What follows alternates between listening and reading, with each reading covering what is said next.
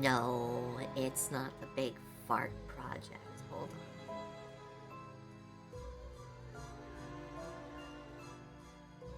Big fart project. I'll fart on you, Manalis.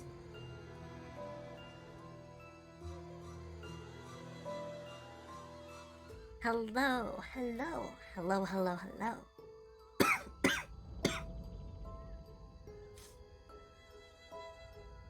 Hope everyone is feeling good today. Hope everyone's having a good one.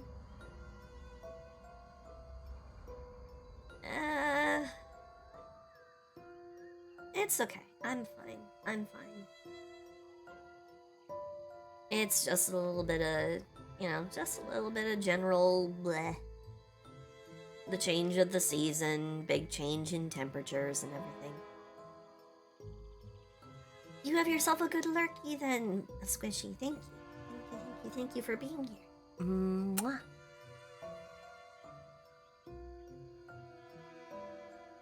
Oh boy.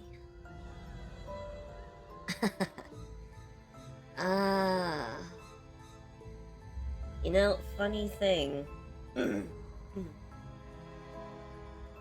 For a tropical rain frog, they don't have a hibernation period because they don't have seasonality in rainforests and jungles. They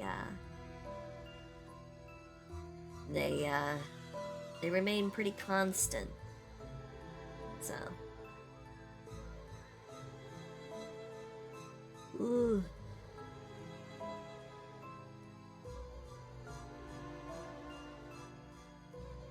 Oh. On rain, hello. Oof. Now, you want to know what the biggest sign of me going into, like, a hibernation mode is? The fact that it would be me sitting here with a humongous bowl of, like, macaroni and cheese or something. And I'd have to, like, literally wrap myself up in a blanket. Florida, pretty much, yeah. I was thinking more like, Brazil, the Amazon rainforest, that kind of stuff. Florida is still pretty sucky, and it has seasonality, Tropical space, yeah. How's everybody's day going today? Everyone doing okay? Anyone doing anything fun or interesting?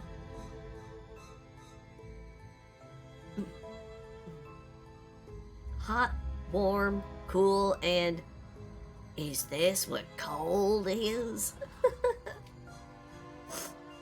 Just a little bit of sniffles. It's nothing serious. I'm okay.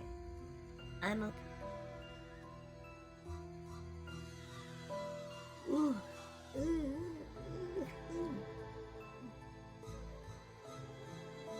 The last of your Thanksgiving.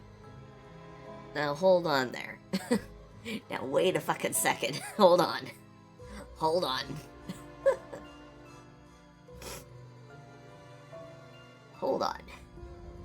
Thanksgiving isn't until next month. I know because my birthday is gonna be just after it.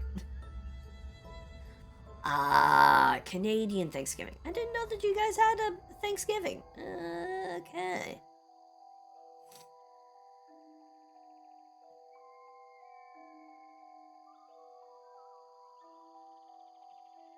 Oh.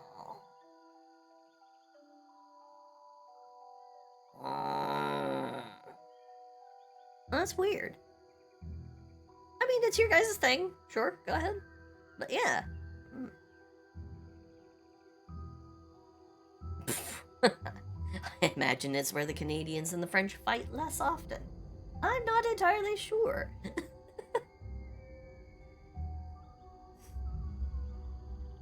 But my birthday in particular, in fact, I think I did say it on stream. My birthday is on the 28th, so 28th of next month, I will be turning a number. I will be turning a bigger number than I am right now. But, yeah, it's gonna be... My hope is that it's going to be a somewhat understated affair. I don't like to make a big to-do about my birthday.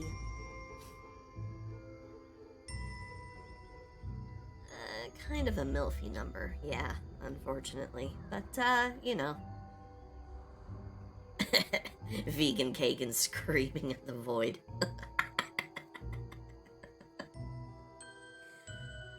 Oh. Actually, surprisingly, not that old, Zed. Not quite that old.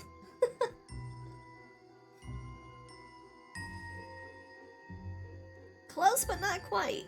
That's actually overshooting it. That's the first time it's been overshot in quite some time.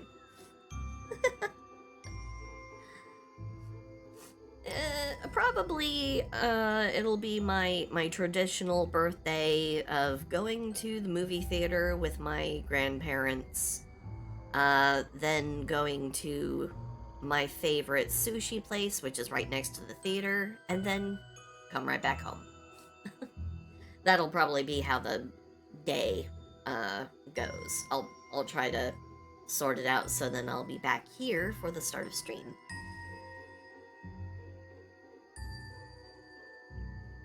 Again, not 38. That's overshooting it, believe it or not.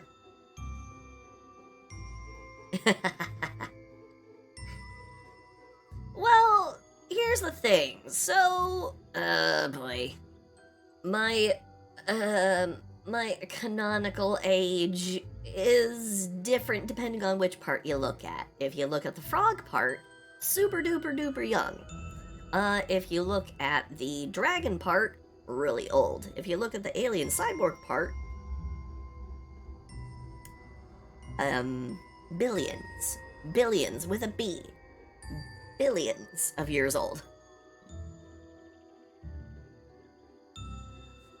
So it really does depend on which part you look at. And as for the goblin part,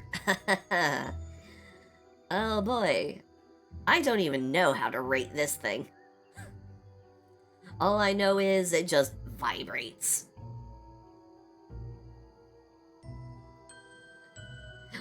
Yeah, old enough. Old enough to drink. Boy.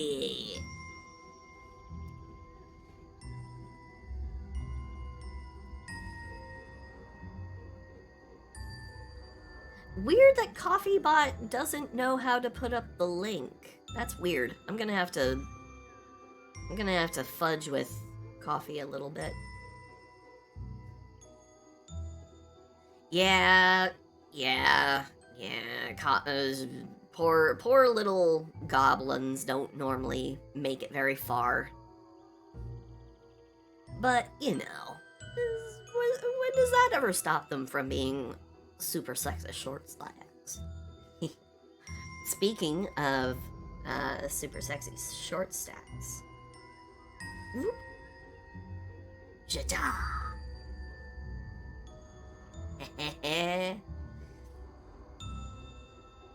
So, the raffle is still going on for this, by the way. The raffle is still going on for this. Where I still have 7 spots left to fill with people. I've gotten reference pictures over on Tweetland for it, but I have not yet made the decision. I have not made the choices yet on who is going to be filling in these remaining 7 Gigatad spheres.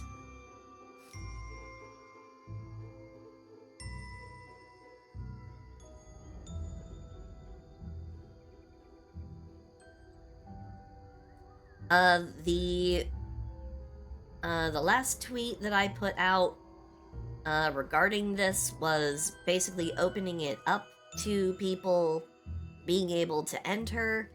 As for when I'm going to make the decision, it will be tomorrow. I will make the announcement of the of the spots that have been filled. Yeah, I will make a reminder tweet. Not a problem. Not to worry. I will be a responsible Froglin, and I will let the people know. But the Gigatads will just have to wait. Because right now, we're filling in the scenery with all the obnoxious little details that I know I'm going to kick myself for making, because it's just going to end up... Zed, you're already on here, I'm pretty sure. Yeah. Yeah, you're right here. Boom. You're this one. Yeah, Zed already has one.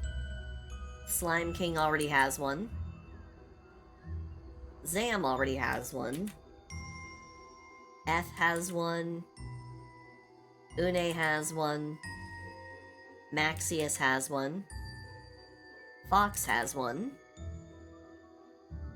Cross has one. Galko-san has one. Ninja has one. Sound Ninja. Roban has one. Fang has one. Chile has one. Plex has one. Chadwick has one. Milk has one. And Nyx and Gamma. Yeah, Chile, you have one. You have one right here. Boom. Right there.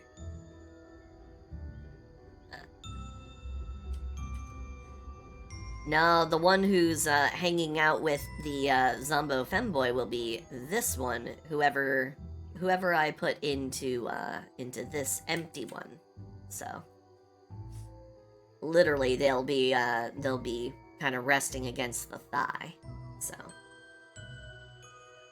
all of these are in different perspectives. The ones that are bigger are closer to the viewer.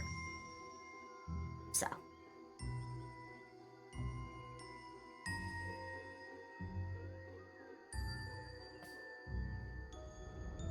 The child Tad will be quite horrifying. I mean that in the best way possible, but it's true. Oh, hello, Everglass. Hello. How are you? Hope you are well.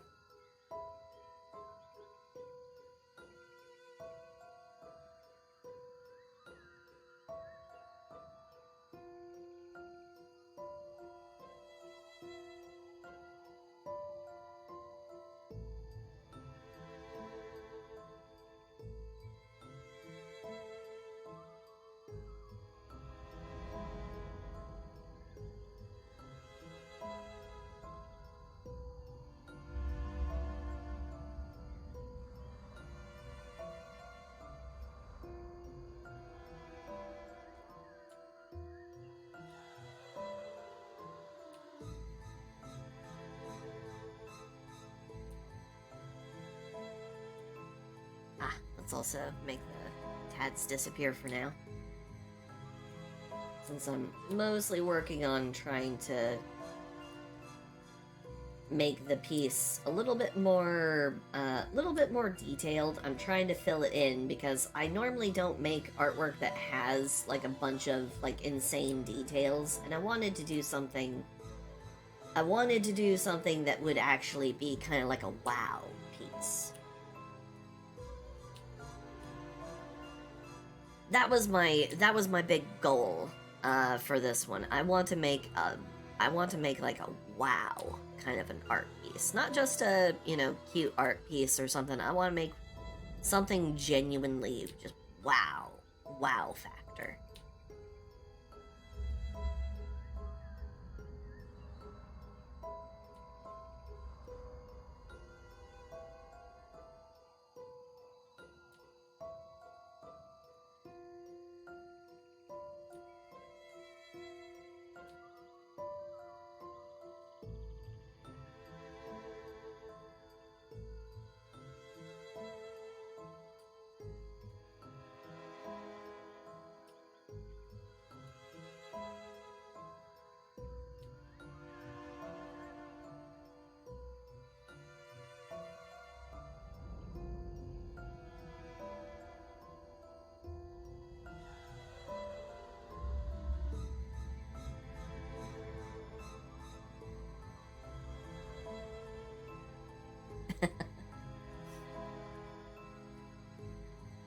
We're going for like major impact. I want this thing to actually make even. I want to literally make this my best, biggest art piece yet. So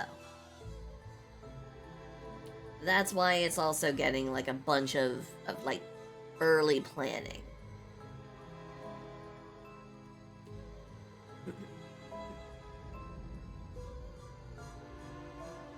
No, we're going for something even better than Terminator 2. We are going for full on Blade Runner. We're going for Blade Runner levels of wow. Something that will be iconic, something that everybody will remember all the way to next Halloween. And even the next one after that. I want this one to be one that people will remember. So that's why I'm working on trying to get people put in it. I want people to feel involved. I want people to be wowed by this. I really, really want that.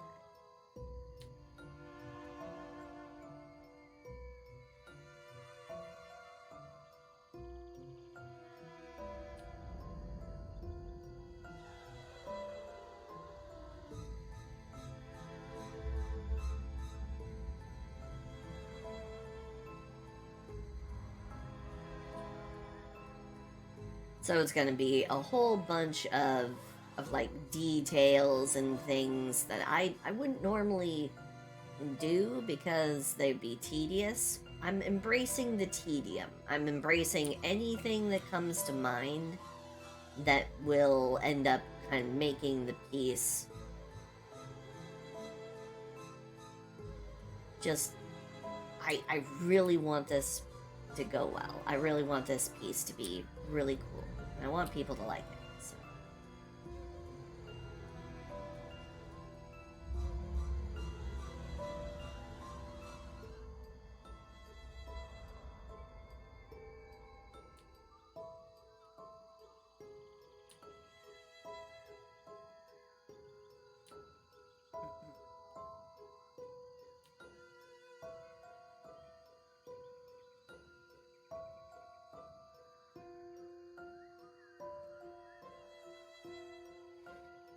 Yeah, no, 2049, while it was a fantastic movie, it lacks the iconic quality of the original Blade Runner. There's something about the original Blade Runner that you just it is basically an impossible act to follow up on.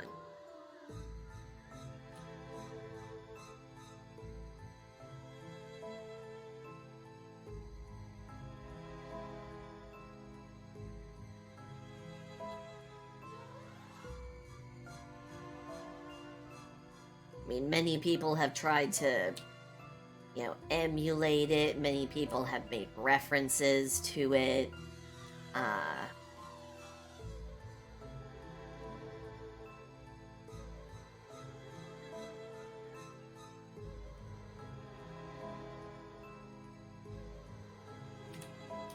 but there's just something about it that no one can really ever completely,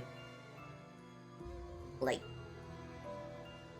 take from it because it was the first one to do it.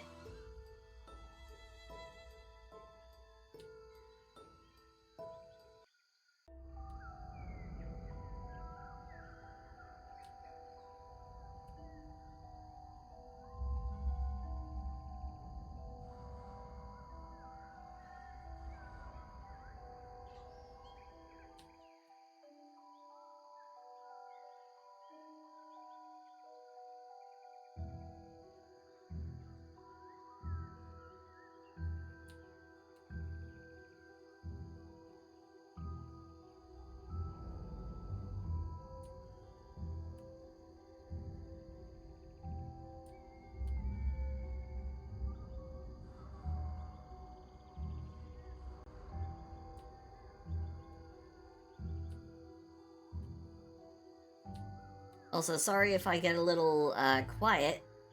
Again, it happens from time to time. I apologize. Sometimes sometimes I get into brain cooking mode. So I do apologize if I get quiet.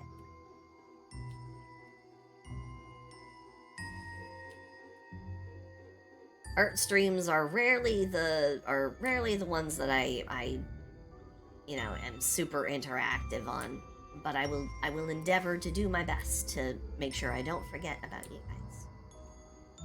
I mean, I can't really because I have my mic on, and my mic has a nice bright light that lets me know that, oh yeah, it's currently on. Don't forget. I turn it off all the rest of the time. So.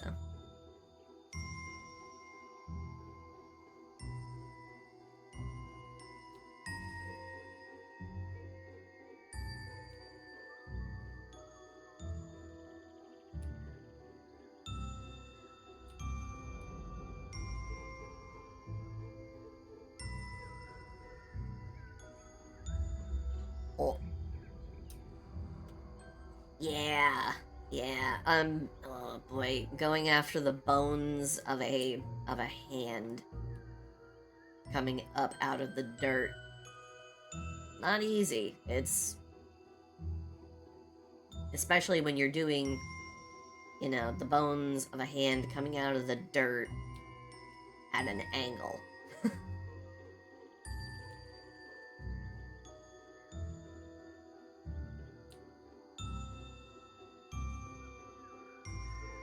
So it gets a little wonky.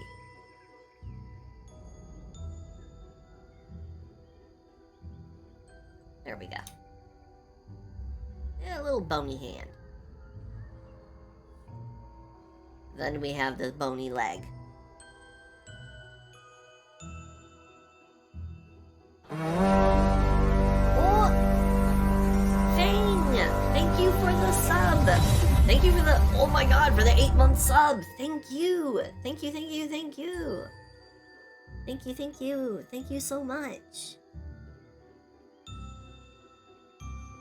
That brings us up to, boom, 800 for Frogathon Eternal. Yo, ba ba ba ba ba. Oh boy. Yeah, with the Froglin crew. And the Froglin crew is lucky to have you. 800 points, where does that bring us? That brings us to...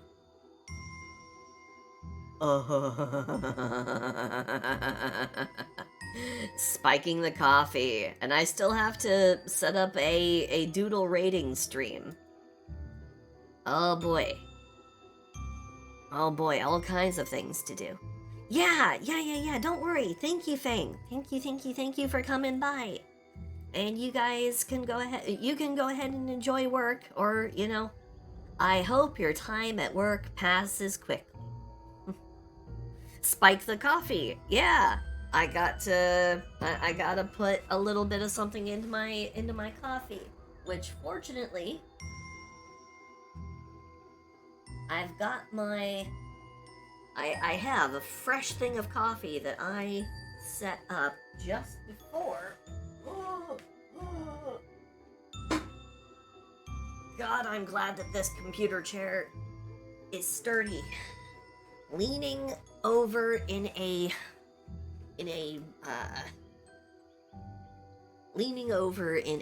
computer chair is risky business. You put a lot of strain on just like 1 or 2 wheels. Chadwick! Hello.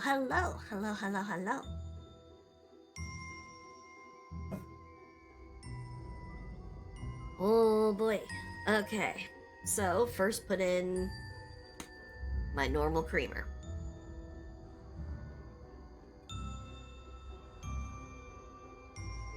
Anyone who puts creamer in after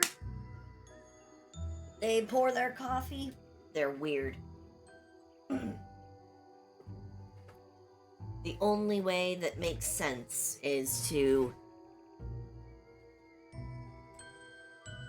make your coffee, pour your creamer into your cup and then start pouring the coffee into your creamer. That way it mixes without you having to start. Next, oh boy, I don't have a whole lot of this left, but then again, I've also had this one bottle for a very long time. A little bit of certain beverage, a little bit of don't tell me, don't tell on me, guys. Don't tell on me. But a little bit of rum in the coffee. A little bit, not too much. There we go. That should be more than adequate. Yeah, I can get this one right out of the I can get this one done right away. Don't even have to worry about it.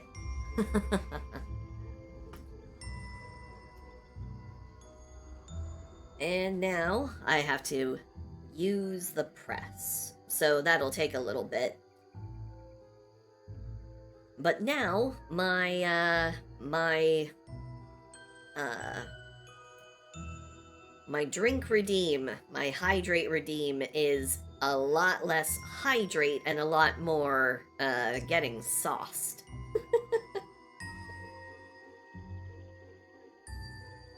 Alrighty, here we go. Oh, eager beavers. Hold on, give me a second. The coffee press takes a little bit of time because I have to push it by hand, and I prepped it to be very strong this time. A lot of ground coffee at the bottom, so.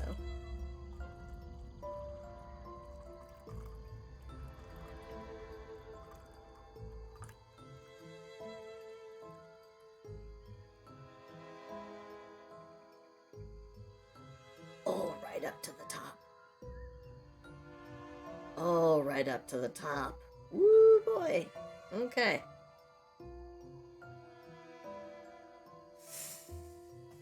Whew. Oh boy, that is a dark and very... Ooh. I can smell it. Okay, here we go. Here's the first big sip.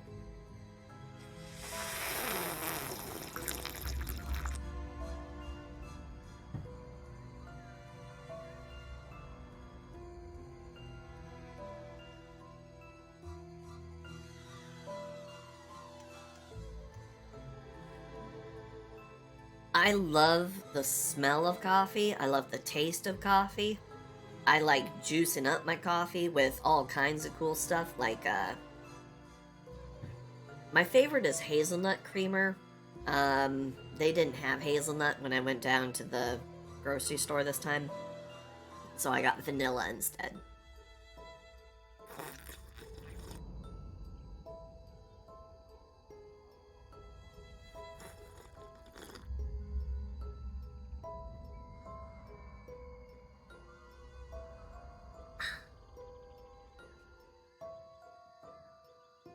So I'm drinking extra amounts of this because I'm just gonna go ahead and I'm gonna pour out the rest of my special coffee additive. I don't have enough to validate keeping the bottle, so there we go. That's the last of it. I forget how long I've had this bottle, but I've had it for a while, and now it's empty. That'll have to go in the recycle. But on the plus side, it is now complete. Whew. The limited edition coffee M&Ms. I did not. That is one I've never had. Sounds interesting. Not sure how well it would turn out. I know the Mars company likes to make, they like to make things, but it doesn't always go well.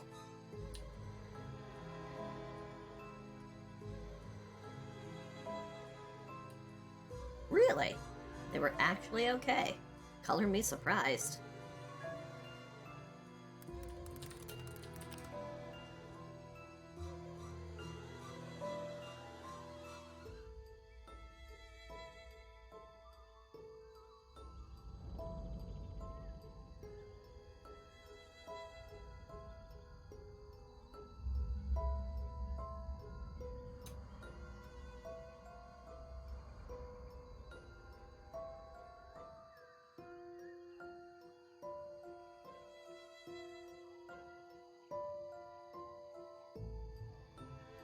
lest everyone forget, your leg from the knee down is actually 2 bones.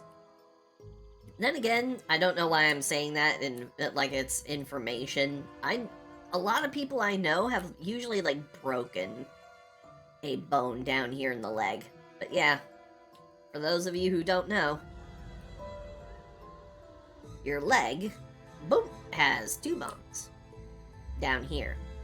You've got your knee and your femur way back over here, but then once you get below the knee, boop, you got 2 bones.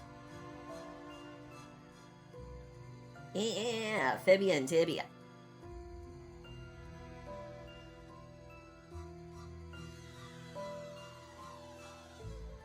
I remember in my art class when we were talking about anatomy and physiology, there was someone in the class who, for the life of them, could not say fibia or tibia.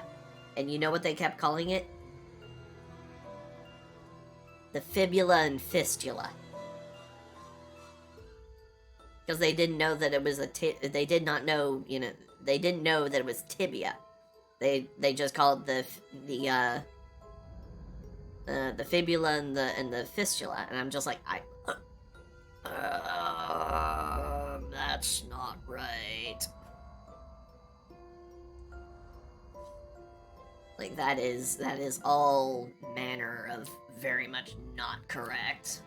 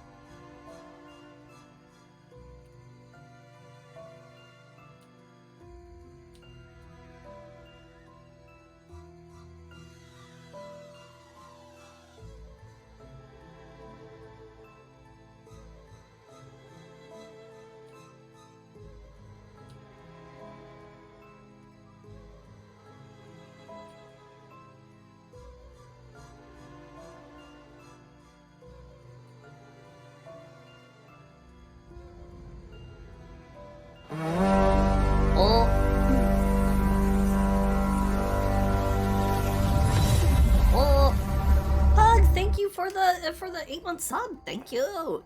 Thank you so much. Oh, give me a second here. Point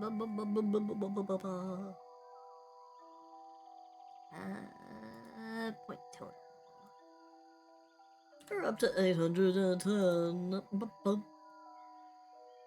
Yeah, we're getting on up there. We're getting close to 900. What is 900, by the way? Let's take a look. What does 900 do again?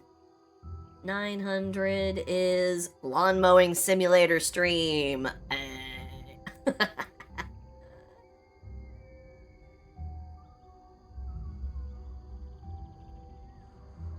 Oh god. Oh, young people making the accidental switch between organism and orgasm.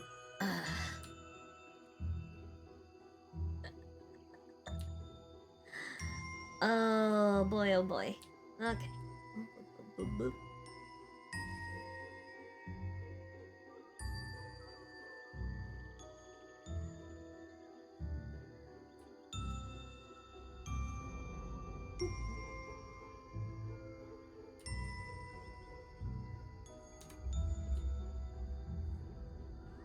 The bones on the bottom of the bones that make up the main part of the foot down here confuse me, because no one ever really seems to show pictures of them, not from below, so you don't always get like you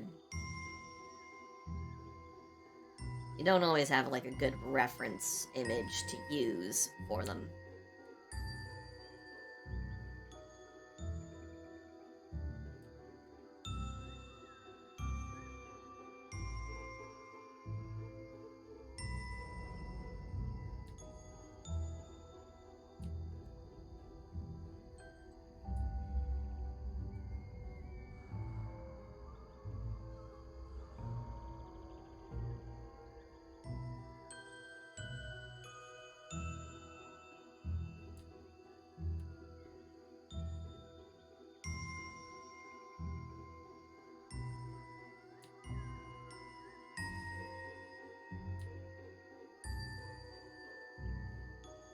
it's hard to do these.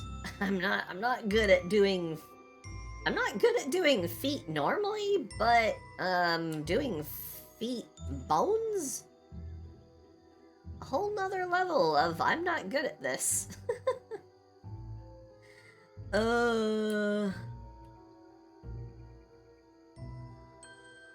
Normally I get to cheat because, you know, I'm drawing frog feet, which are a lot easier for me to draw.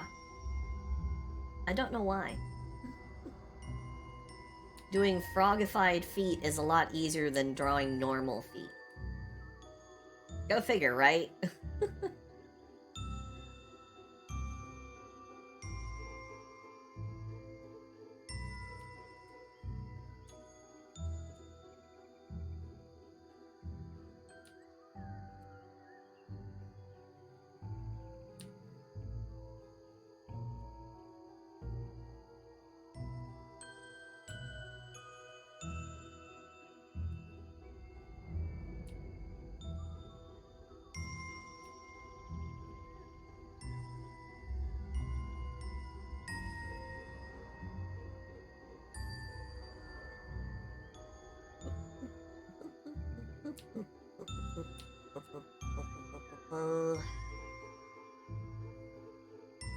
There we go. There we go.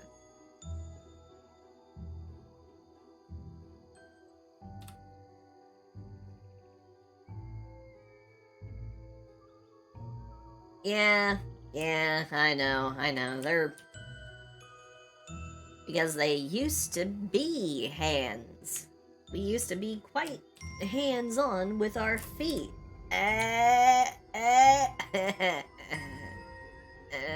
Please don't leave.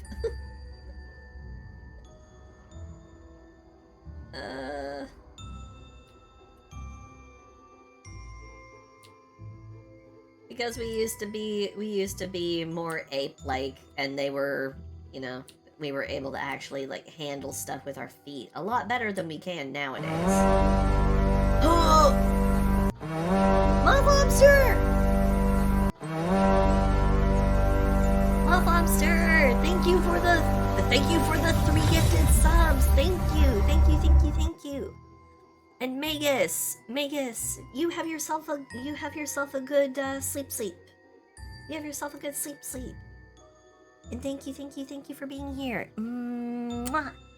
And Moth, thank you for the subs. Mwah. It's not a foghorn. It's the Gallarhorn from God of War.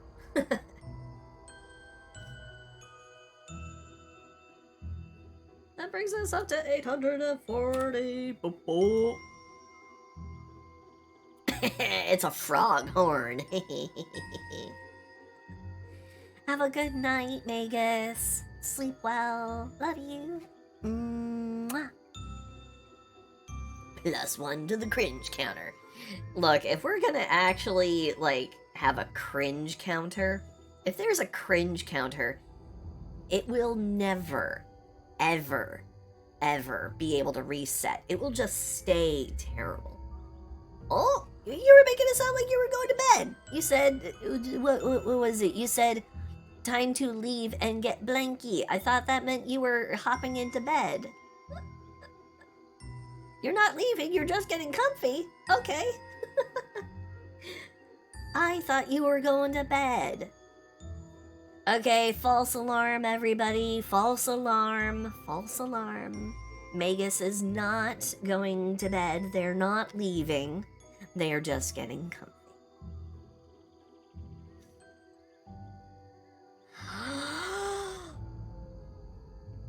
Maple coming in with the Ultra Riz. Oh my... Am I today's date because I'm a... Oh man, I mean... Wow. I don't even know how to respond to that. That's good. Only if you'll be my date. Oh, there we go. That's the best I can do in returns. Winks at you with both eyes. Just the slow mismatched winking. So it's that, you know, off cycle kind of slow blink.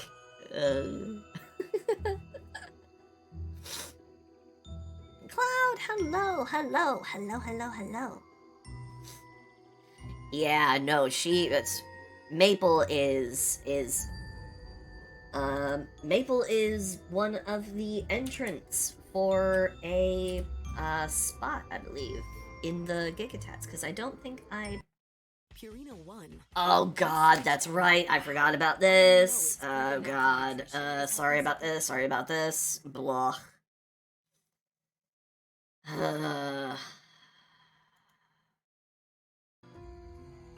Sorry about that. So here's the thing about, apparently, even though I'm using Opera GX to try and, you know, do YouTube stuff without the ads, YouTube has upped up its ad blocker, its anti-ad blocker game, and it has actually made it so then it will restrict, it will actually restrict the number of videos that you can watch with ad blocker. So.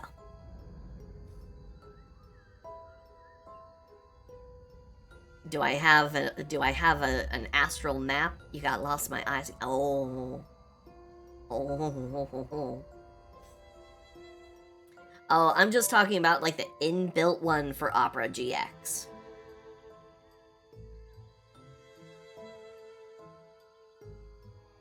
Yeah, I ended up turning... Hold on, I'm just gonna...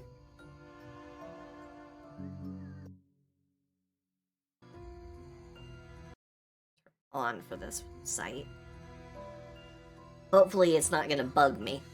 I think maybe they may refresh that video counter after a little bit, but we'll see. We'll see if they bug me again about it. Hopefully they don't. But yeah, blah.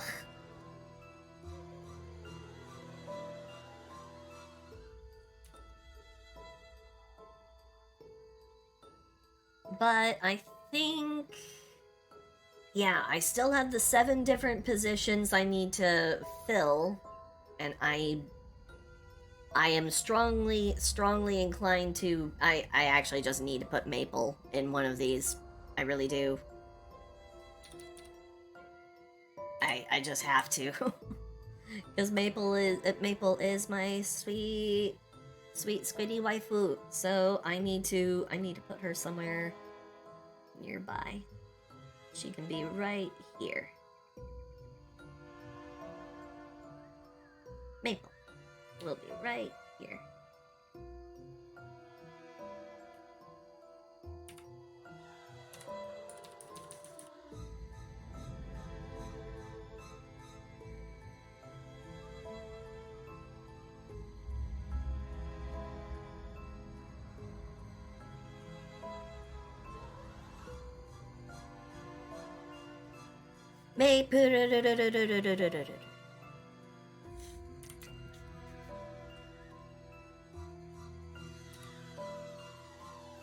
And this is where Maple will be. Oh, you want to know if you can enter somebody? Sure. Yeah. If you put them in the official tweet, then I will be able to consider them, because I'm kind of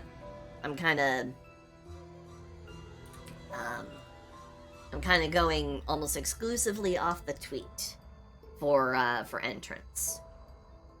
That way I have the widest possible like pool.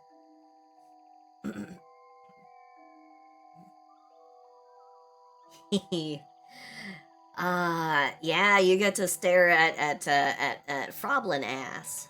Boom, boom. And there's nothing blocking the view either. That jacket is a cropped jacket, so it stops mid-back. So,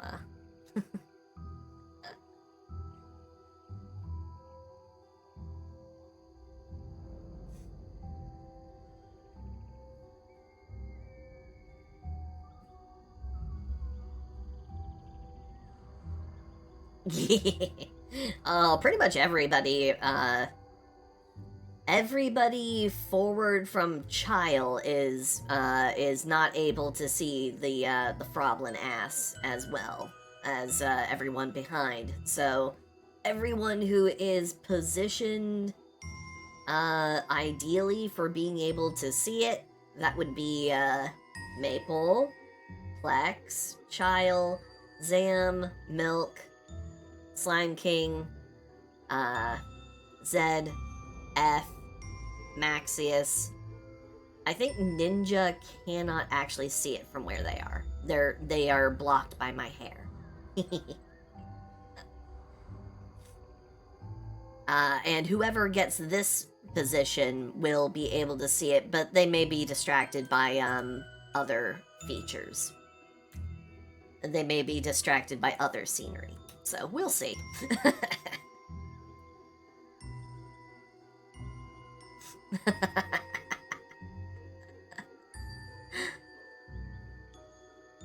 Oh, you had a silly idea? Hey, no idea is too silly to be suggested here. So go ahead. What's the idea? What you got?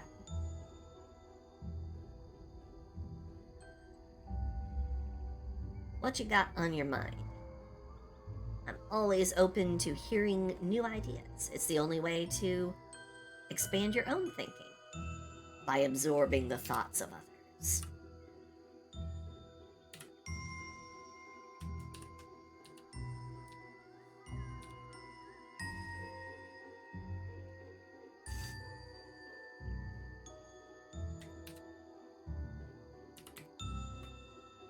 That is actually perfect.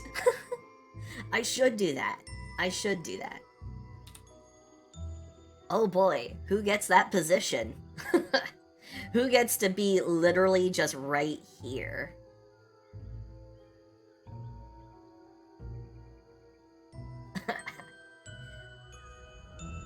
But I've already got you positioned over here on your own little bouquet of flowers.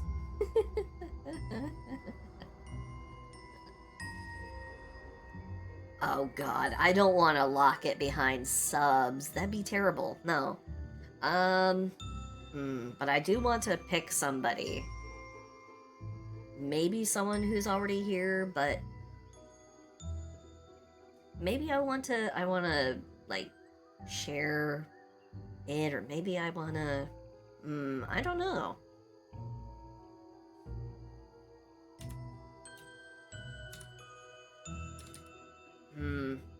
Who fits in right here?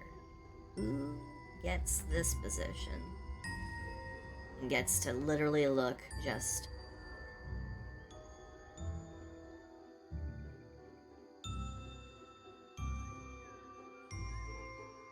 who's gonna get to be the one with this view?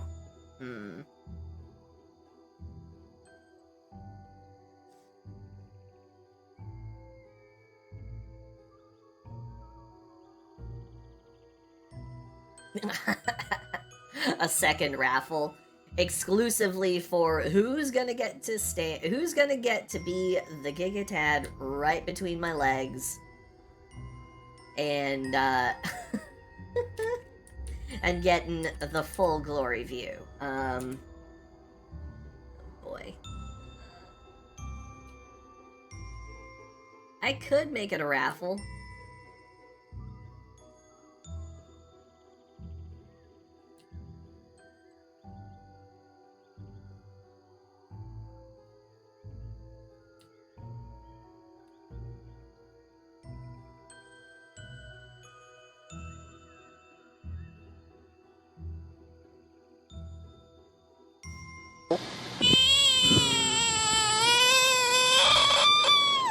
I mean, if it's a raffle, it's got to have conditions for, you know, for the option. And a little bit more of a reward than just, you get to be the vaguely themed after yourself Gigatad placed in a suspicious position. What should be the additional bits?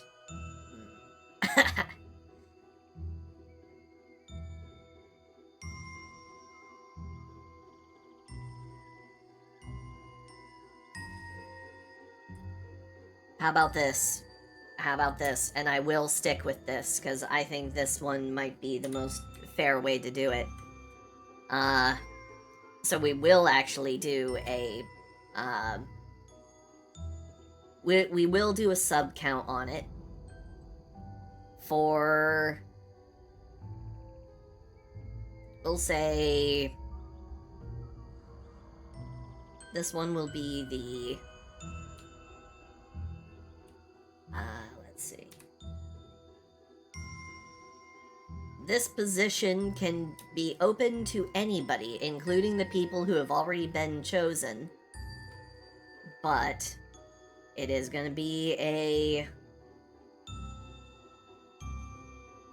15 sub threshold, and I will make another piece of art on the side that will be expressly this view.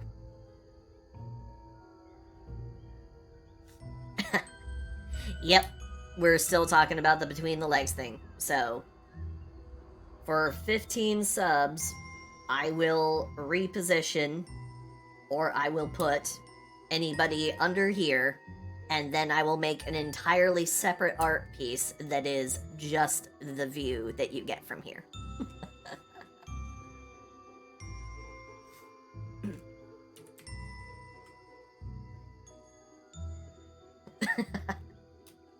It's okay. Everyone's gonna get to enjoy it if it gets reached. The only thing that changes is somebody... boop. Somebody gets moved there. That's all. So I'll just go ahead and open that up right now. Let's go ahead and like...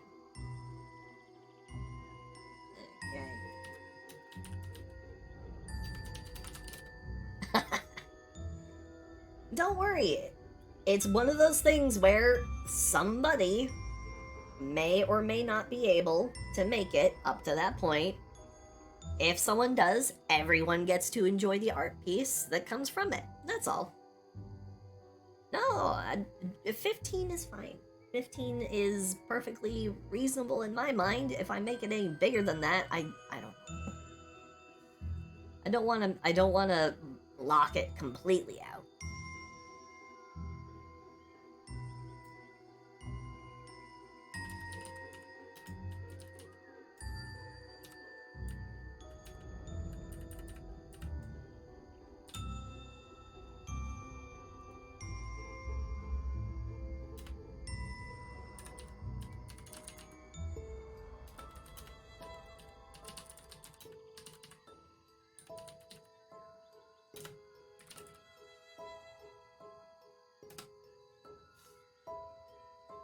Boop.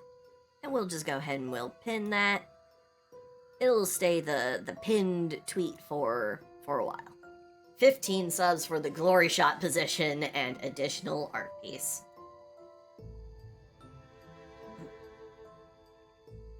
Also, Robin, thank you so much for all of the thank you for all of the biddies in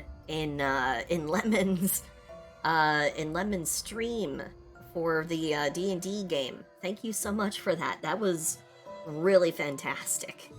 Could do it like an auction. Oh god, there are so many different things I could do with it, but I mean, I don't want to like take advantage of anybody. So we'll go with 15 subs. 15 subs, and we'll and people can go ahead and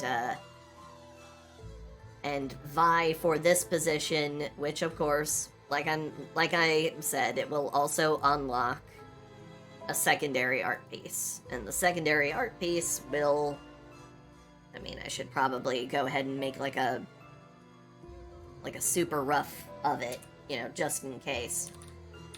Just as an example, it's gonna be...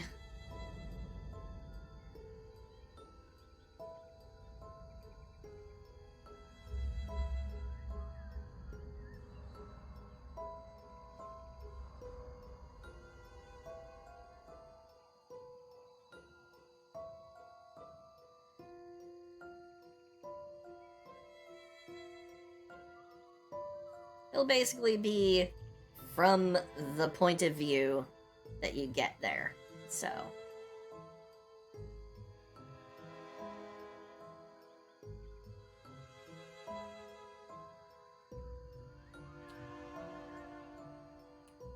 So we'll see if we get there. We'll see. Boop, boop, boop.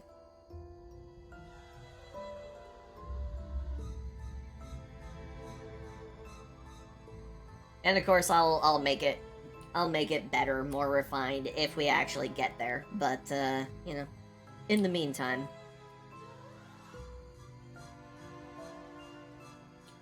Boop, boop, boop. Don't want to spend too much time on it, just in case we don't actually get there. But boop, there we go.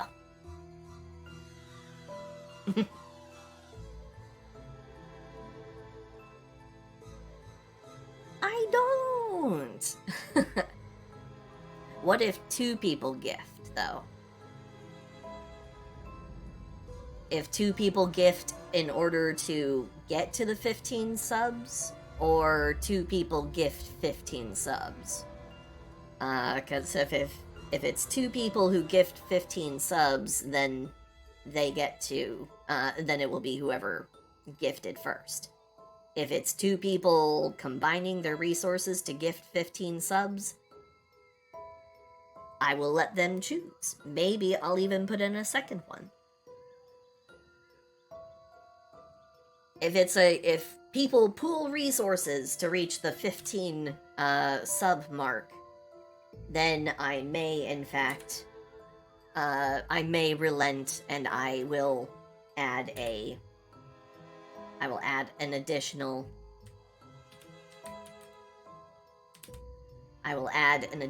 gigatad.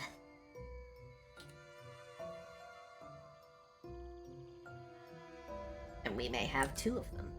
So, if there's only 1 person, then that's how it is. If there's 2...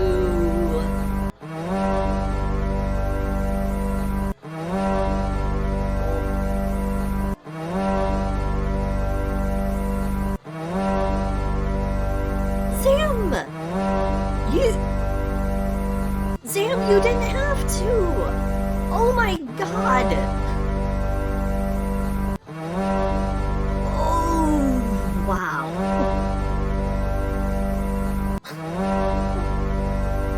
The Gallarhorn is so confused it can't keep up. Oh my god, Zam, you didn't have to!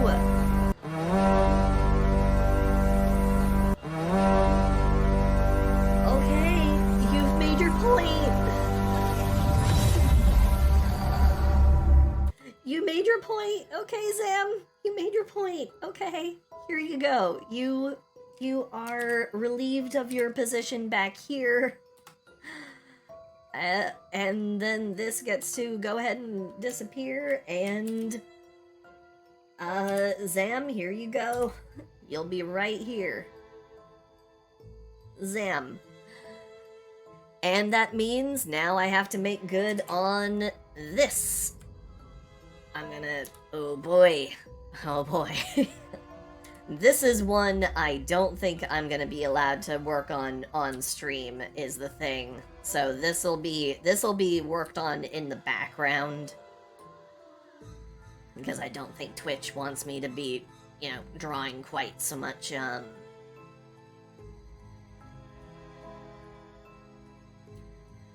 I don't think they want me to be focusing so much on this region. Yeah, oh my goodness, there are children watching! There are children! Think of the children! But yeah, it's gonna happen now, and oof. Thank you so much, Sam. Yeah, it's gonna be a booty shot. It's a booty shot because Zam absolutely had to have it happen. Zam, I hope you have not put yourself into financial distress over this. I'm so sorry. You didn't have to do it. Oh goodness. Now I feel bad. I actually legitimately feel bad. You didn't have to. You did not have to.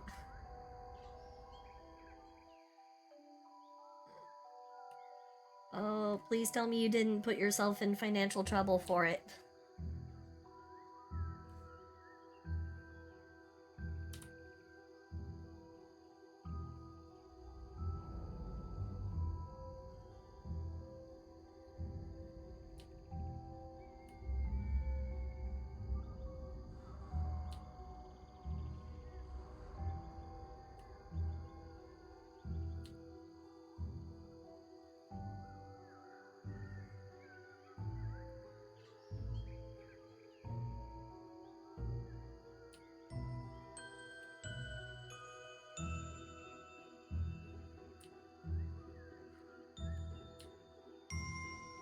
I said that I really should not work on this on stream because I'm pretty sure Twitch will not appreciate it, and yet here I am working on this part on stream.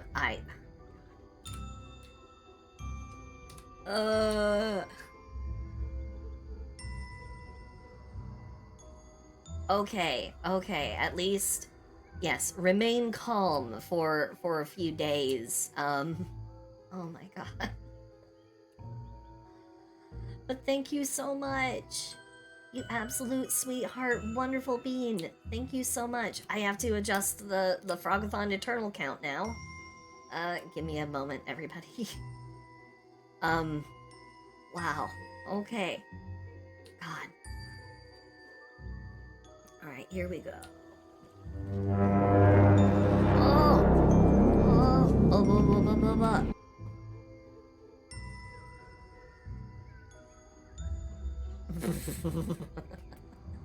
What are you talking about? This is just landscape. Yeah, just a pair of hills.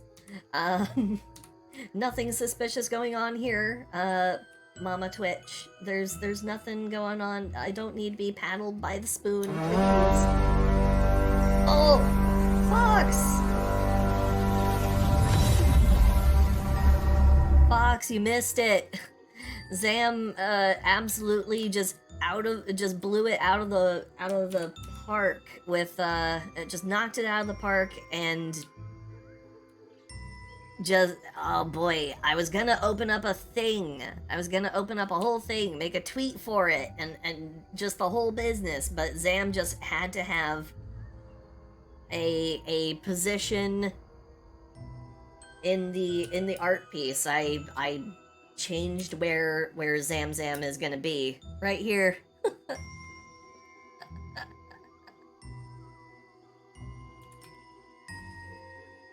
Originally, Zam was gonna be over here, and I had like this cute, somewhat wholesome idea of Zam being over here and just kind of like gooping over a bouquet. I was gonna give them a bouquet. And now they're down here, looking up. I am gonna make a tweet about how based Zam is. Zam is, in fact, my jam. So, I'm 100% going to fully acknowledge Zam in a tweet, because this is insane. Thank you so much. Okay, now I need to actually...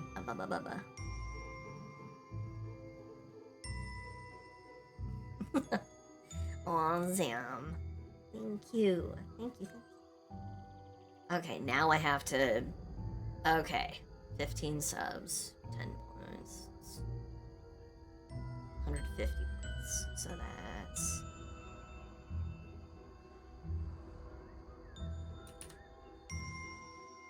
That brings us up to 990 points for Frogathon Eternal, and that also means, we blow past the lawn mowing simulator stream, and we're almost up to the NSFW art tips, which I still owe for the last Frogathon, so that's going to be 2 sets of NSFW art tips that I post on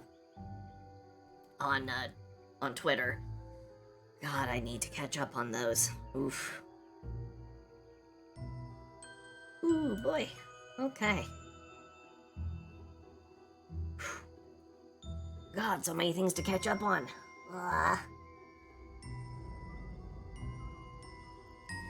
Where is the paint watching simulator? The lawn mowing simulator stream is bad enough. I wouldn't make people watch me do paint watching. That would be terrible. I'm only allowed to do so much torture. Also realizing the bony feetsies here are a little on the big side. Little bit long. There we go. Okay. Paint drying. Well, here's the difference. The lawn mowing simulator is potentially funny because I also have no idea what I'm doing there.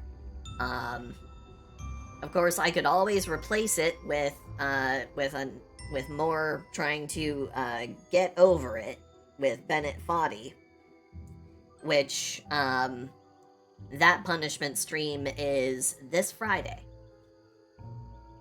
This Friday is going to be the long-awaited, long overdue getting over it stream that I owe everyone from the charity stream. So.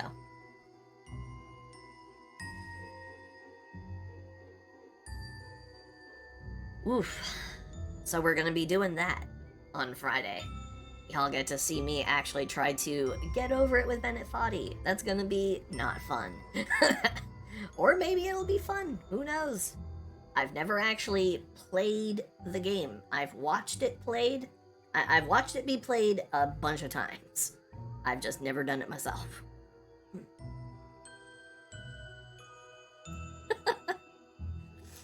Yes, that is exactly it.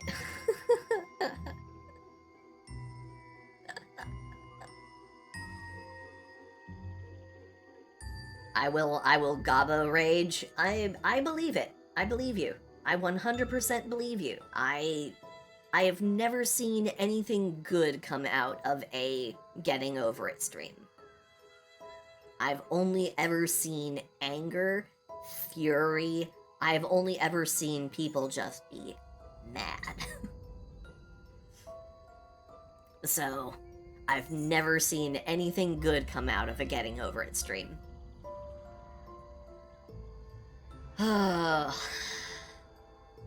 And that is my fate. But, you know, it is what it is.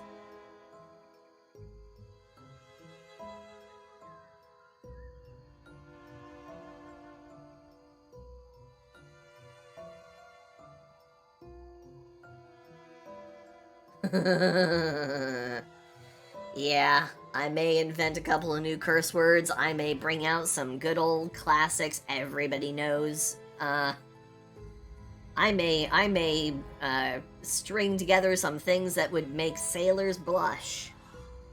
But, yeah. McTwitchy! Hello. Hello, how are you? And thank you. I like my goblin model, too.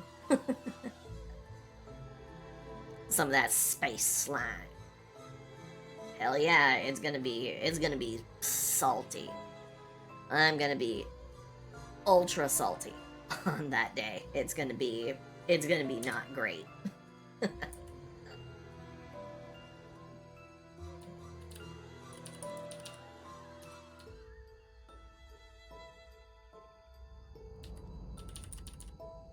Heck yeah. Short stack goblins are only bested by frogs. Frogs are the only thing that beat short stack goblins. I remember how it used to be dragons were the thing. Everyone wanted to be a dragon.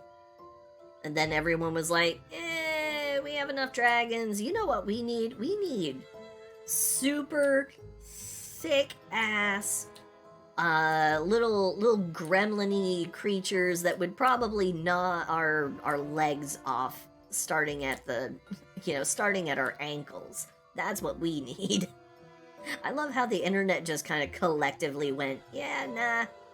Beautiful, regal, elegant dragons? Nah, fuck that. We want gremlins.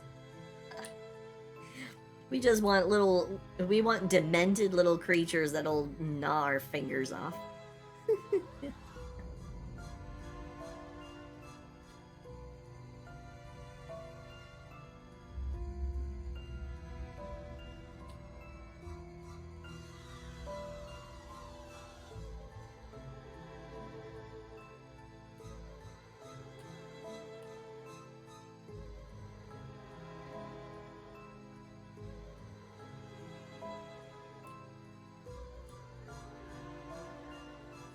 What other kinds of things can I sneak into this?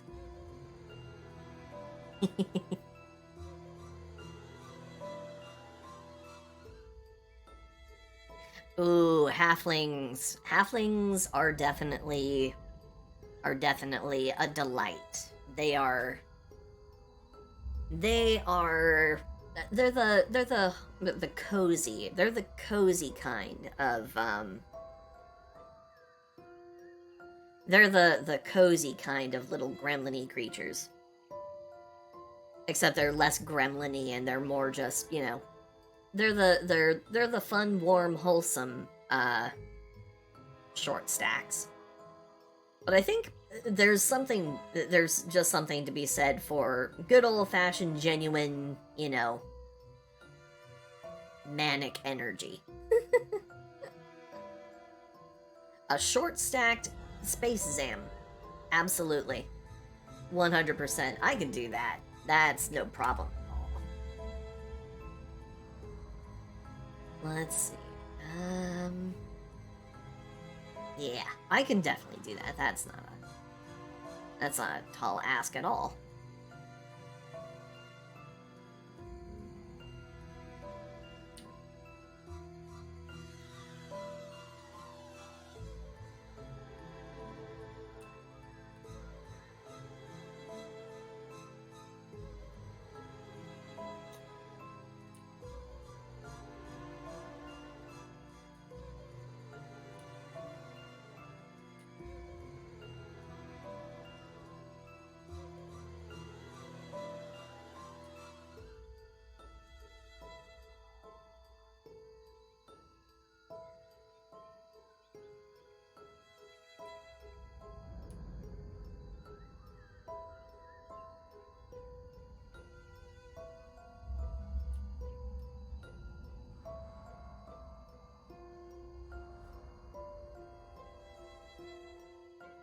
Ooh, a new drawing of Eth. Yeah, sure. I'd love to see. Halflings are the short stack of choice for cowards! I didn't even realize that I did that. Oh, wow. I didn't even... Wow. I can't believe I... Oh, man. And it was so perfectly done, so casually executed, and I didn't even think about it! Ah! It was right there. I didn't even realize it. Not a tall ask. Can't believe I didn't even think of it.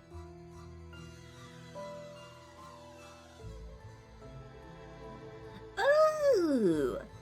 Ooh, neato. Ooh. Oh, little jack-o'-lantern. I like it. Oh, that's cute. That is super cute. I like it.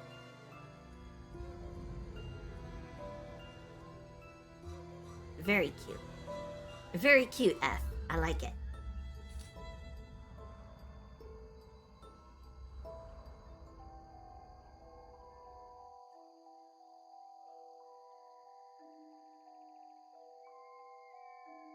Oh. Oh. What? $40 books are like $9 right now? Shit. If I had physical room for holding on to D&D books.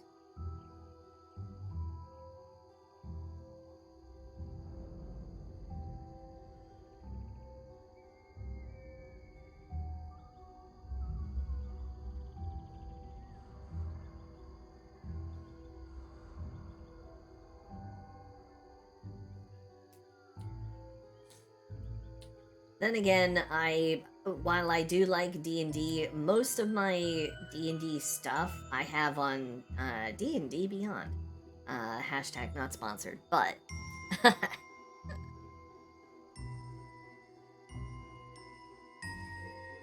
I mean, yeah, Wizards is always making oopsies because they don't understand how to satisfy their customers. I think it was also due in large part to some of their recent faux pas with Magic the Gathering. Like they made some big mistakes over there, and that ended up tanking some of their stock.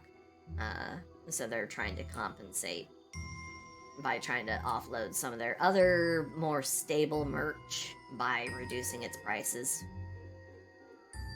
You know, everyone likes their Dungeons and Dragons stuff, so they're like, okay, well, we'll reduce the prices on this and get more people into it. And then more people will buy into our books and expansions and shit later. And it's like, I mean, you're partly correct, but... oh boy. Just wait until Wizards of the Coast learns about the internet. Oh, man.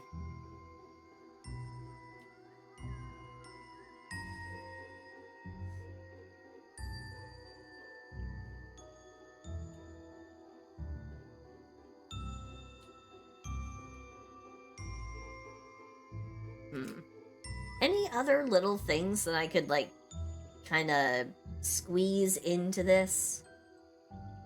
Like, any other little, almost like Easter egg kind of bits people might kind of find fun to see? Because I've got a little vampire coming out of a grave over here. I should also put grass on their tombstone. There we go. I've got vampire over here. I've got little ring of toadstools. I'm gonna probably put like a little gremlin, a little tiny like gnome creature somewhere around here, or like a weird twisted smurf. We've got the bouquet of flowers. We got spiders. We got skeletal hand. We got skeletal foot. We got ghost coming up out of the grass. We got zombie femboy. We got a bowl of incense being burned over here. We have a raven that's gonna get and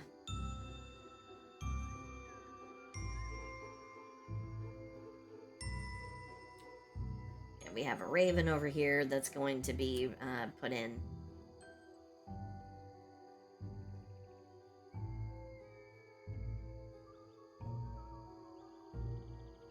We have a little burrow over here that's going to be turned into a little dark hovel for some other kind of creature, like glowing eyes or whatever. Anything else I should put in? Anything anybody can think of that might be fun to see? I am open to ideas. This is still largely the idea forming stage. as evidenced by the fact that I, was like, hey, which one of you guys should I put between my legs? Oh, right. Yeah, the little bell thing. Oh, that's something I should do.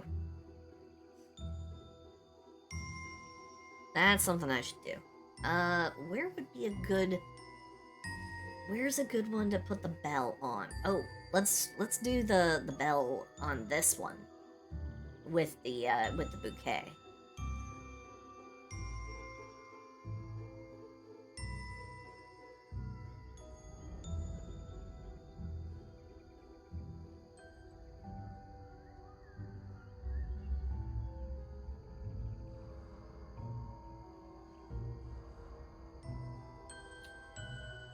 And I'll like draw the bell at an angle so then it's clearly being rung. There we go.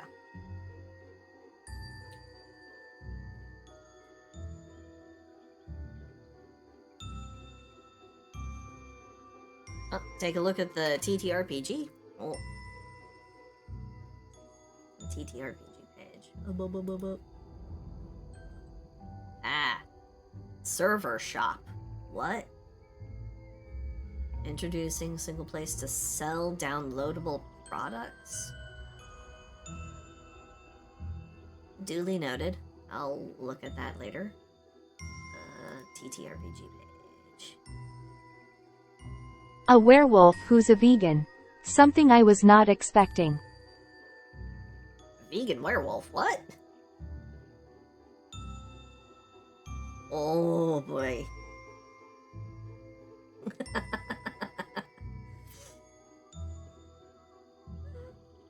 Oh man. Oh boy. Keeping your books on the floor, that's so bad though, Ruben. No. Oh no. Oh man. The classic Invisible Man. I'm not sure if I have enough room. I did kind of fill in a lot of the, I have kind of filled in a lot of this. I think I have room for, like, maybe one more, I think Silsey's kryptonite is clothing that covers even 1 square millimeter of hip. Oi. Oi. Hey. Hey. Hey. Hey. Hey. Ahem. Are you sassing me, Fang? Are you sassing me?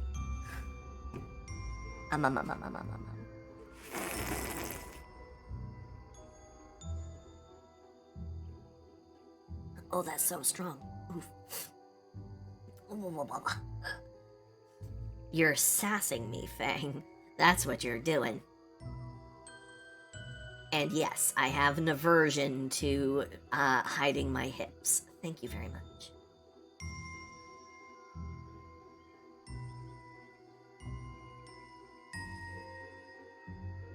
I am calling you out on my Twitter.com. Bah. Bah. Be gone, Fang. Be gone. Get back to work.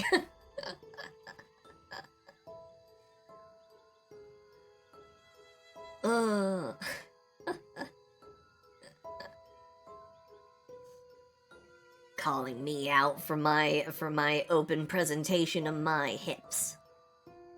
I'll have you know I'm very proud of my hips.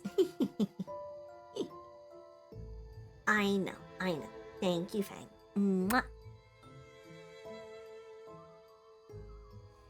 I thought I saw something interesting, though. A fun one. Someone...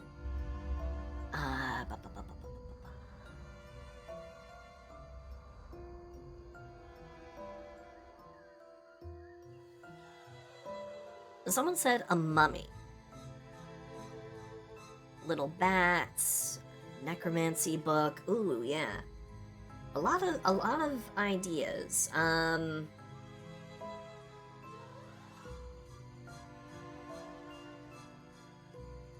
Maybe I can put like maybe 2 bats or something like coming out of this hole over here. Kind of scared out of place by the by whatever this weird glowing-eyed creature may be. Let's see.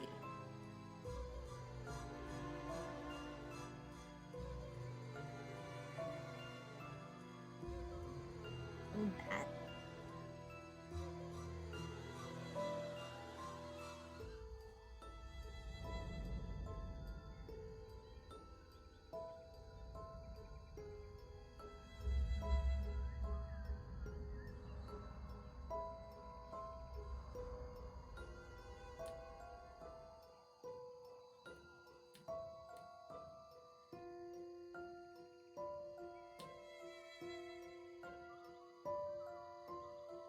There we go. Oop, oop, oop. There we go. Oop, oop, oop.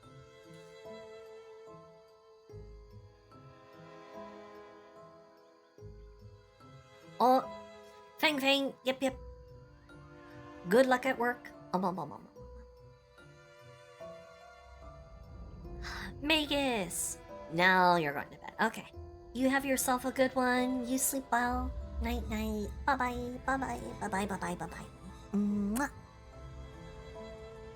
Oh, Fame Decor. Hello. Hello. Hello. Hello. Hello. And I'm glad that you are enjoying having a gobbo on your screen. Figgy, hello, hello, hello. Love you too. Heart, heart, heart, heart, heart. Oh, mwah, mwah.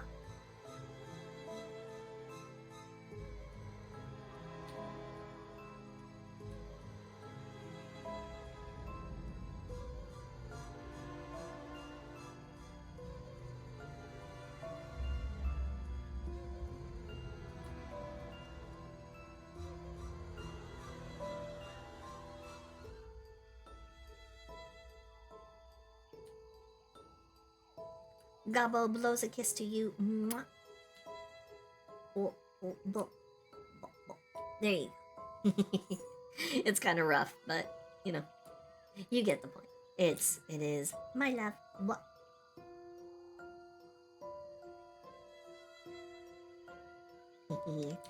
It is spooky month mode, but also it's gonna probably get changed so then it will remain a redeem that can be assigned later, or you know that can be made later, so people can continue to have Goblin Silsey. So okay, so we got some bats, and I think the last thing I want to do something that will fill in this space right here. And like I said, someone said mummy, so I think I'm gonna go ahead and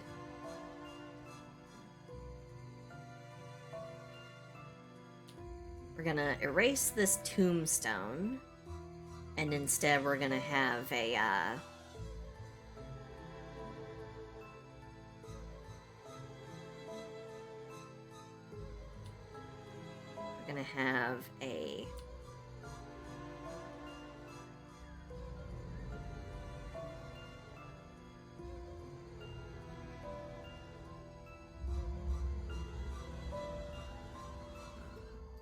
how to fit them on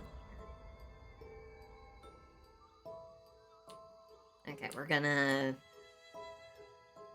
start kind of crowding things a little bit.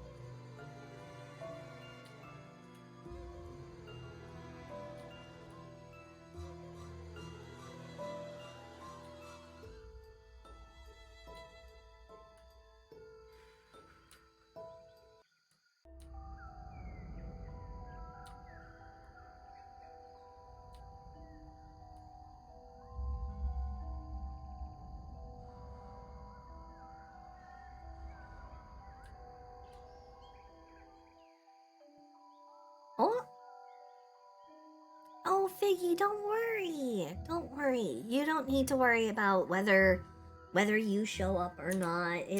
There's no attendance sheet. I'm just happy that you're here. I'm sorry to hear that you've been having a rough couple of days. I'm sorry. I hear you on rough times being had.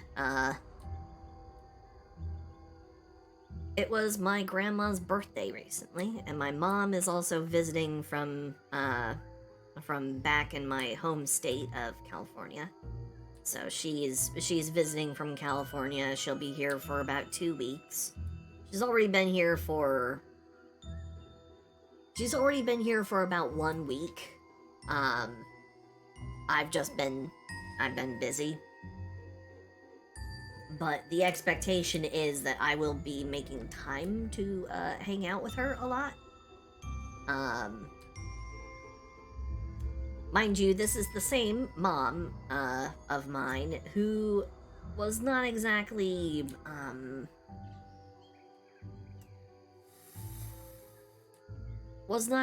enthused about me coming out as trans. She was less than happy about it, and it put me in a very, very unhappy place. So, you know. The expectation that I will make time to see What her... do a used egg and my pants have in common? They both have a crack in them. Oof. Wait, why do your pants have a crack?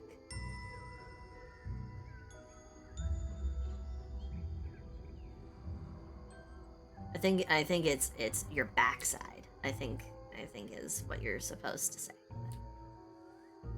Yeah.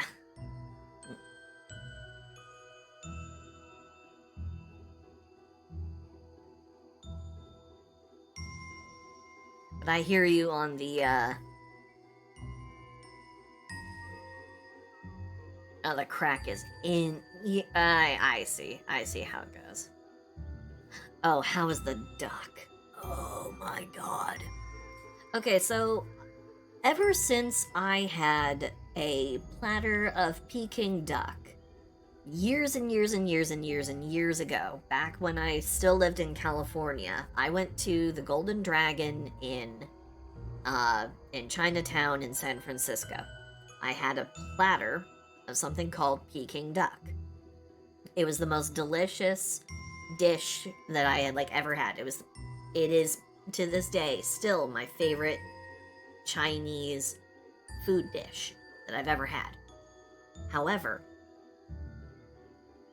the big issue that I had with it is the fact that I've never been able to find another place that has Peking duck.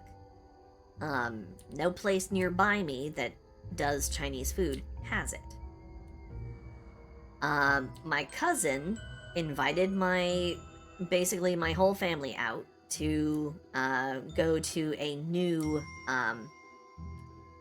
place we'd never been to before. It was not actually a new restaurant, but it was a place we'd never been. And it was a Chinese food place. One of the things on there was something that they called Cantonese duck. And I thought, you know what? Duck sounds okay. So it was ordered, and they brought all the food. I took one look at that duck, and I started having massive amounts of regret. You see, when I'm with friends and family, I try to order food just to, kind of fit in with everybody, even though I am still, when I get my own groceries, I get all vegan-friendly food. When I go out with family and everything, I will order food to fit in and not be hyper picky in particular about my diet. I really should have been picky in particular about my diet on this particular occasion, because what came out of this was literally the first bit of food that I seriously considered sending back to the kitchen. It was the worst food I'd ever had at a restaurant in my life. It was the worst restaurant food I'd ever had.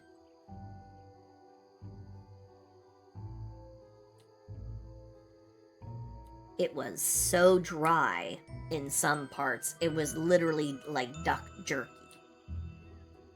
There were some parts of it that had been cut wrong. So it had an unbelievable amount of leftover bones everywhere. There was not a bite of that duck that had any room for anything other than bones. Every single bit of that duck had bones in it.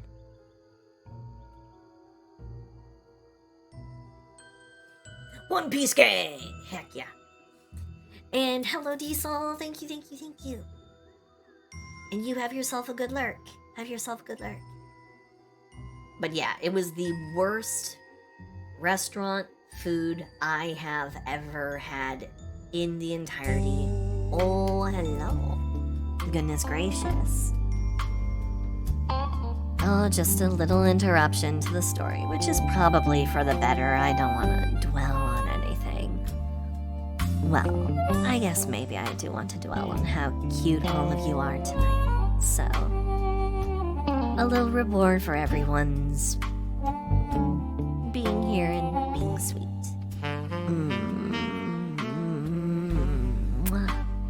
Mwah. Mwah. Mwah. Mwah.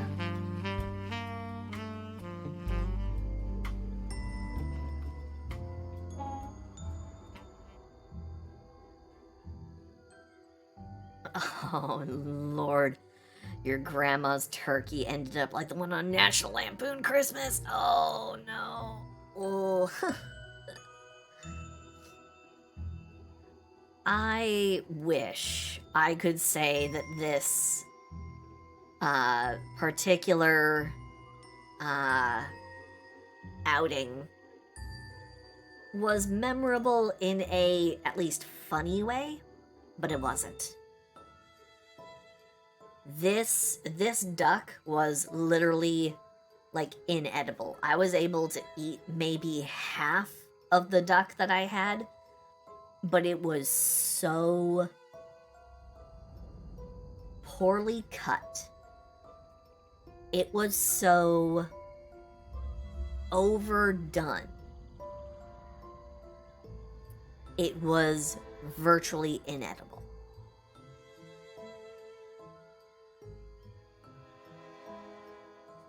I'm okay with crunchy meat when it's deliberately crunchy. You know, things like jerky or crispy pork belly or something, you know. When I eat meat in other social gatherings, I will eat meat that is made the way it's supposed to be made. This stuff, whatever it was supposed to be Cantonese duck. I don't know if that means that it's supposed to be dry as fuck, but that's how it turned out. It turned out crunchy. It turned out tough, hard to chew. I could barely separate enough of the meat from the bones so that I wasn't chewing on bones the whole time. It was the worst thing I have ever had at a restaurant.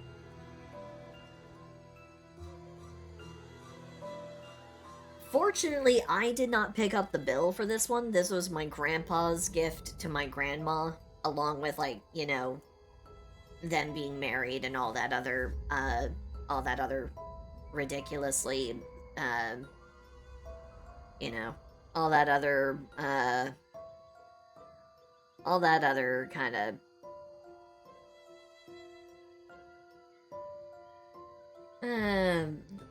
lovey-dovey bowl dookie, but No, the bones are not the best part, Slime. They are not the best part.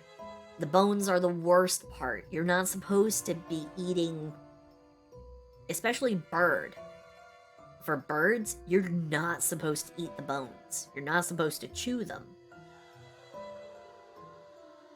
Especially like tiny little vertebrae bones, because those you can easily accidentally swallow, and they are sharp enough, they will actually cut into your throat, going all the way down. Have I had Brazilian food? No, I've not had Brazilian food. I would love to. I would love to try Brazilian food. But what is my favorite food?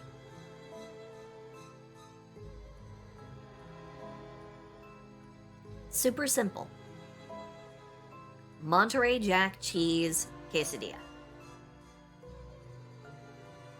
Just a regular quesadilla, but using Monterey Jack cheese. That is my absolute favorite food of all time. That's my childhood right there in a package. I ate so much cheese as a kid in that form. You know, I had so many cheese quesadillas growing up. And it was basically, you know, every bit of cheese I ever ate came in the form of a quesadilla. Something about the simplicity of it and how dynamic it is when you want to spruce it up. Because then all you have to do is maybe add in some, like, pulled pork, or maybe some strips of grilled chicken, or, you know, whatever. It is so easy to make a quesadilla go from just ordinary to extraordinary.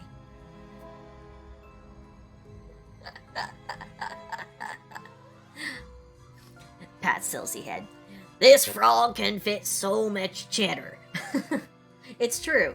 I am literally the garbage disposal of cheese the world around.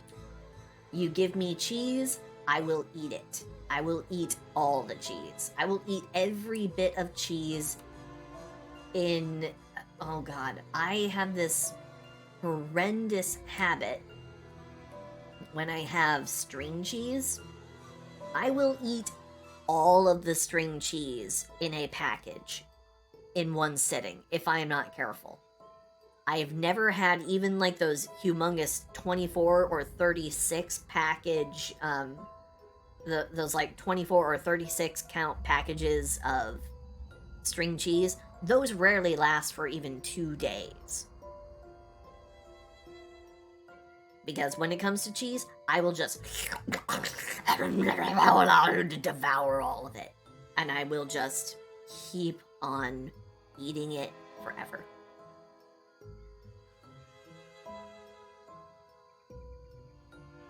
Ooh, your favorite's lasagna? Or grilled picanha, yes. That's right, picanha is Brazilian steak, isn't it? It's a particular cut of it's a particular cut of Brazil of beef.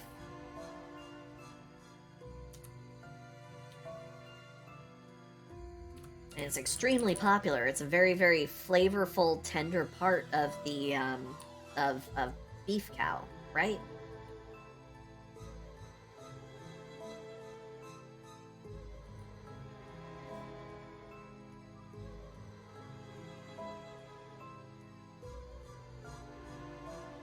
Yeah, I am familiar. I may be a vegan, but I am familiar with the preparation of certain meat dishes.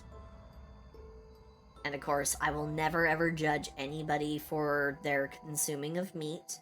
Like I said, I will eat meat for social gatherings because I don't like to make other people uncomfortable or make them or give people like a hard time over my dietary choices. So yeah, I like to say I am a vegan of convenience. I'm a vegan until it becomes inconvenient for everyone else, and then I'm just like, yeah, no, I can just eat like the rest of everybody else.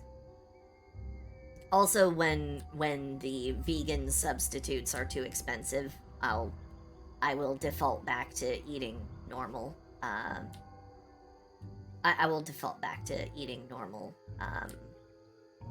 regular animal products.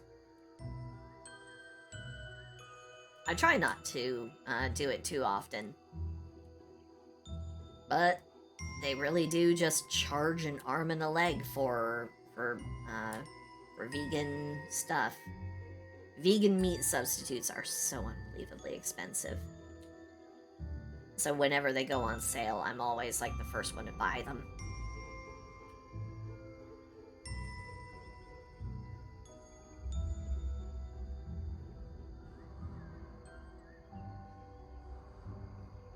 Oh, why am I vegan? Well, it's a simple matter of mathematics. If you really want me to explain it, I can go ahead and explain it, but I will go ahead and leave it alone if people don't want to know.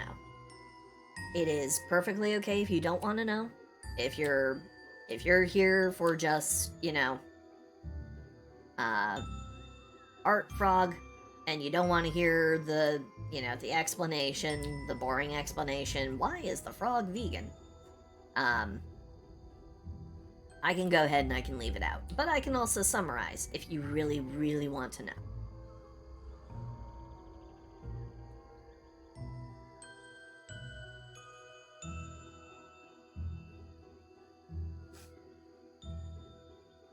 Oh, wet the frog and stretch.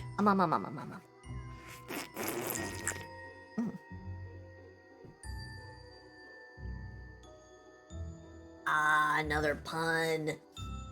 But I like that one. I like that one, Maxius. We frogs, we do live for a long time. Because we just hop from one month to the next. But anyway. Okay, so really, really quick, easy explanation as to why I choose to be vegan. Do you know how much of the arable, farmable land in the United States is used for the growing of grains to feed cattle?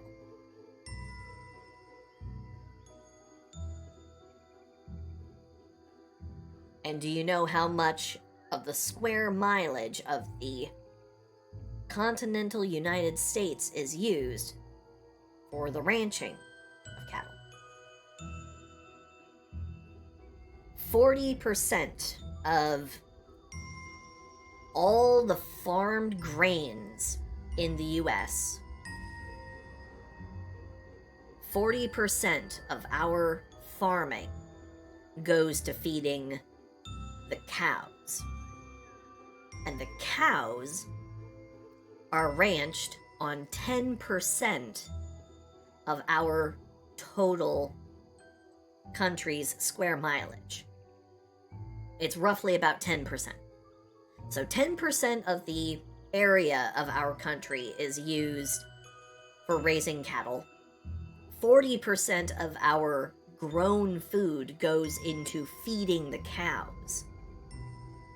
Because cows will eat many times more pounds of food in a day than humans eat. And they eat all the greens. Now, math says, why should I feed the cow that much food when I could have a small portion of that for just myself and it would be sustainable?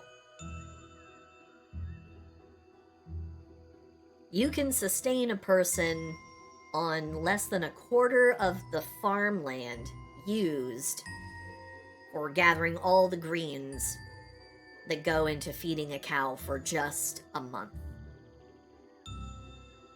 You can actually feed multiple people the amount of grains that you can get per square acre.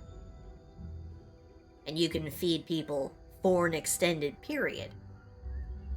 As for a cow can eat the equivalent of a square acre of food within a day. They are profoundly gluttonous. And then, when you actually think about how much of the cow we eat, you're eating the whole cow. There's a lot of shit about that cow you don't see come back, on your plate at McDonald's. There's a lot of shit that does not get converted.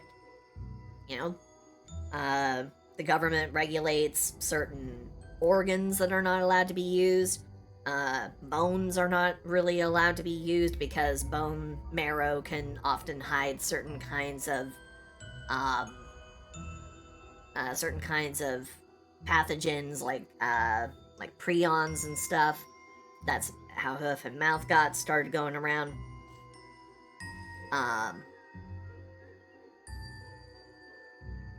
And you can't even eat all of the fat and tendons and everything. There is a lot of excess that is cut off of a steak.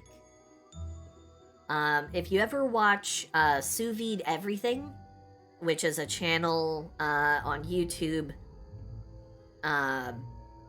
where it's this guy, his name is Guga, and he will fix steak in every single form and configuration you can imagine. Great channel. I love watching it. He's hilarious. But one of the things that you see, as he cuts and prepares steaks, in some of the videos where he actually cuts and preps the meat right there on screen for everybody, you see there's a lot of the steak that gets cut off and it does not get used. There's a lot left over. It's just cut into a convenient, perfect, particular shape. You're not using all of it. Which, in my mind, I can't give that my seal of approval. So, in my mind, it's a lot easier to just eat the greens directly, rather than feed a ton of these greens into a cow and then only eat certain select parts of the cow, and a lot of that food ends up a lot of food that doesn't get eaten, a lot of the meat and stuff that does not get eaten just get thrown into the garbage. If you've ever gone to a grocery store's because not all grocery stores will donate near expiration food to food banks and stuff. Instead, there's a lot of places that when their food gets near or to the expiration date that they are required to throw things out by the FDA's rules, they'll just throw it into a dumpster. When I worked at a convenience store, the amount of dairy that I had to throw out,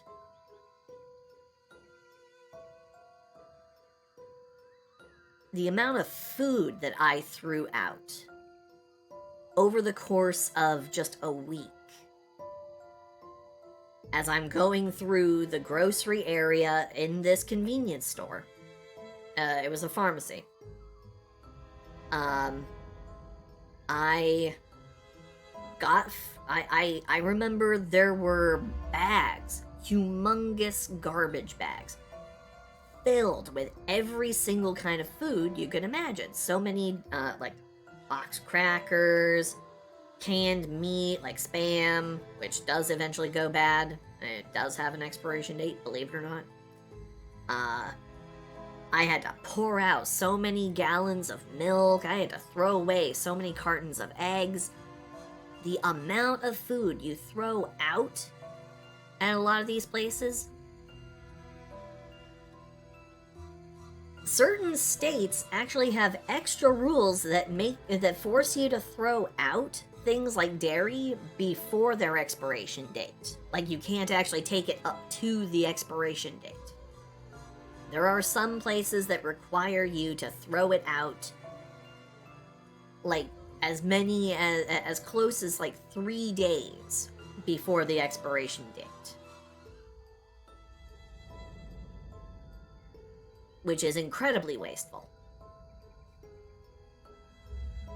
But yeah, just the amount of waste that is produced in the meat industry is just something that I can't give my seal of approval on. There's a lot of waste in a lot of different parts of, like, food production that, frankly, I cannot get behind. I'm just like, oh boy, that's a lot of food that could go to fixing a lot of hungry person's situations. And I'm just like, I will not buy into a food culture that ends up creating a lot of waste in such a careless commercial fashion.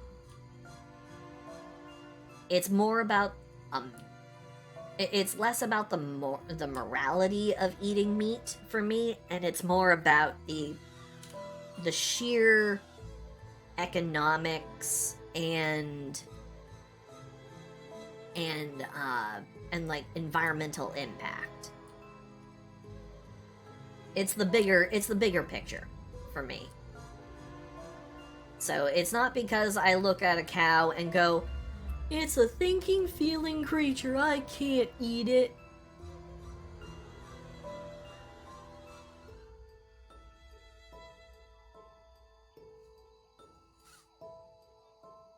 Yeah, in the hands of a creative or a thoughtful chef, the whole entirety of cow can be used. You can use trimmings from just about anything that you have in a deli. You can use the trimmings for just about any kind of, you can be imaginative, you can be creative, you can make all kinds of things. You can make soups, you can make a tortilla, you can make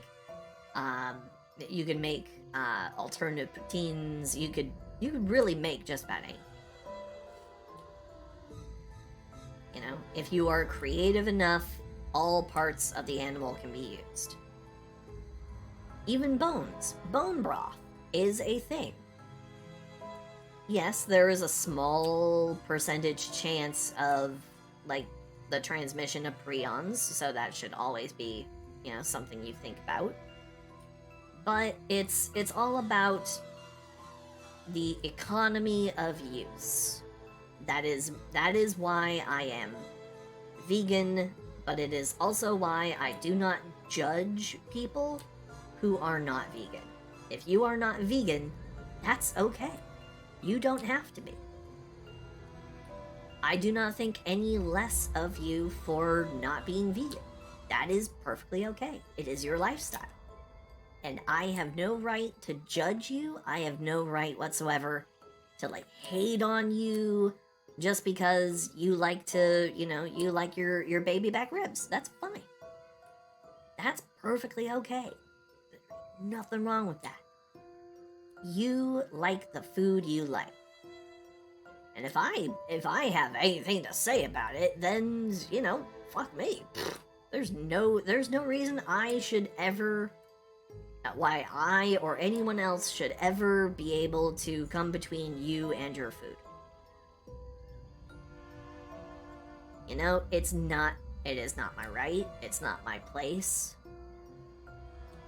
So, I don't make it my right or my place. I don't insist that it is. You guys can have...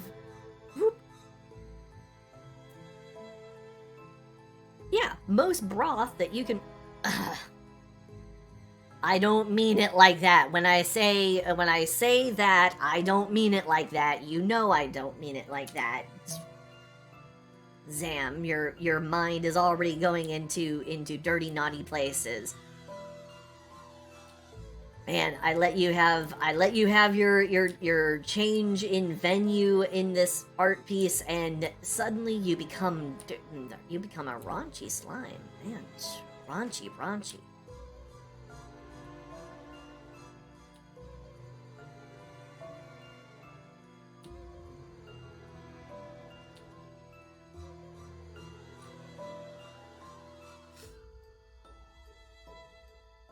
I do not mean it like that.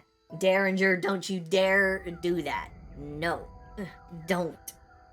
You naughty creature.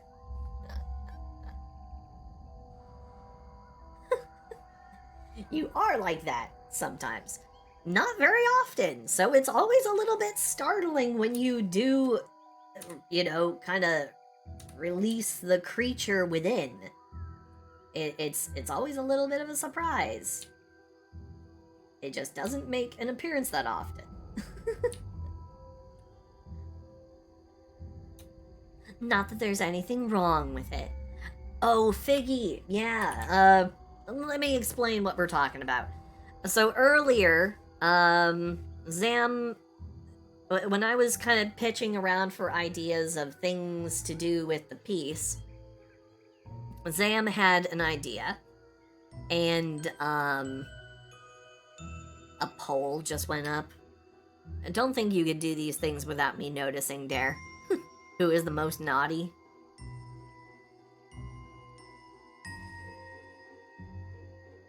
Obviously it's Dare. Because Dare just comes in here and makes trouble. That's a form of naughty, too.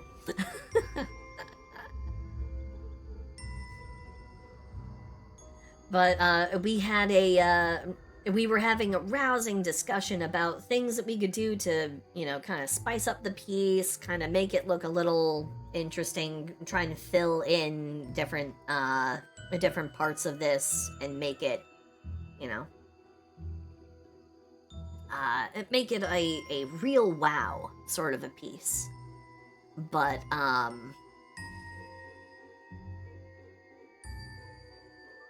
Zamzam had the idea then to have one of the Gigatad spirits for my goblin form, who is a Gobomancer.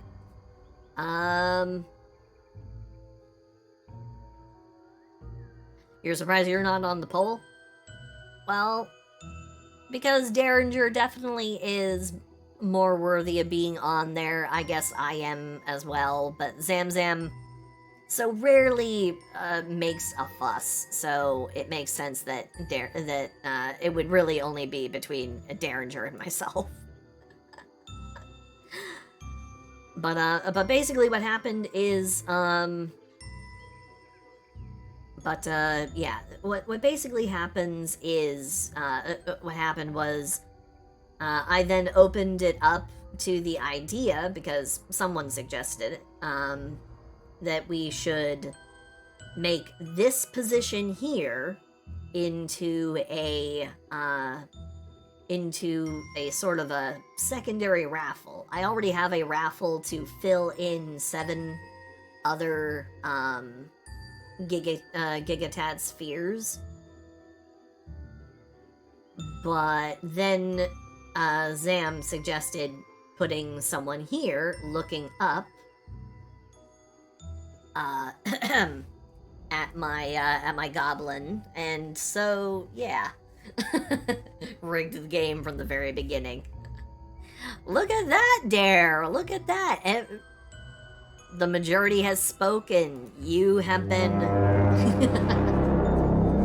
you have been determined to be the naughty one. Because you don't have to be horny to be naughty. You can just be you could just be an extreme troublemaker and you qualify. but yeah, the idea that Zem came up with was, I very briefly made it into a 15 subscriber threshold thing, and Zam absolutely having to have their new place. They had to be here because they had the idea. Zam gave the 15 subs, and so here is where Zam will be. Zam gets to be a part of the thing. Had to have it. Could not let anyone else have it, apparently. So, yep. So that's how that happened, and that's how we learned that Zam is in fact the naughtiest little naughty that we've got here today.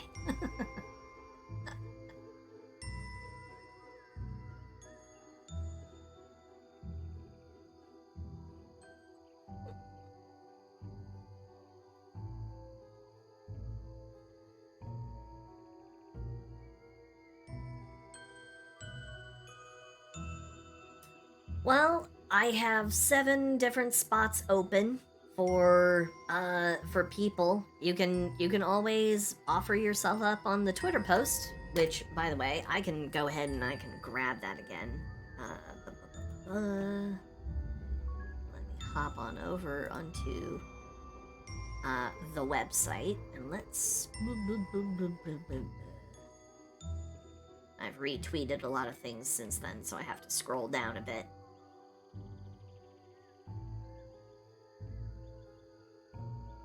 Boy, how far down does it go? How far back do I have to go? What? I don't remember posting it this far back. What? Okay, here it is.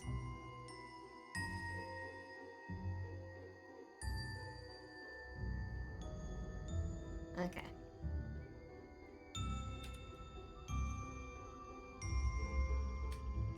Boop.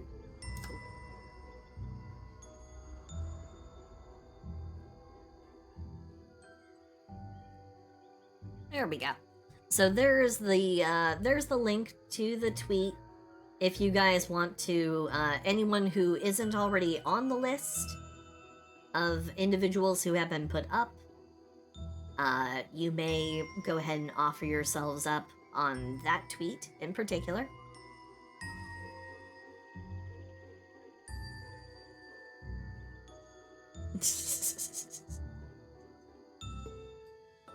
Did I add you to this? I did, actually, Slime, because you were here for the stream when I made this. So, you did in fact get placed here. You are right back here. Your slime is gonna be kind of looking at the bell here, which is a ring-a-ding-a-ling.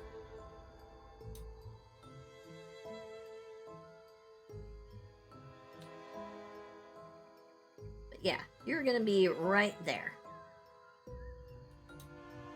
And then we have Zed, who is right here. I've got a bunch of people here. So yeah, I have individuals already on here. There are just a few spots left. Like this one back here, which isn't a very big spot, but it is an open spot. There is this one right here next to the zombie femboy. Resting up against the thigh.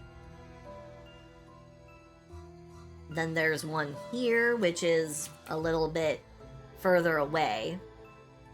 Then we have 2 that are going to be here. We have one that's going to be gazing upon the soon-to-be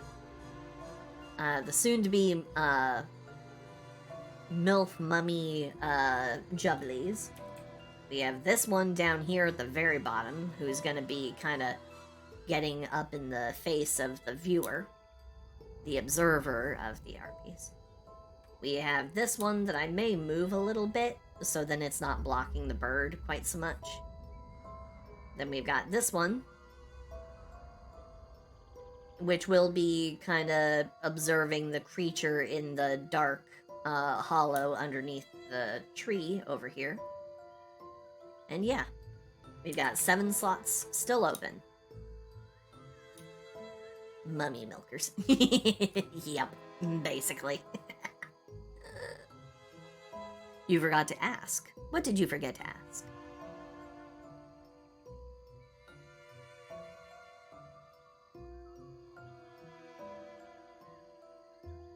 Oh, don't you worry, Zamzam. You're not being judged. You're not being judged.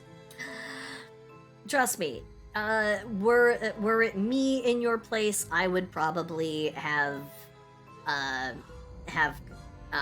made a similar suggestion and or assertion that it was absolutely vital or necessary to have something like this. So, trust me, you're not judged.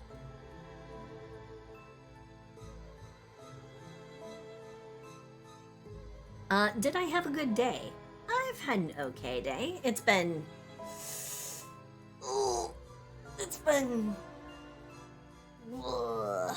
an okay day. It hasn't been too busy. It hasn't been too tiring or anything. It's been an okay day.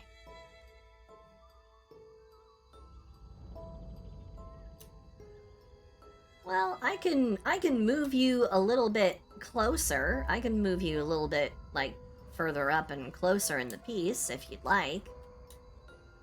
But this is going to be a raffled position. So I want people to have the opportunity to win this position.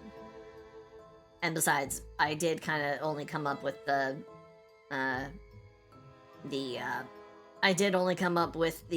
Mummy Milkers position here during this stream, so it's yeah, it's brand new. I didn't plan it until just a little bit ago, but I can move you forward since Zamzam is no longer over here. So let's go ahead and move you forward. Maybe make you a little bit bigger. There we go. Slime King can now fit on the bouquet. Slime King can have the bouquet now.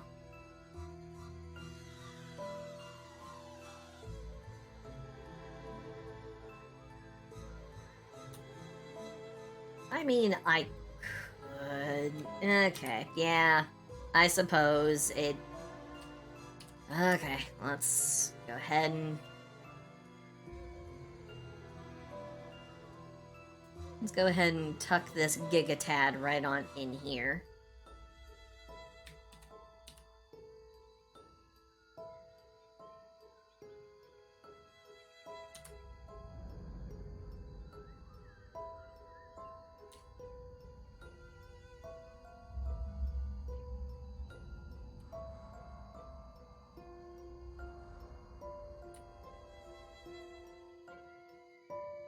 Ah. Yeah. Nestled right on in here. So, a lucky Gigatad from the raffle will be able to win the position of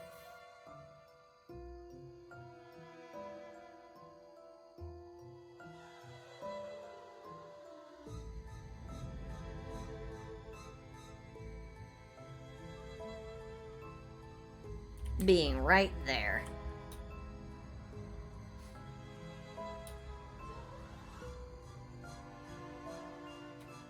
And let's go ahead and go all in with this. We're gonna move the, we're gonna move this one right here. So whoever gets this Gigatad position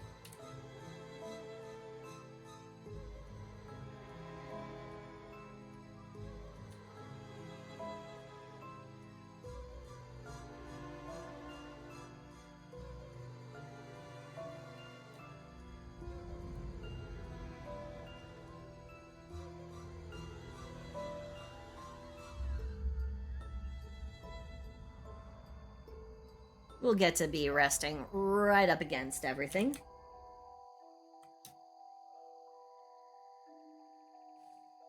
And let's see. Anything else I can do to kind of spice things up? Let's see. Move crosses. Orb just a little bit. And of course, Derringer is over here. Derringer does, in fact, have a place in this piece. They are under a bucket. I forget if that was even their suggestion. Someone said something about a bucket. And I think at the time I just decided to go ahead and put Derringer in the bucket.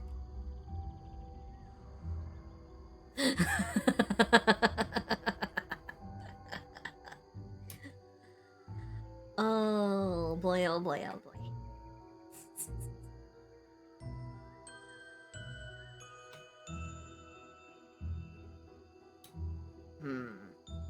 Should I make another... Hmm.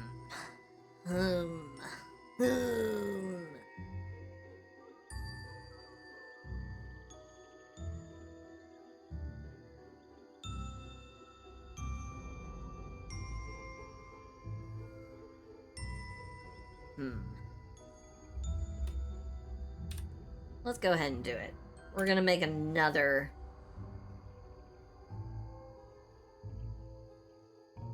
We're gonna make another one. We're gonna put another Gigatad right over here.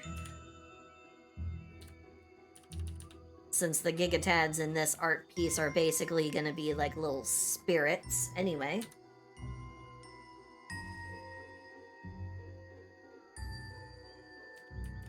They're like little will-o-wisp ghosty spirits anyway.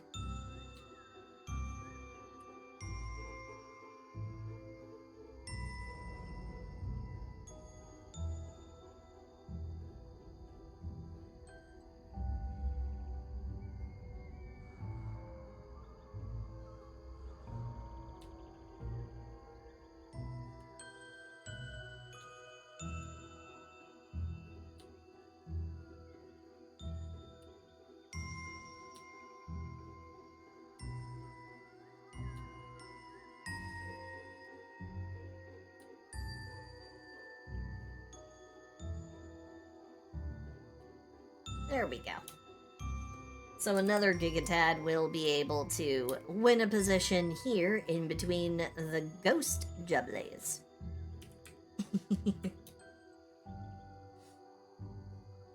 And the facial expression and everything was already so perfect. I didn't even plan on that, but now it's perfect.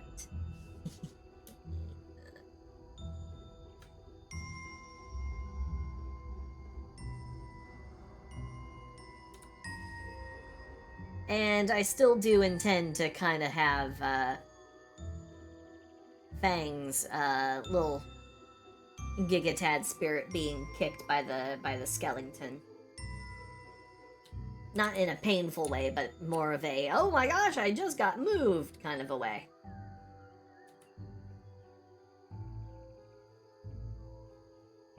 Sudden jostling of the Gigatad spirit.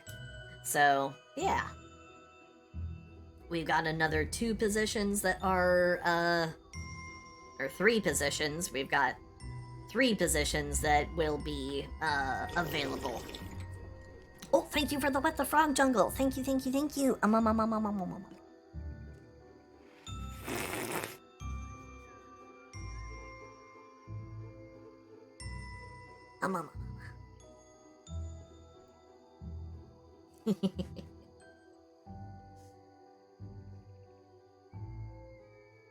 Huh.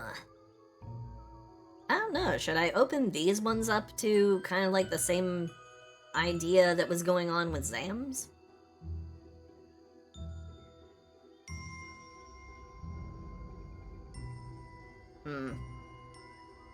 Or I could just put in 3 more empty spheres. Let's do that. Let's put in 3 more empty spheres.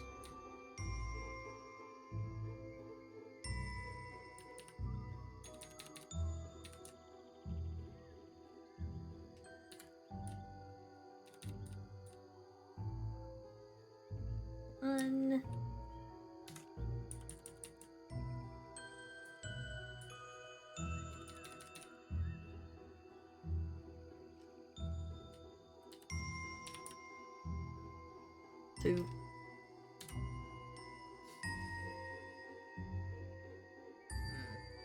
It is getting kind of crowded. I think this will have to be the last one. Yeah. Boop. There we go.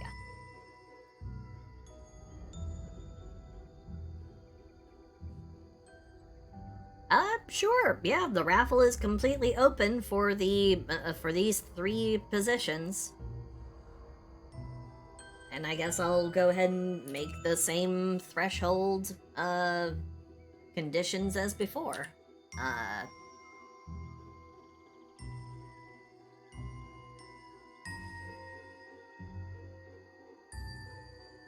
We'll put the condition at I guess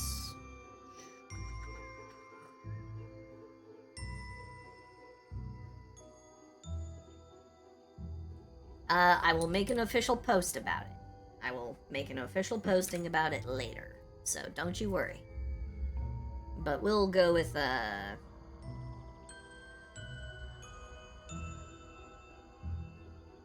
let's see. The persons who want to join will need to be present for the next art stream.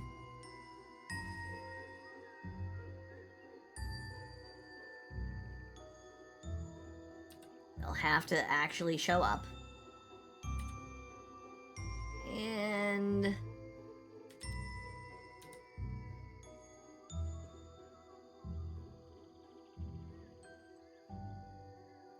they'll have to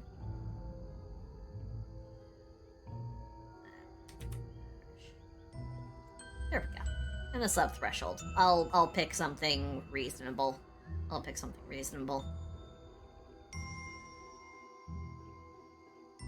Probably about the same. Probably the same number, maybe even fewer. But yeah. That'll be the set of rules for the next one. For anyone who wants these 3 positions, these will be the requirements. And I'll make a official Twitter post about them. I want to give as many people the opportunity to be a part of it. Yeah. Yeah, nah. I'm thinking like maybe 5.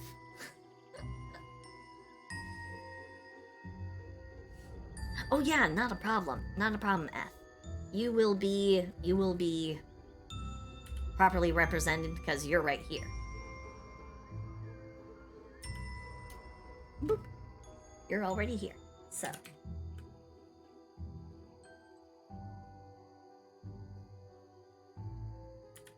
Yeah. And now I'll just go ahead and leave this over here for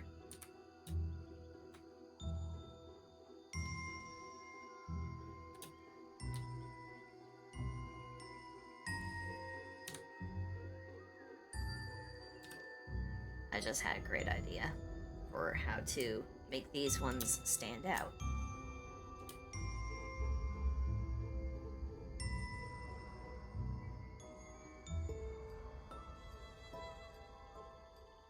alter their color.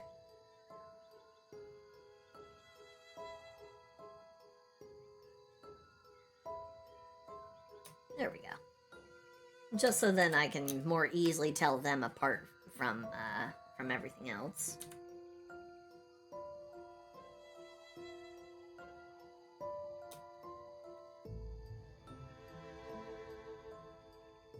There we go.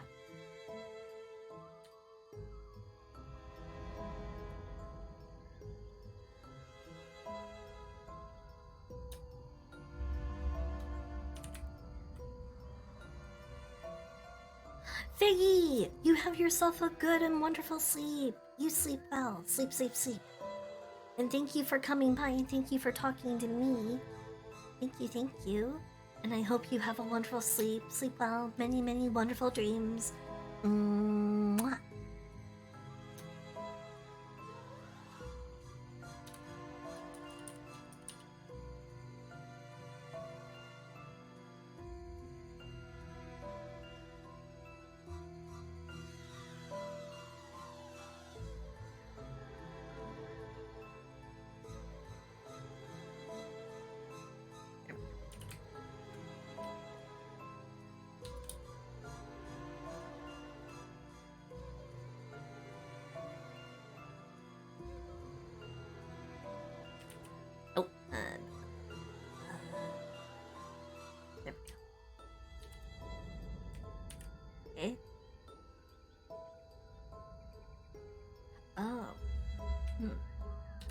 there we go. When is the next stream? Tomorrow, same time.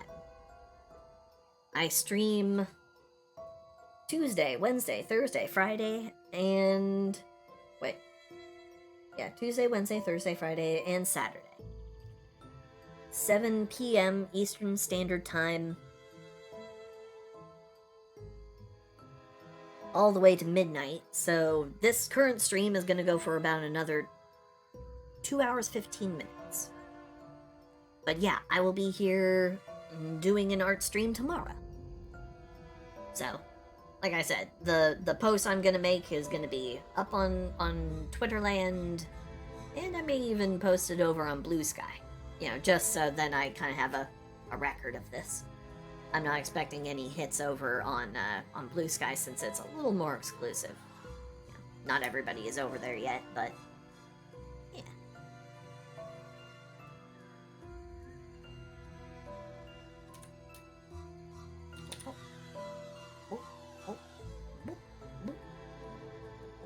Okay.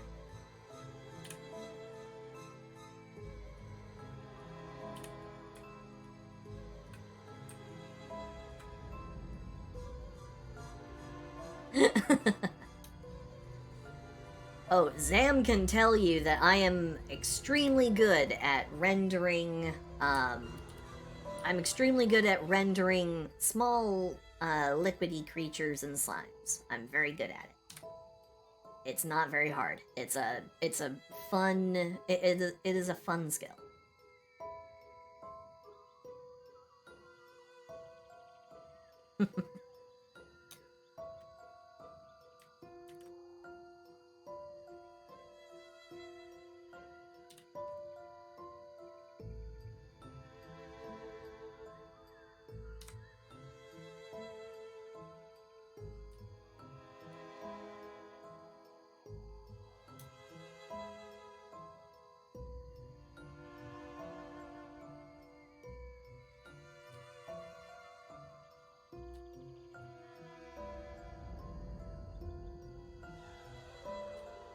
I guess eyebrows really don't fit.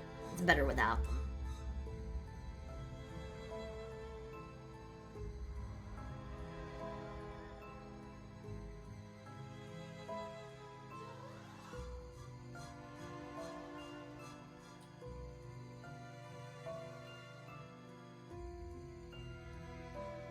There.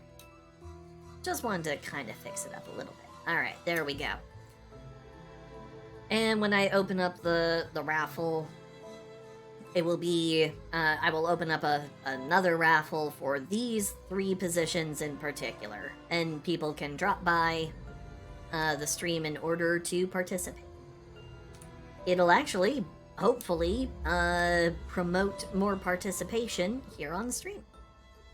Yeah, actually bringing warm bodies to the stream, which is kind of the goal. It's kind of what I need.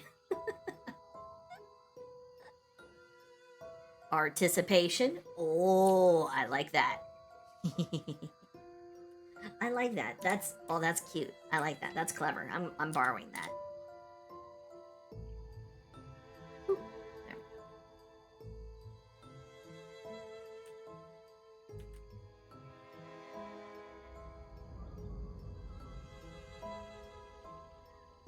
Back from taco and Korean drama. Korean drama.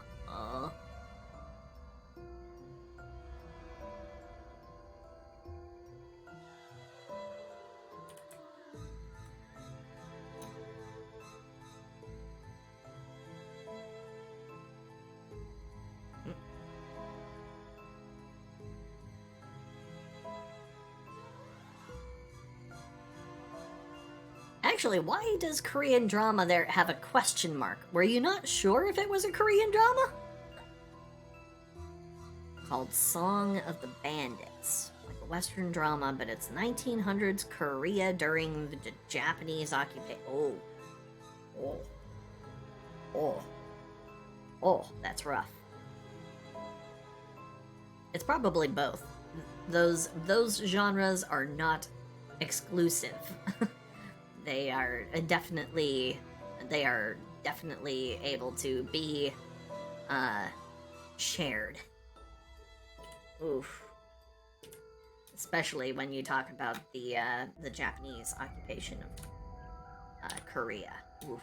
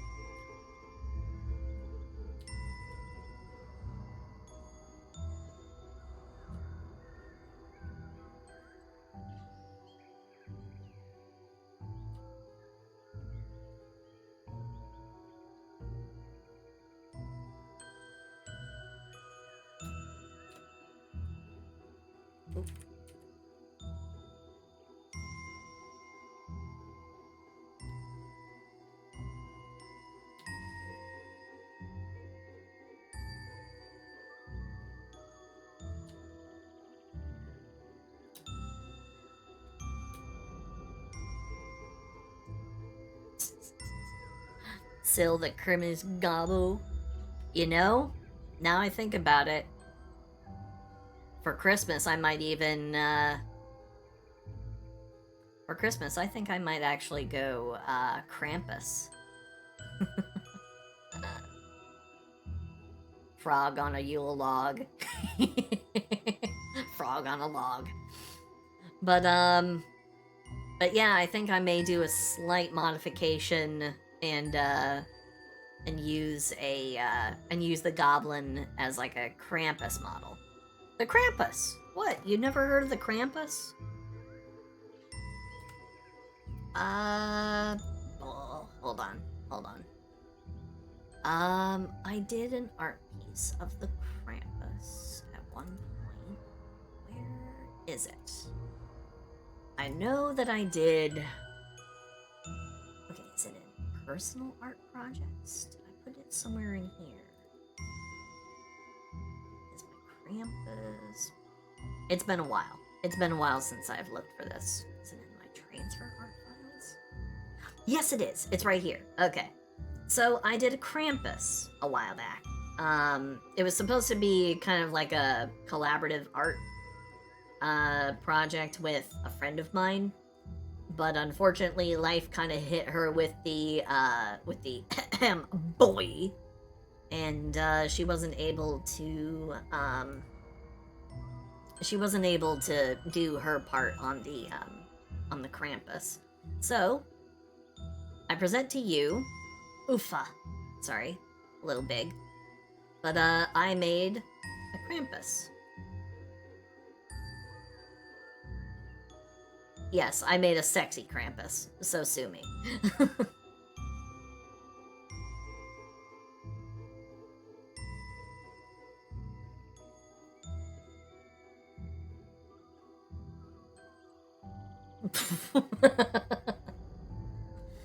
Oh no, don't carry me away. Oh no. How unfortunate. I have been captured by the Krampus. Oh no, I sure you don't I sure hope you don't like crunch all of my bones and like snoo me to death. I mean snoo me to death. I mean snoo. I mean big thighs. I mean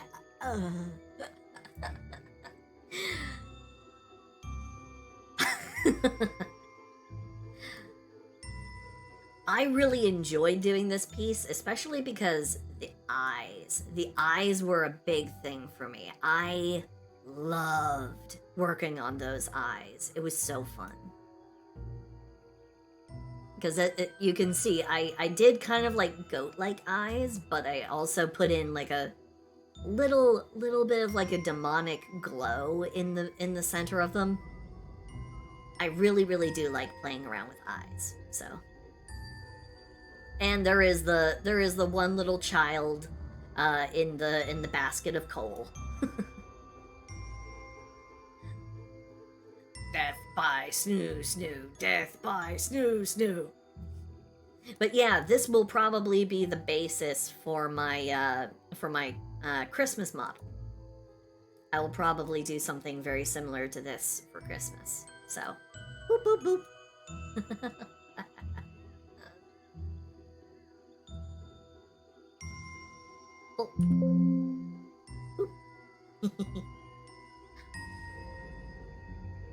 Oh. I made all kinds of fun models that were, or not models, but like characters. I have a bunch of my old art and everything that I am very happy with. Oh God, do you guys remember the Jacko pose? Whose child is it? No idea. No idea, but I may make a little basket with to start like putting chat members into for Christmas. That'll probably, yeah. That's what I'll do. I'll make a basket and I'll start like dropping naughty chat members into my coal basket. When the Jacko pose was going around and I had a new D&D character at that time. Oof. Oof. I made a bugbear. And my bugbear monk, super flexible baby girl. I felt that she was kind of like the best fit because nobody else I had at the time was necessarily this flexible and big in the chest as well. So, yeah. So this was fun to do. I really liked my bugbear. My bugbear was good fun. She was sweet baby girl.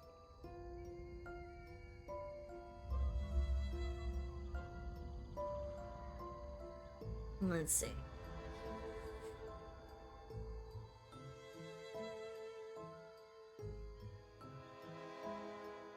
I also remember I did some other art around Halloween.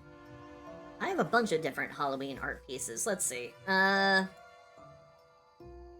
When Buff Pup did her first Halloween model change, where she did this one. This one remained popular on Twitter for quite a while. In fact, just this month, I got a couple of hits on it, so I guess some people remember this early Buff Pup pick. She was still, I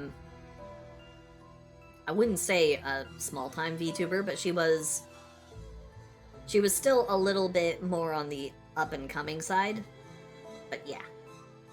This one was a fun piece to make. Kitty cat, that is your very wet nose on my leg. Please. Your nose is cold.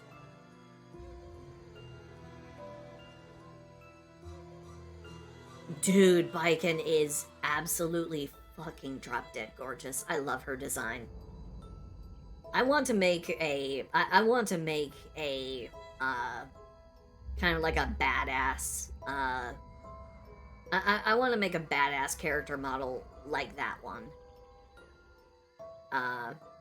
That would be so fun. Let's see. And then I also made this one.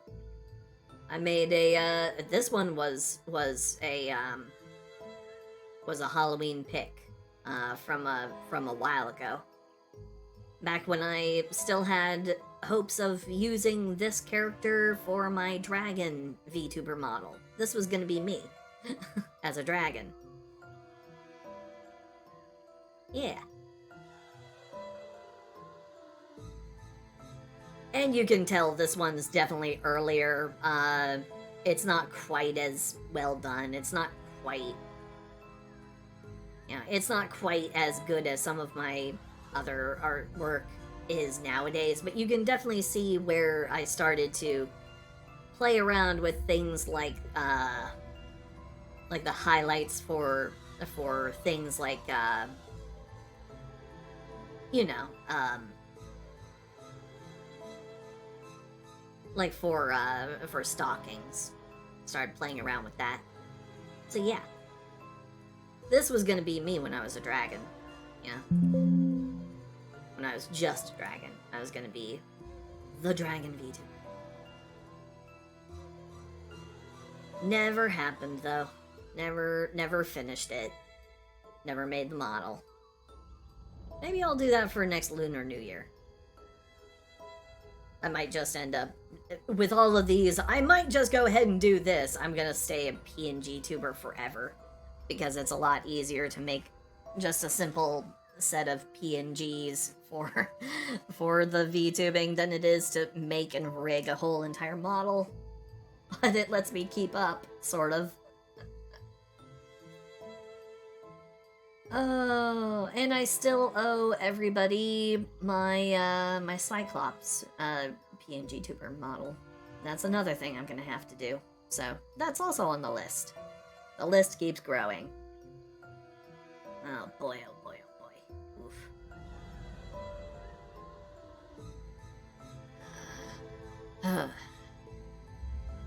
Oh, but that's where that is. I was wondering where this was.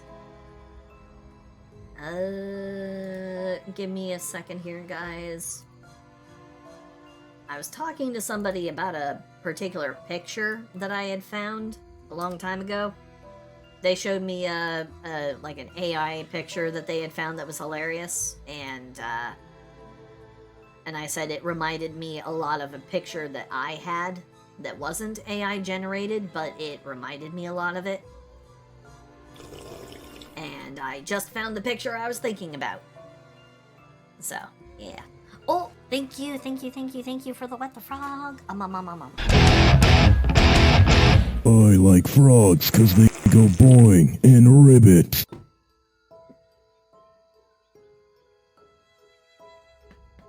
Oh, God. There's actually so much rum in that. Oof. Okay, back to the art piece. Oof. Oh, my goodness. Okay. Oof. God, there's so much rum in that cup.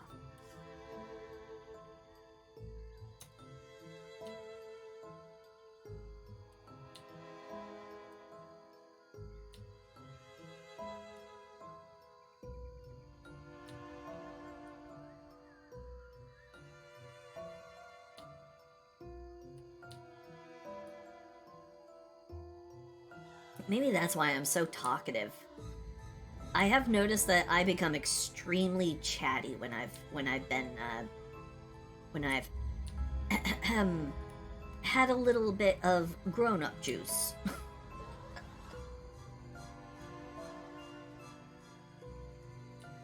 I become very chatty.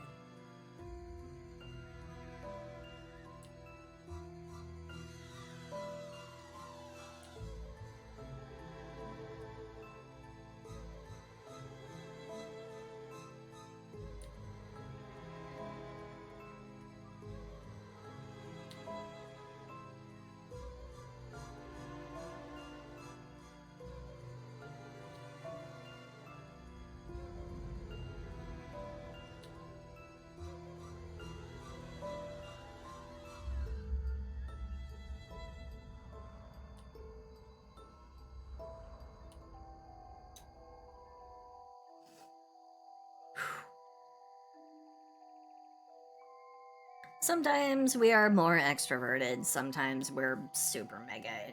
Yeah, that is extremely true.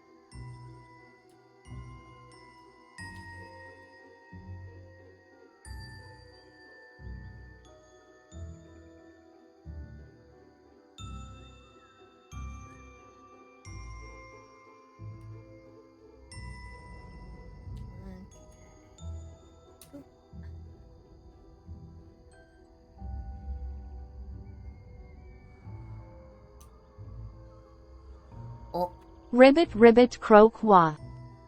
Oh.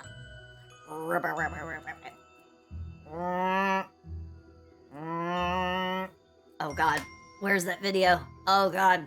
So someone was showing off what we frogs do. Someone was showing off what we frogs do. Frog.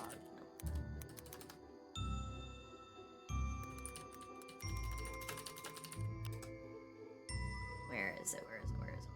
Where is it? Where is it?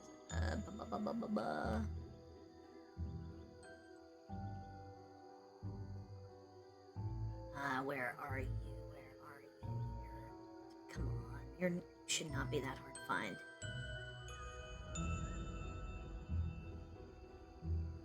It's not one of the squeaky noise. Ah, here it is. No, that's not it. You're the wrong frog noise. There's another one. God, where is it? Is it this one? No, that's not it. No, that's not it. Kind of.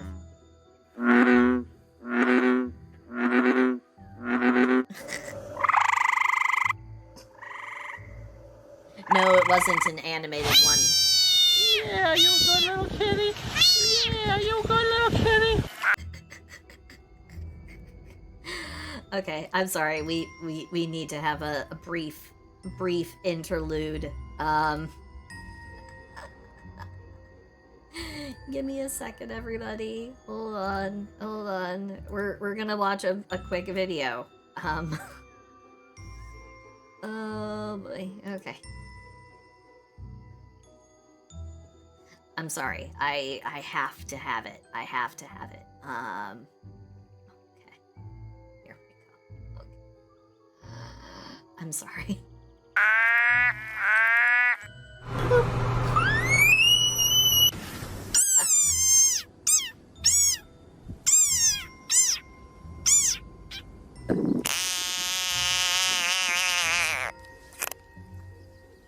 Wait. Proof that the sounds that a lot of the sounds I chose are not fart noises. This is proof. Some of these actually are from.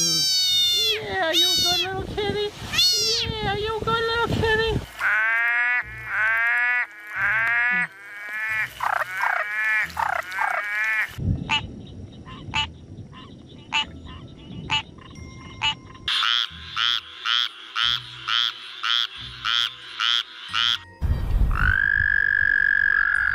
We frogs make fun noises.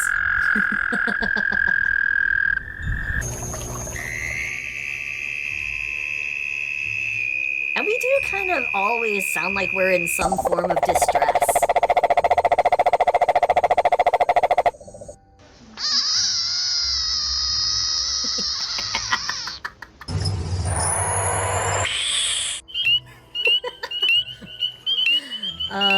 Me when someone tries to tickle me.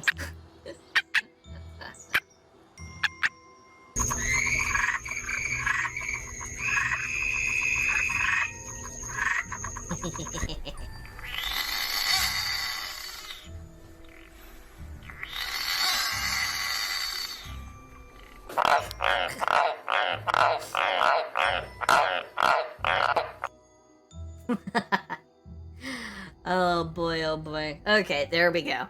We had our brief froggy interlude. Sorry about that, guys.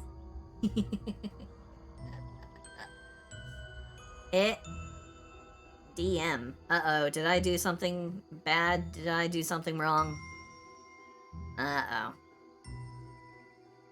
Did I do a bad?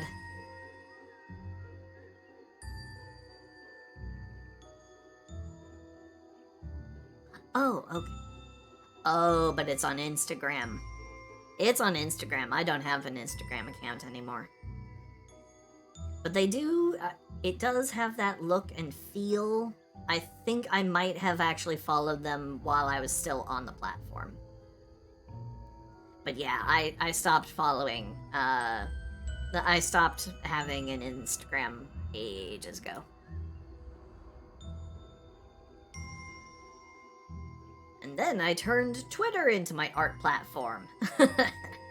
Oh yeah, the desert rain frog is a favorite of like everybody's. Everybody loves the desert rain frog.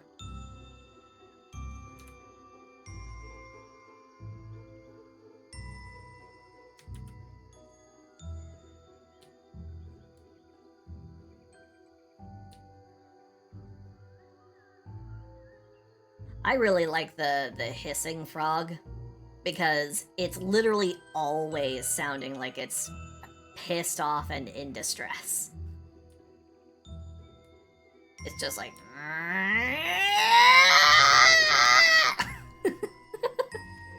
Oh, Jungle, thank you for the frog.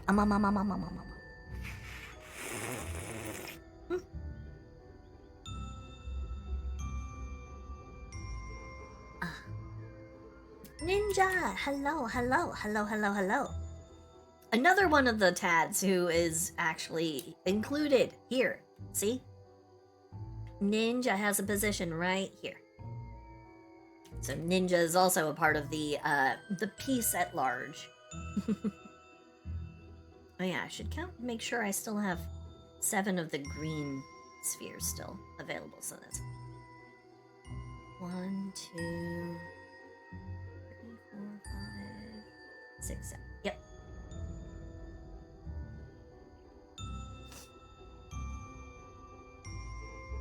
Side eyes, Elon. Yeah.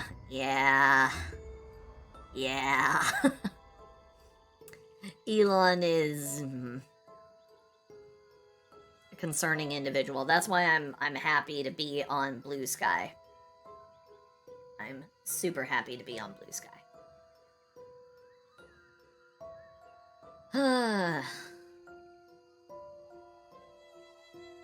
Even if it isn't as big and built as of a platform as Twitter,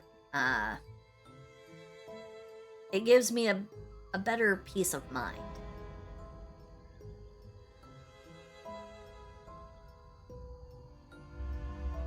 And you know, the most ironic thing? Elon complained about all of the bots on Twitter, that he tried to use that as his excuse for not being forced to buy Twitter. In all the years that I have been on Twitter, I never dealt with as many bots as I have been dealing with since he became the owner.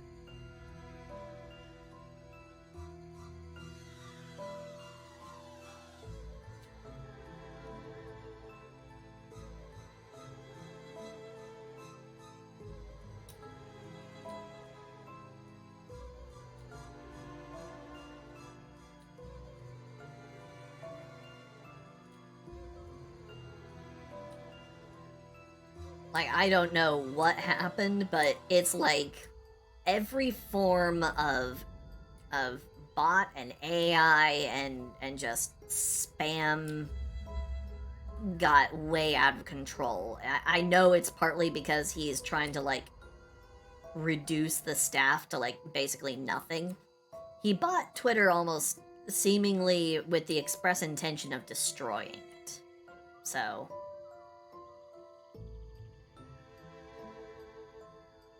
and if that wasn't his intention, it's definitely the result.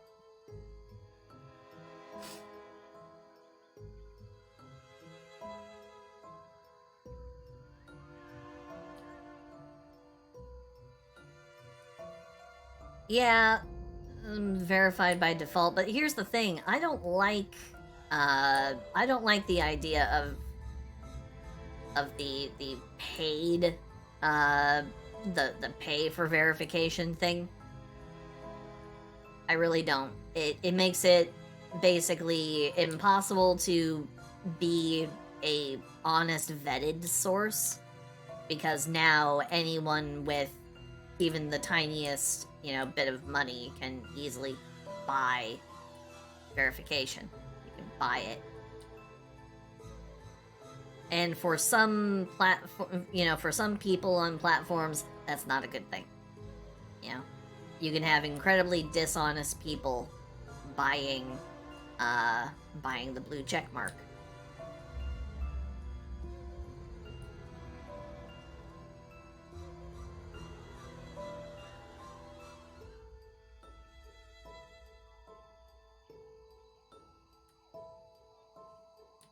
But anyway, I'm not gonna get into the whole, stuff that I find wrong with Twitter and Elon Musk and everything. That's not fun. What is fun is drawing super sexy Halloween themed girls.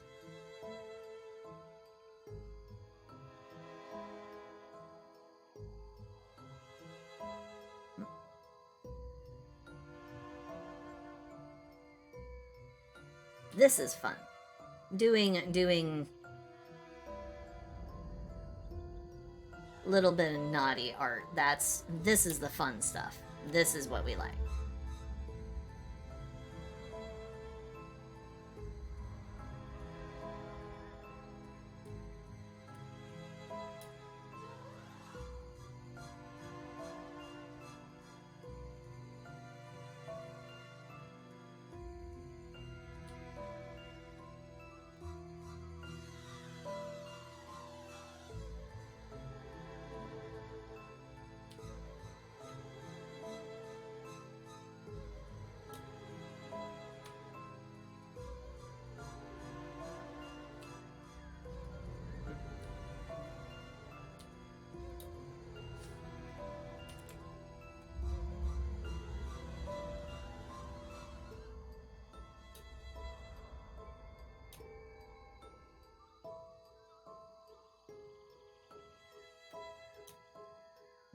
I think I might need to actually reduce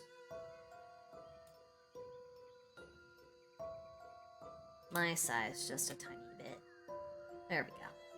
Just a tiny bit, not too much. I was kind of dominating a large portion of this, so...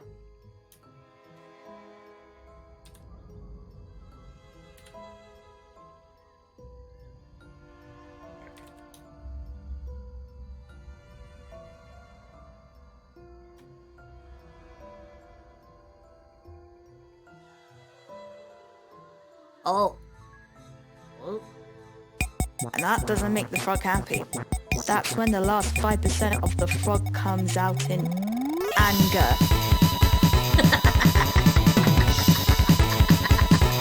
Did you know that by screaming, the frog is very slowly releasing some of their serotonin, making them smaller and smaller as they scream?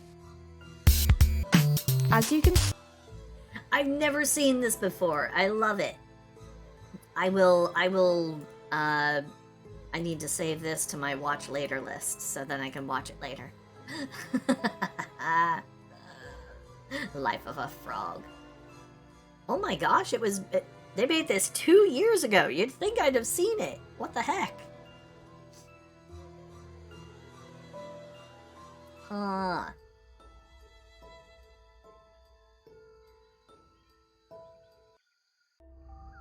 Hmm. Hmm.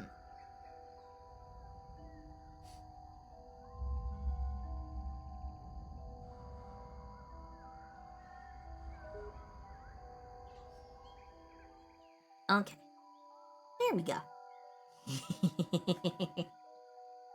Small gob, all the space. It also means I have a little bit more room to kind of like, fiddle around with stuff. And sometimes making a thing smaller does not make it less of a focal point for the art piece. Sometimes smaller is, in fact, better. Bigger does not always mean better.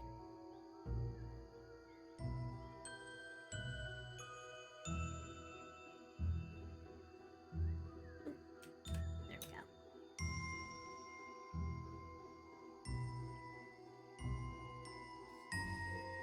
Travel size. Pocket pocket size. Pocket goblin. Pocket goblin. Let's also do a tiny bit of... I guess you guys can't see what I'm currently doing.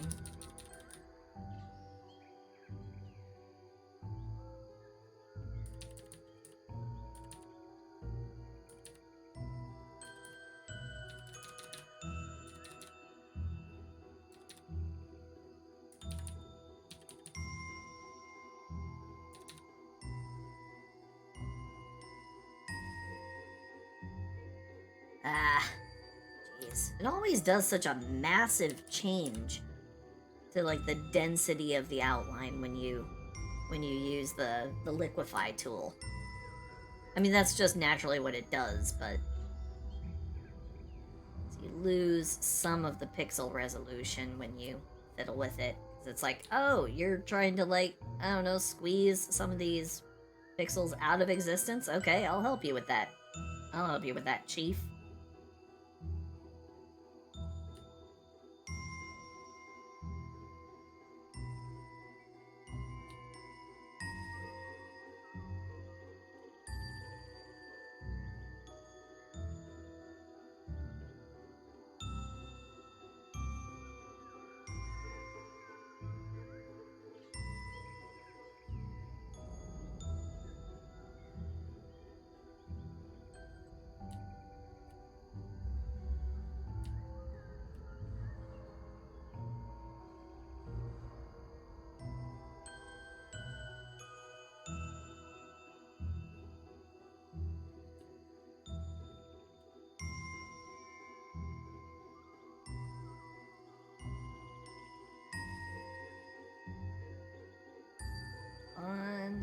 There we go.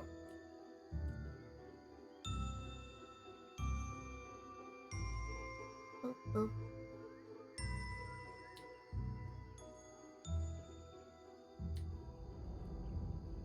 Kitty cat, that's my leg. My kitty cat is trying to get my attention, yet again. I know you're down there. Yes, I know. I know you're here. I did not forget about you since the last time you did this 15 minutes ago. I know you're still here. I never forget you're still here.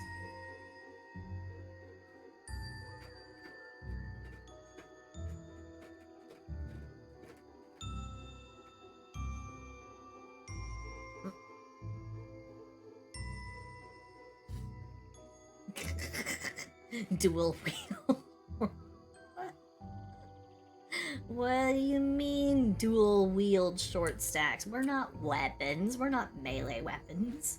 What are you talking about?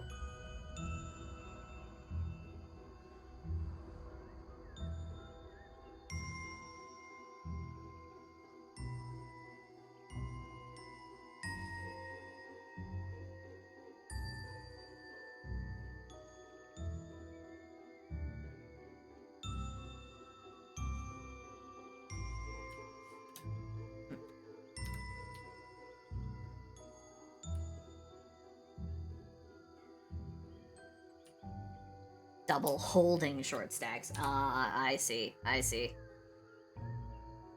That's just, you know, you just gotta boost up your carry capacity. That's all it takes. Don't have to take on some kind of exotic feat like dual wielding. Just gotta up that that carry capacity.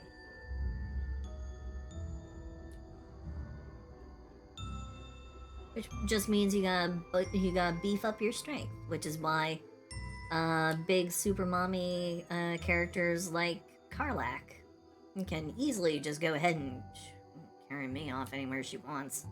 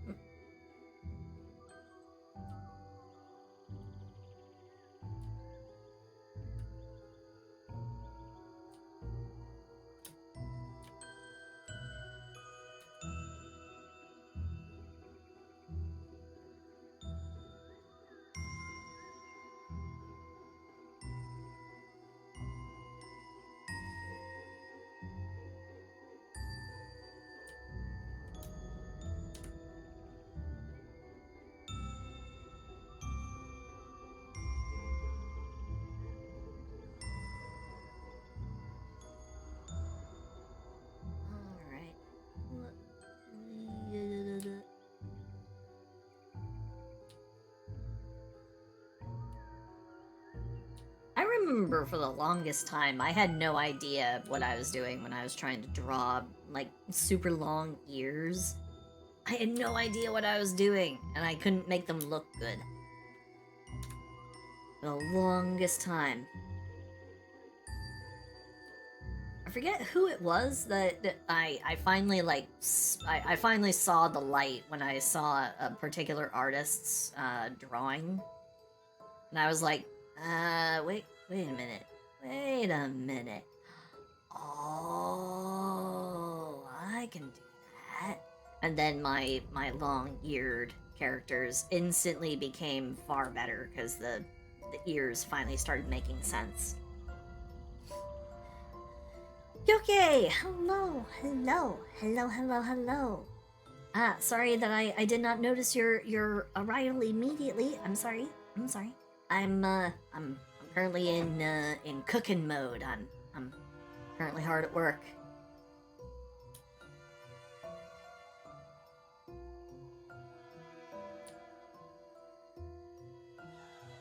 And I kind of get into that focus mode where I'm doing the art, but I'm also doing my best to try and keep talking, and unfortunately sometimes I also stop paying attention to chat. A lot of things to try and pay attention to. But I hope everyone is doing okay. Yeah, I got that ear wisdom.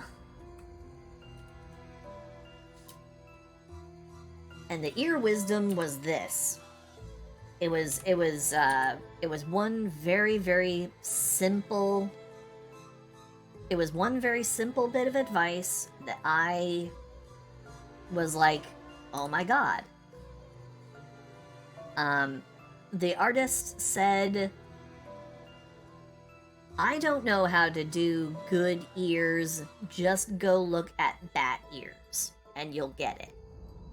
That was their advice. That was the whole thing that they did. That was all they said on it. And I was like, huh. So, I looked up bat ears. And then I got it. Then I was like, oh. Oh.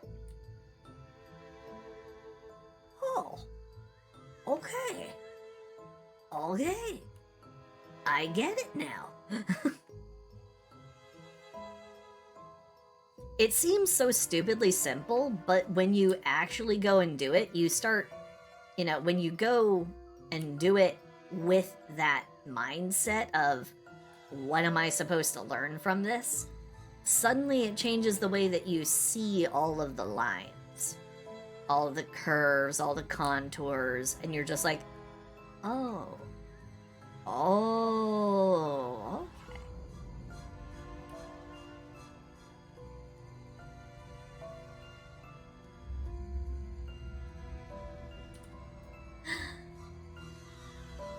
Oh, Booba are easy to draw. Booba are easy to draw. You want? Do you want a Froglin's? Do you want a Froglin's advice on how to draw Boba? Would you like that? Would you like that, guys? A little bit of Froglin advice on how to draw Boba. Here you go. Here's the advice on how to draw Boba. So, you can think of them as, like a water balloon.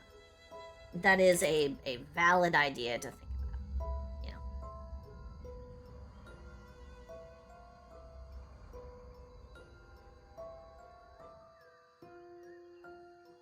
You can think about it like a water balloon.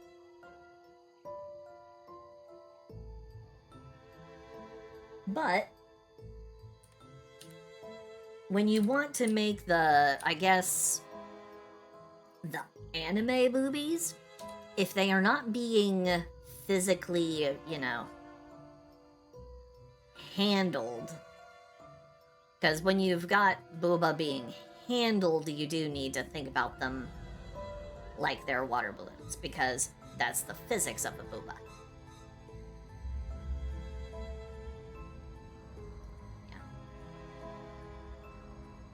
They're gonna go squinch all over the place. Booba. Booba. Boba.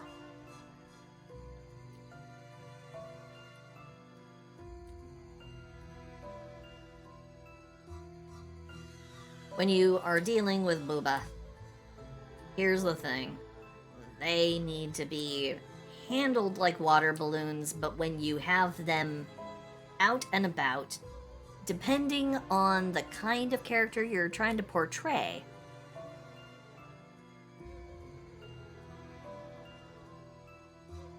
easy way to think about Boba in a way that will basically, like, always look kind of nice. Or at least it will look polished. If you're trying to focus on the Boba, and you're just trying to make generalized Boba, you want small torso. You want something that is relatively not too deep.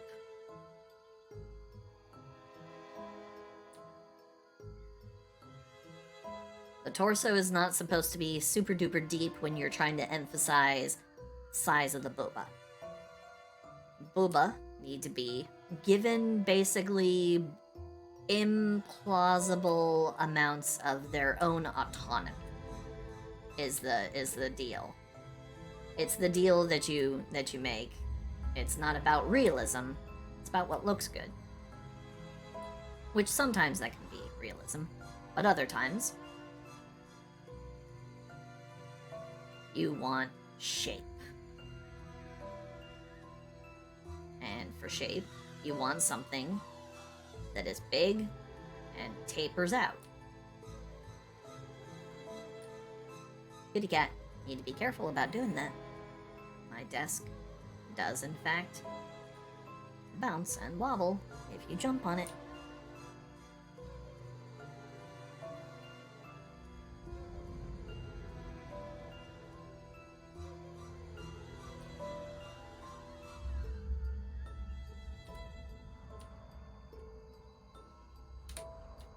It's about shape. 90% of Boba Magnificence is about shape. And the other shapes in proportion to your Boba shape. You want your Boba to look particularly nice, like when it comes down over the torso.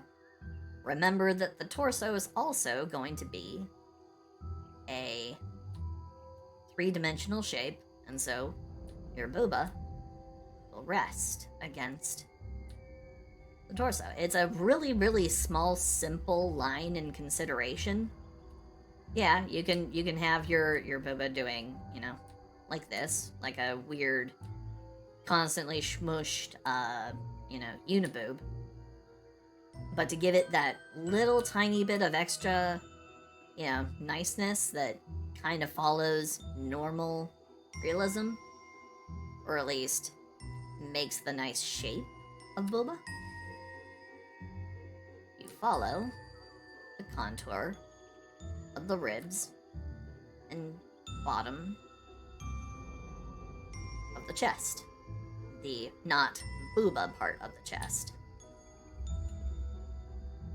but the mid part of the torso, which is just below where the rib cage ends. Because your ribs are basically right here.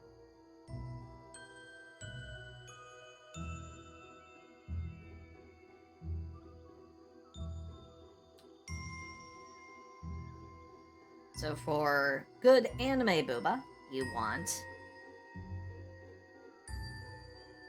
shape and contour, and if you're gonna give them big weightiness for, like, MILF characters,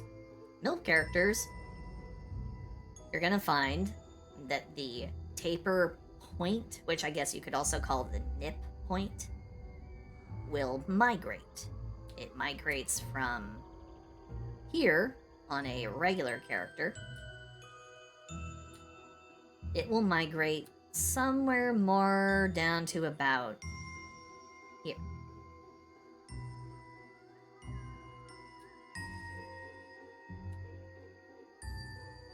The more mature a character you're trying to portray, the more you want this point to just kind of move down the contour a little bit.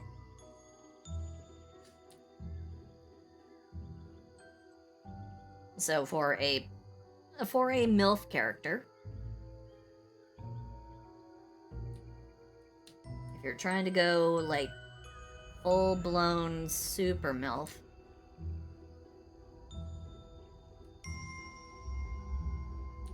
you also want to try and reduce the curvature up here, because they're not going to do that.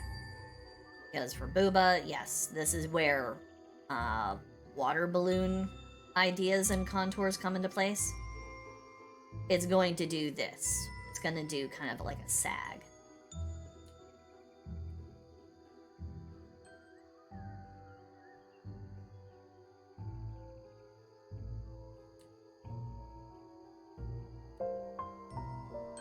Oh god.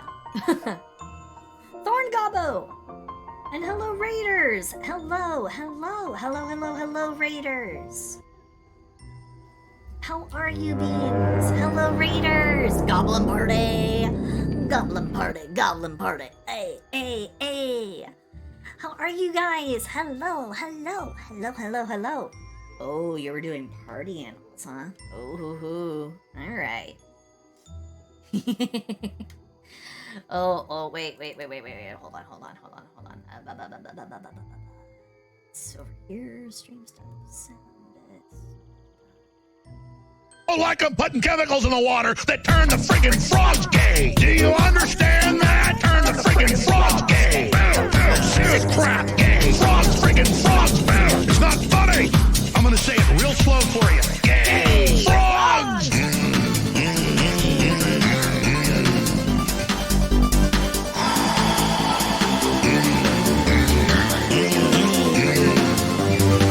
Won't you fight for your life? Gay frogs, freaking frogs! I don't like the frogs! Oh goodness! Oh! Maxius, thank you for all the gifted subs! Thank you for the 5 gifted subs! Oh my goodness, thank you! Thank you! Oh my goodness! Oh boy, that brings us up to a new number. That brings us up to... that's 5, which makes 50, which makes... Frogathon Eternal Point count to... Oh! We're to 1,040!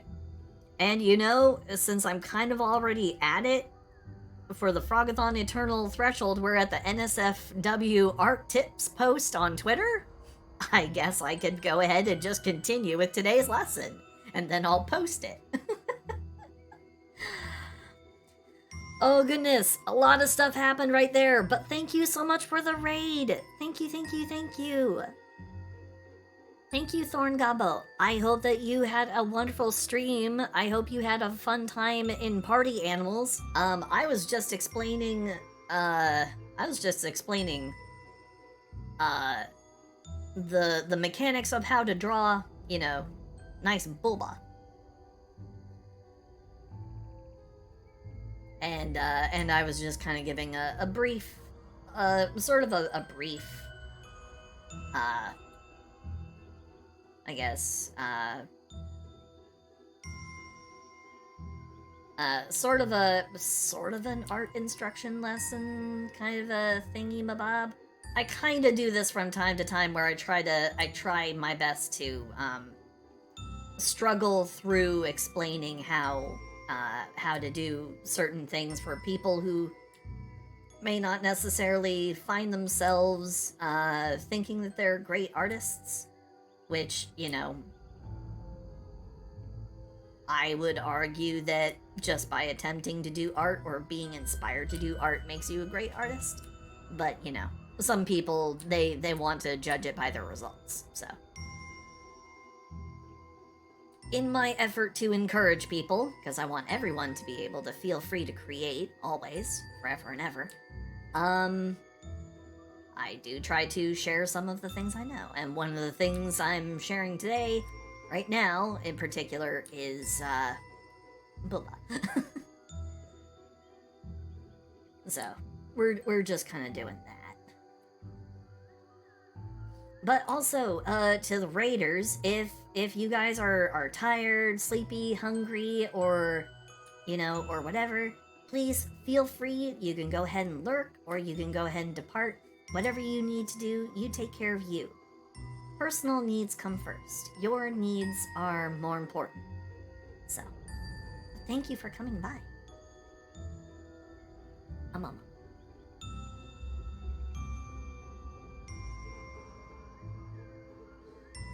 Oh, thank you, thank you, thank you. Thank you, Thorngobble. Thank you. And I hope that you have a wonderful remainder of your evening. You have a fun lurk. You have a good time lurking. Thank you, thank you, thank you for bringing by so many people. Thank you. Mwah. Super fun.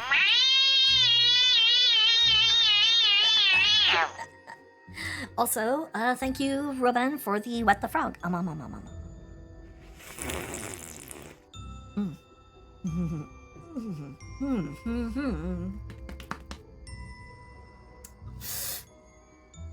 Oh goodness. Ugh. I keep forgetting how much I spiced up my coffee with adult juice. Boy. Oof. Ooh. Oof.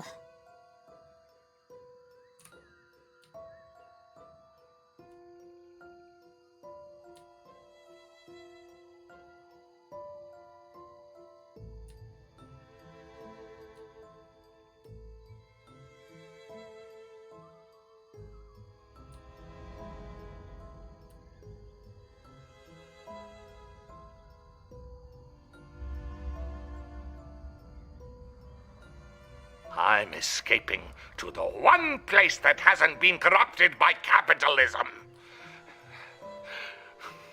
Space!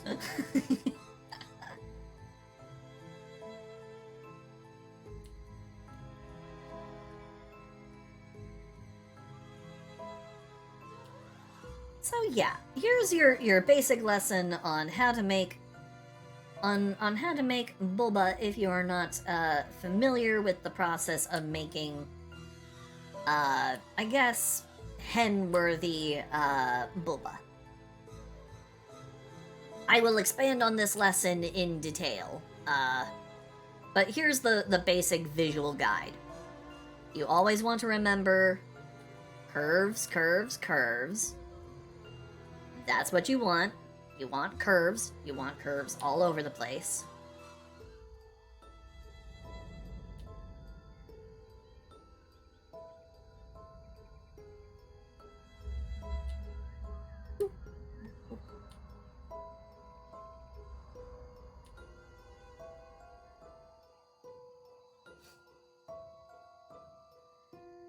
Oh.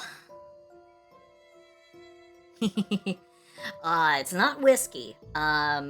It is Kahlua. I put in the last of my Kahlua though, because I've had this bottle for quite some time, so I decided I'll retire it tonight.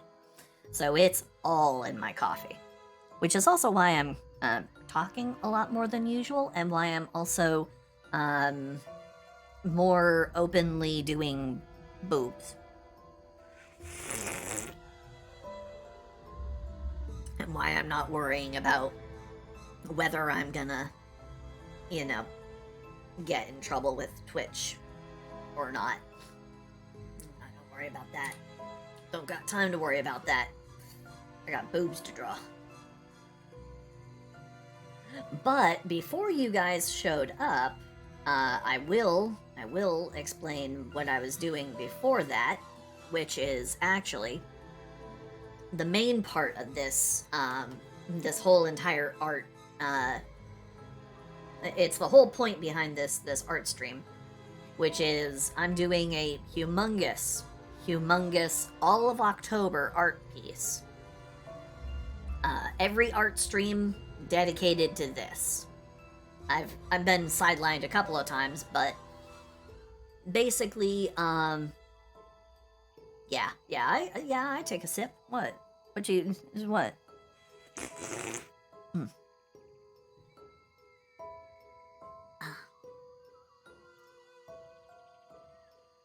Oh, Phil, cups. Yes, yes. There are many helpful tutorials on how to draw booba. They are all over the internet, everywhere. And there are many different ideas, but yeah.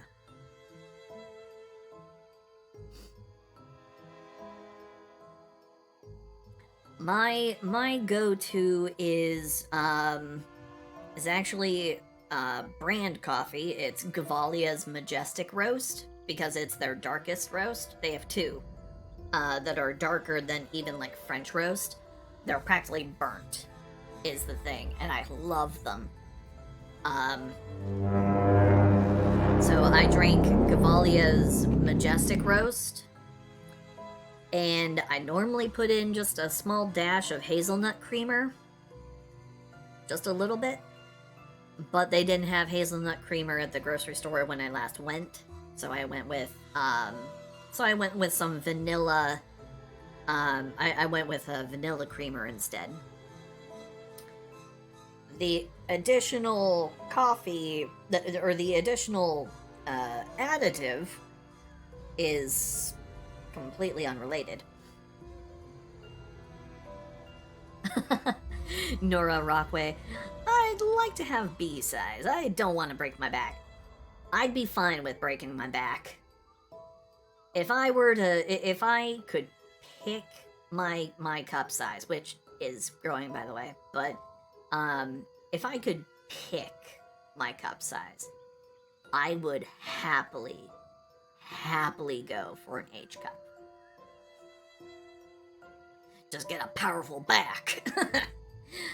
I personally would love to go for an H cup. Like an American H cup. That is my desired size. If I could pick a cup size to get to. Now, I realize there's very little chance I'm ever gonna get there. But I will get as big as I can. I will get as big as I'm able. Because that's what I want. I want to feel the feminine power all the time. That is what I want. I even have, which I actually should probably take these today. I have supplements and pills to accomplish this. So give me a moment. I gotta throw my head back. It's a little bit hard to swallow these things without doing a little bit of a kickback of the head. Give me a second. Oh.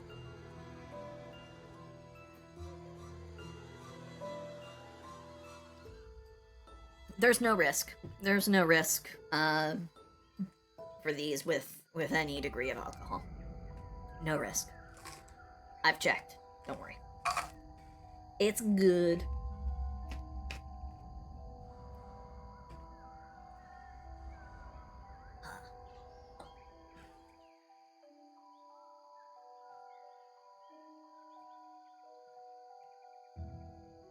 There we go.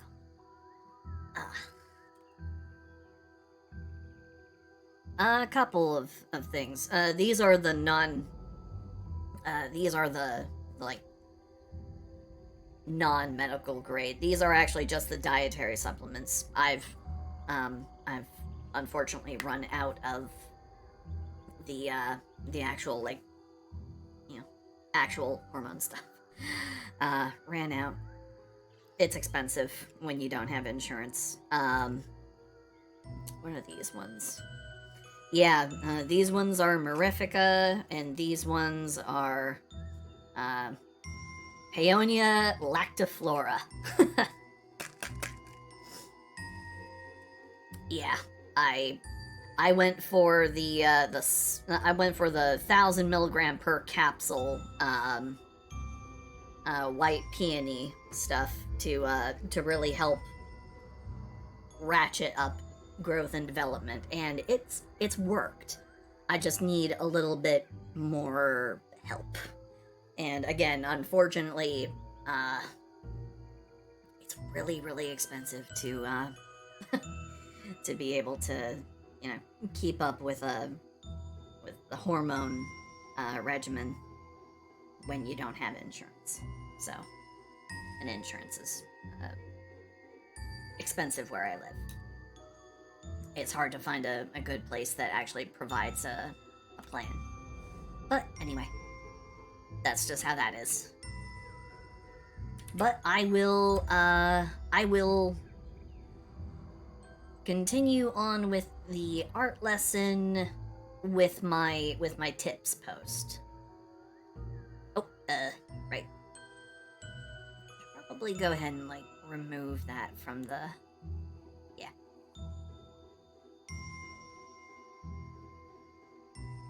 There we go. There we go. Now that that is separated, and I'm not gonna get it confused with anything. Okay, let's put everything back, and we will tit pose. Yeah. Alright, here we go. Here we go. Let's go ahead and put the Gigatads away for the moment.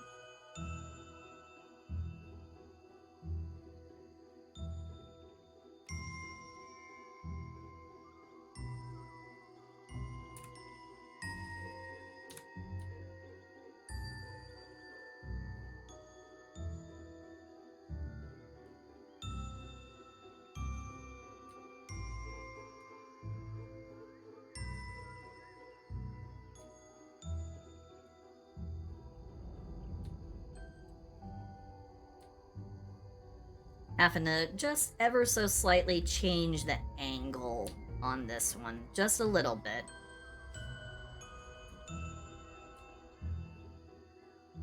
Considering how everything else is positioned, so I need to change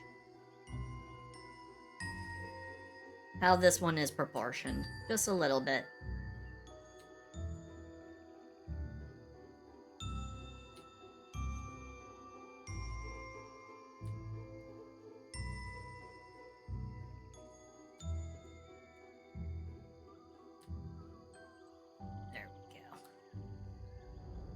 Change a little bit of the size and distribution. A little bit. Tiny bit. Not too much. Oh boy. Thank you, Jungle. And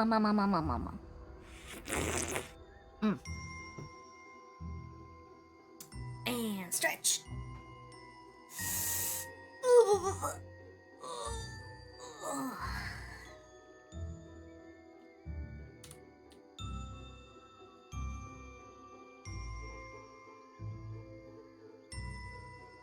Her band-aids might be getting a little bit stretched out. Yeah, it's possible.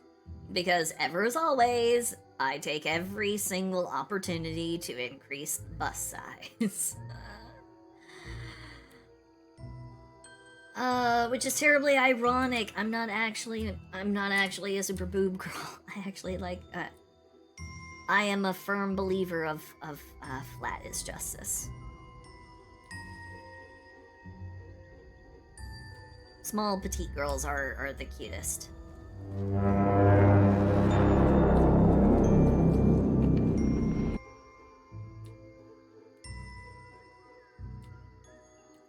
That's something that, Calliope Mori and I, that we share.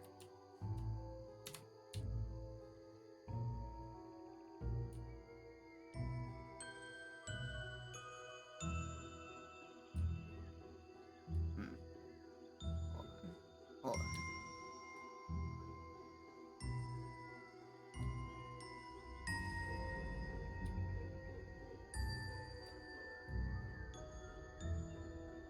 And now turn on the Tads. Okay, now I just gotta move this one down just a little bit. Wrong layer. There. Perfect.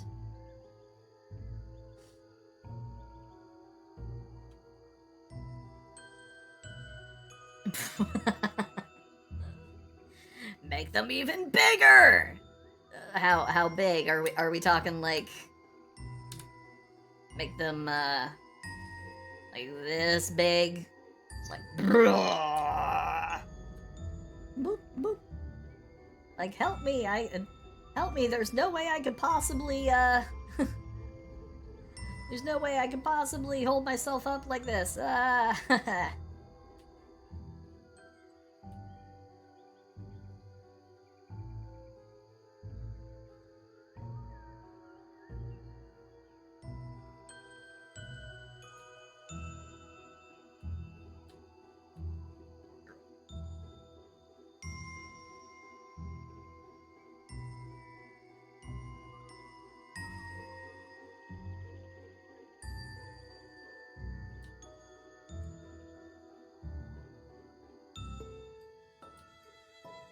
Like, there's no possible way. The times that I see the boobs that are actually so obscenely large that there is no way that they can function, the ones that are like the ones that are actually bigger than the individual,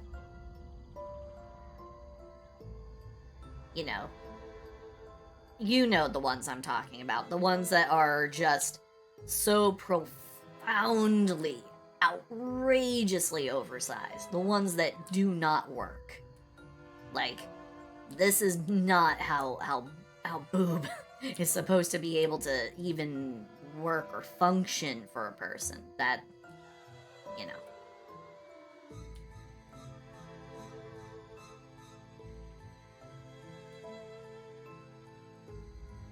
I'm a firm believer that there is a proportionate limit to how big you can make them before it starts becoming a little on the like extreme side. Like, there is a point where you have to just be like, yeah, no, no bigger than this.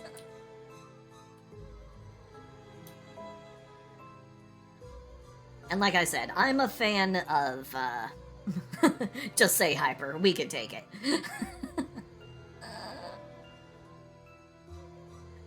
Yeah, it's like, oh, there's a person attached to those.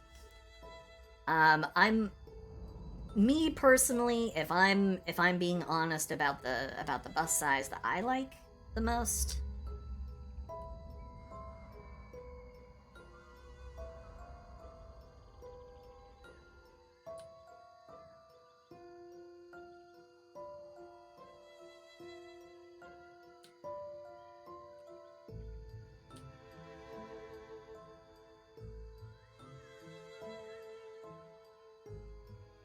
I'm more of a, you know, regular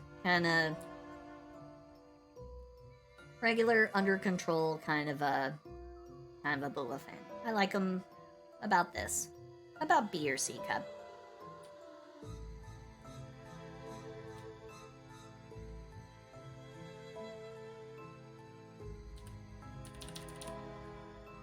Normal. I like them like this.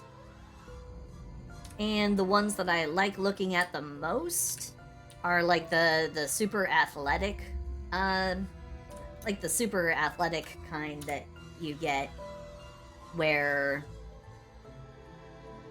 you get nice and slender bodies.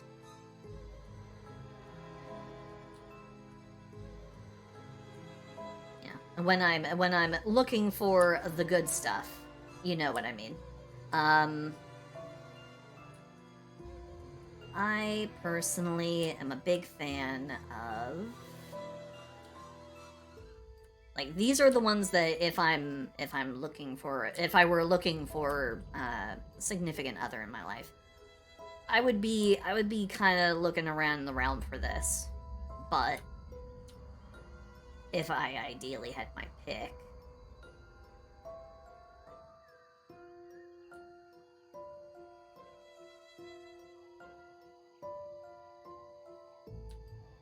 A cup or smaller is actually, in my opinion, the best.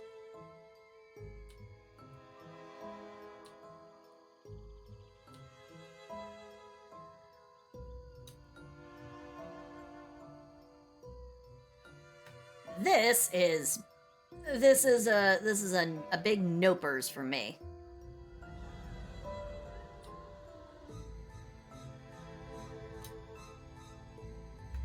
And Prime Silsey Desire territory is,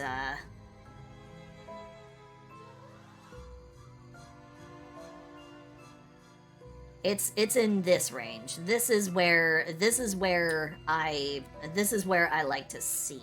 This is where I like to see everything. I like it most in this range.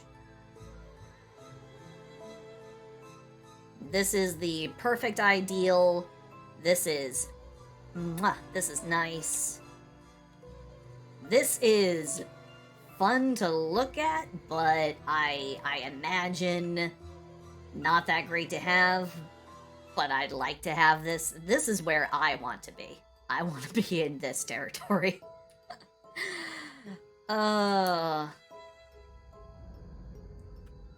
Actually, pretty much ideally, this is where I want to be.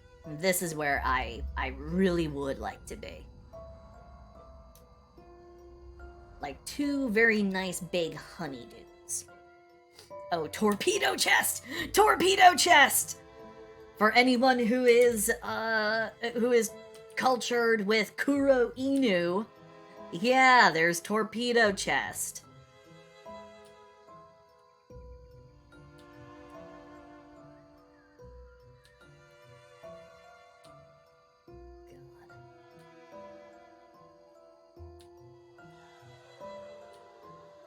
It's even hard to draw because it just makes no sense. Anatomically, you're just like, huh?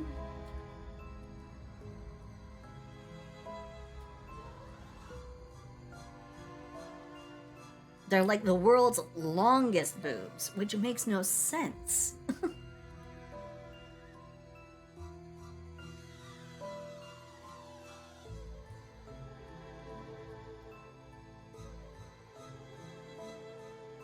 Like the Dark Elf Queen in the Kuro Inu game, she's got, like, it doesn't make any logistical sense.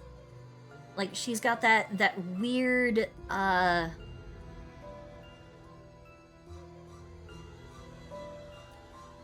she has that weird demi corset that literally is just this. Like, this is the actual profile of her quote-unquote top. It doesn't even qualify as, like, underwear. It literally just hangs open up here, freely, and you're just like, I'm sorry, what?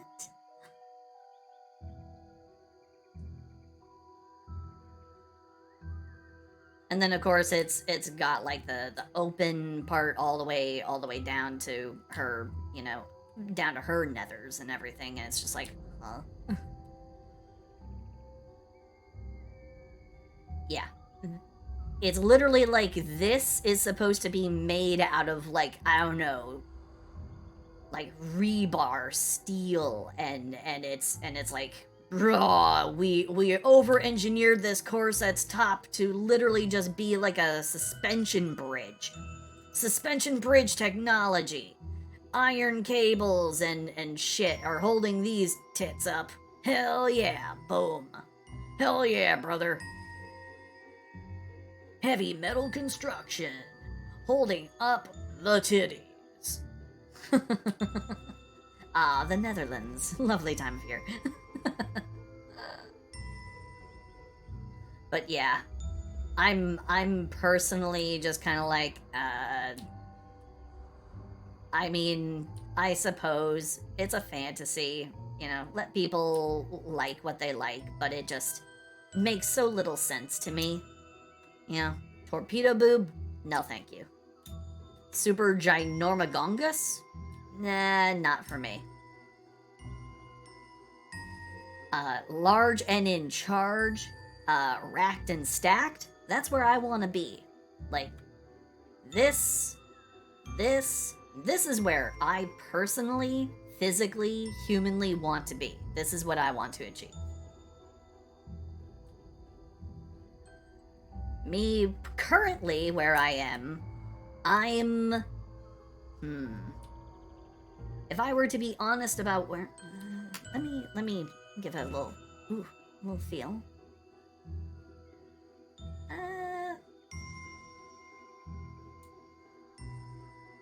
if I had to create like a progression chart between this and this, I'm somewhere about here. Little bit more than halfway.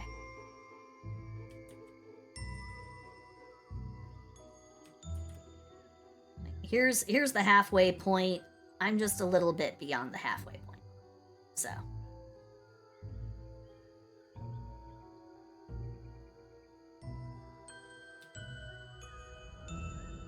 But yeah. And then my personal ideal, if I were to be looking for partner,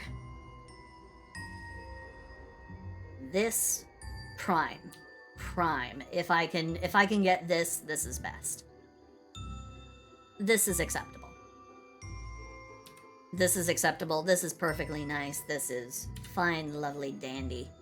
Let me scale this so then the armholes are roughly about the same. There we go.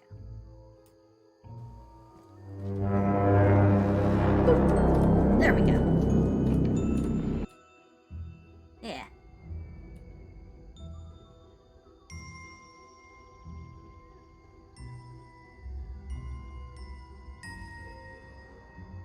This is, it's 5-star, 4-star. This is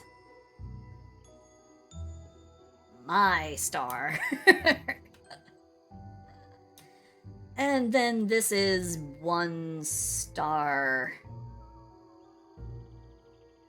0.5-star. There you go. The official hierarchy of. Actually, you know what? Torpedo Boba.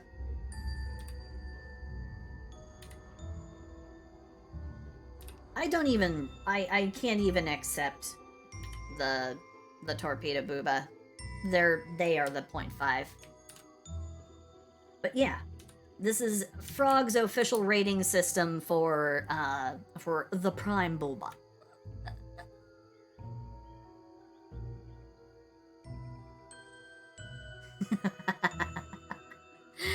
Oh man, we do. I missed a classic RVB joke. What? A red versus blue joke? Where? Humanly. Yeah. Hold on.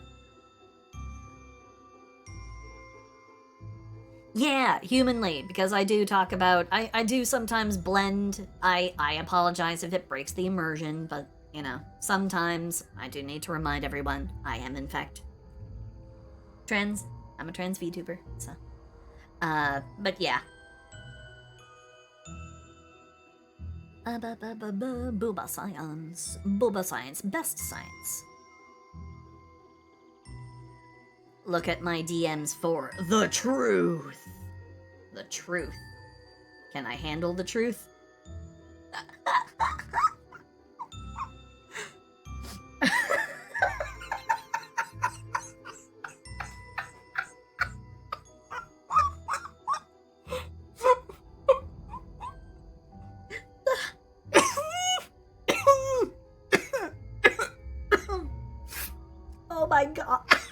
Oh my god, I'm gonna die.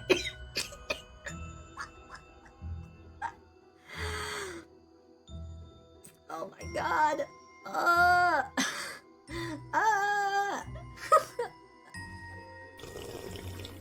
Oh, I'll get a drink here shortly. Give me a moment. I'm recovering.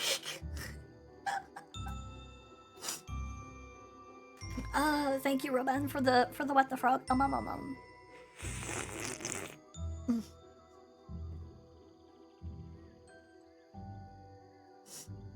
4 and 5 are my. These are the ones that I like to see, and the level I want to get to. I want to get to this. This is my territory. This is where I want to be. This is my goal. I'm currently more I'm currently closer to this than I am this. But I'm still only between these two.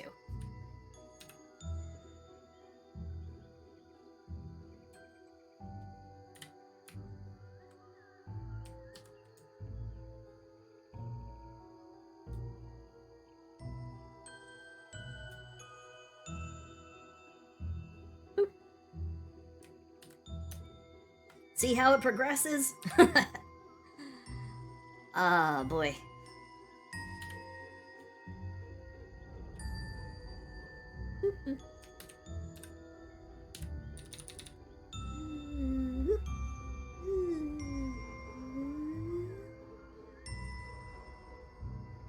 Boop. There. Oh god, yeah. Aiken anime boobs. So this anime chick shows up at school and she's got huge boobs. I mean some real honkers.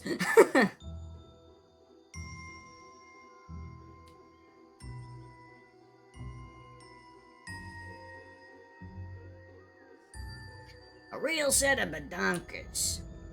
Some Doban honkeros.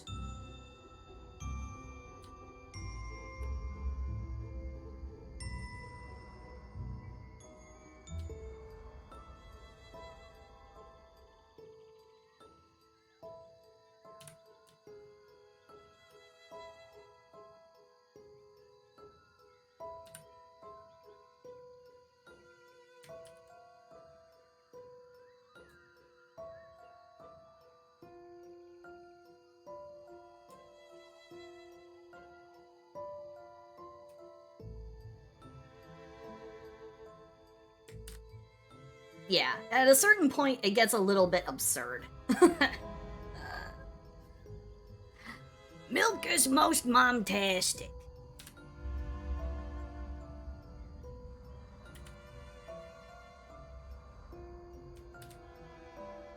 And then, of course, we have what I would personally call like Z tier boobs, the ones that don't work because here's the problem with the torpedo boobs, okay?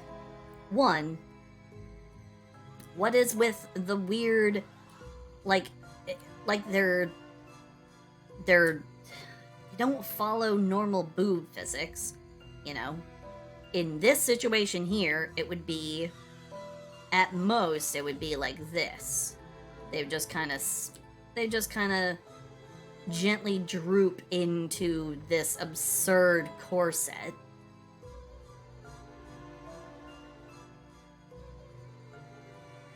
They should be like this, but they're not.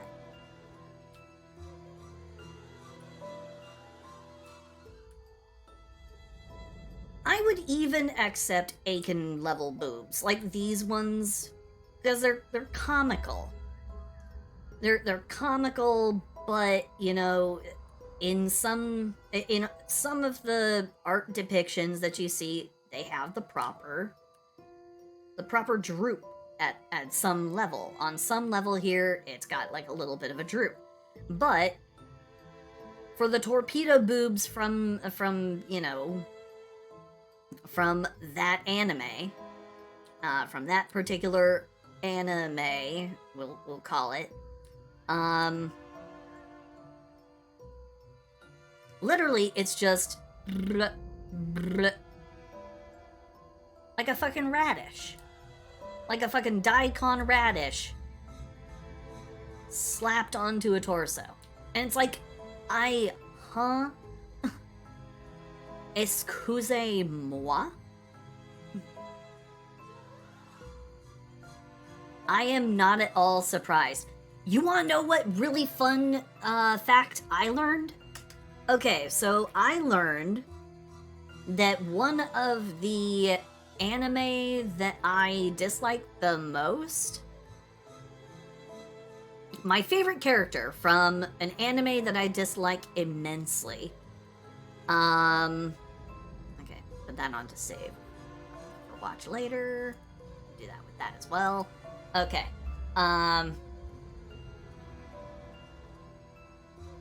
Oh god, and I have to watch that later too. So many good things I want to watch later. Okay,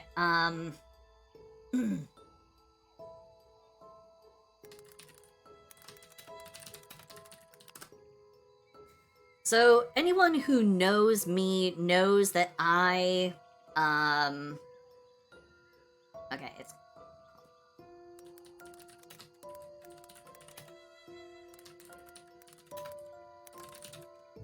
Okay. Anyone who knows me knows that I play Genshin Impact from time to time, right? I play a little bit of Genshin Impact.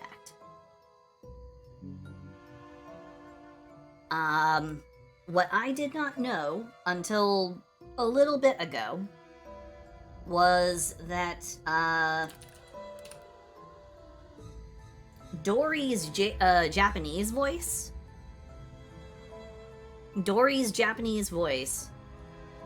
actress did another voice for one of my least favorite, anime of all time. So, listen to a little bit of this. This is from Dory's character demo. This is the Japanese one. Listen to this. よろずやドリーショップ何でも売っていて本物だけを取り扱っていますな傘はいかがでしょう打順を見たい十分なモラさえ払えば常連員とやり合うとも大した問題にはなりませんの Okay, so that is her character Dory. That's Dory from Genshin Impact. That same voice actress voiced a character for Seton Academy Join the Pack. あのマンモスがアンに命令したって Okay, this is not it. It's いないが right there. だから小さいって言うなバカにしよって貴様らはこの我が直々に手を下してやる She voices the mammoth. The mammoth girl is the one that she voiced. So I was blown away. I was like, are you kidding me?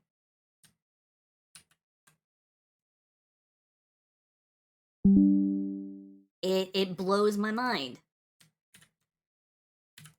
The voice actress for hold on, there we go.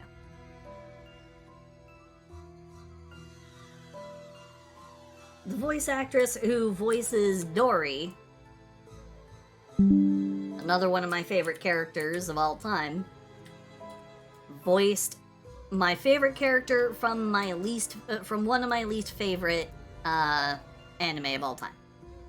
So I hate Seton Academy, but I love this character. I think that she's hilarious and adorable. I love her design. I love Dory. I think she's hilarious. I love her design. And I love the voices for both of them. And they're the same voice actress. I don't know what it is about Dory's voice that I just find so fun to listen to. Like, I do all of my open worlding with Dory because I like the sound of everything that she says. I play it all in Japanese, by the way. So, you know, when it rains, she starts doing her little push to try and get you to buy her super overpriced umbrella. Why is it my least favorite?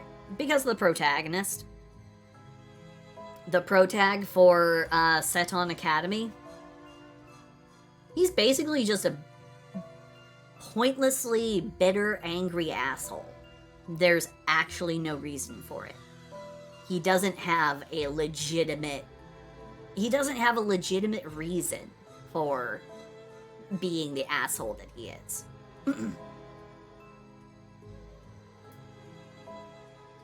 Yeah, he's just an overly angry jackass, and in some of the cases when he, you know, it's a weird I guess it's a weird loner, comeuppance, like revenge fantasy where the reject, the reject protag puts all the haughty animal girls in their place.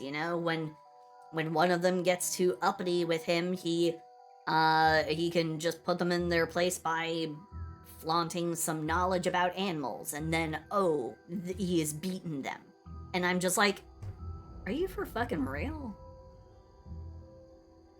Like when he was dealing with the zebra girl, he literally just like sexually molests her, pulls up her skirt, grabs her tail, and hoists it up, and literally just presents her ass to everyone at the school.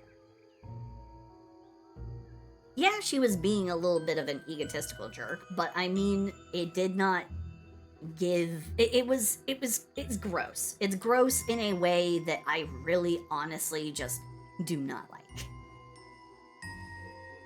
Like, I cannot deal with it. It's really just gross. It's gross. It's bad. I don't like it.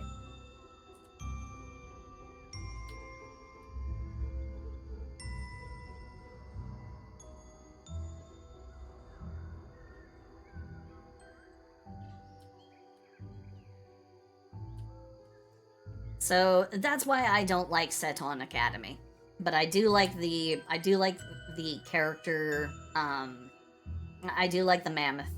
I love the mammoth character. She is hilarious, and she is voiced by an amazingly talented actress who voices my favorite Genshin character, who I am sad to say is not nearly as good of a character for gameplay as she is just for experiencing the world. Like, when she opens up a chest, she gets so very twisted and demented sounding, and I love it.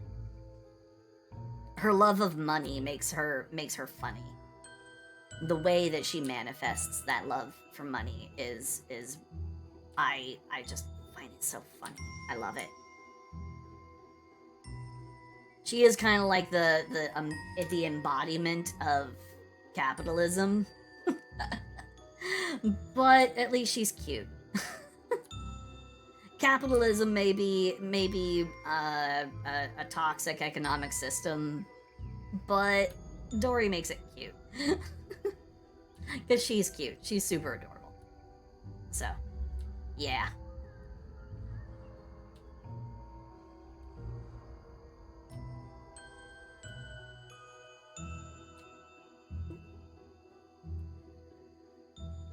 Oh, did I like the picture that you DM'd me? Did you DM me another one? Oh, you mean the torpedo booba one? This one? Hold on. Give me a second here. So, I was DM'd this by F. When it came down to the question of how do torpedo boobs work, and this is apparently someone's answer to how the yeah, this is apparently how torpedo booba work.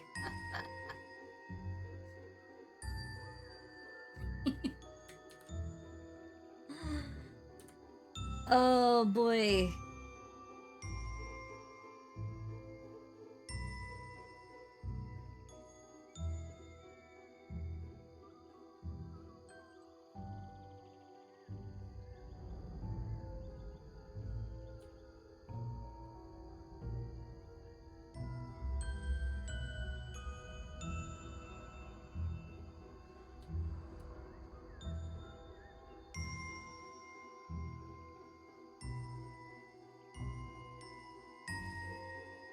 Boop.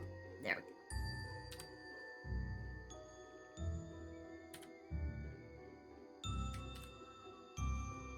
So this is how the booba tips will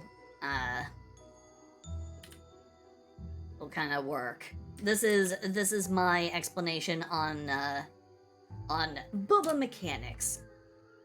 Don't worry so much about the idea of, like, you know, think of it like a water balloon, because water balloons have one additional quality that makes them not good for this comparison.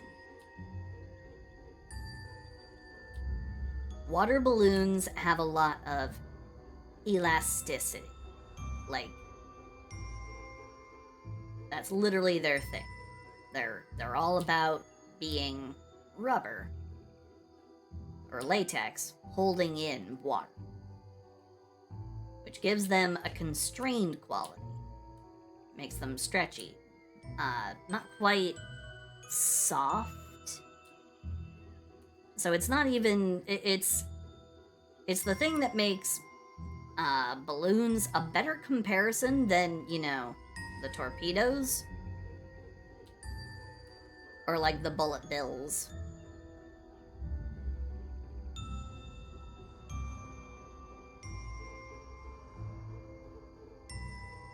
You know, this should not be your aim for boobs. Boobs should not be bullet bills from Super Mario.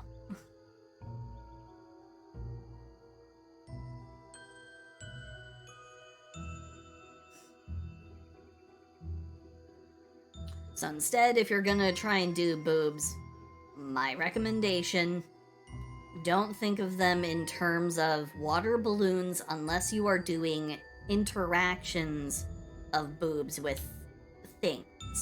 Things like interacting with, you know, a hand, you know, if you're gonna have somebody getting kind of handsy, then it's okay. A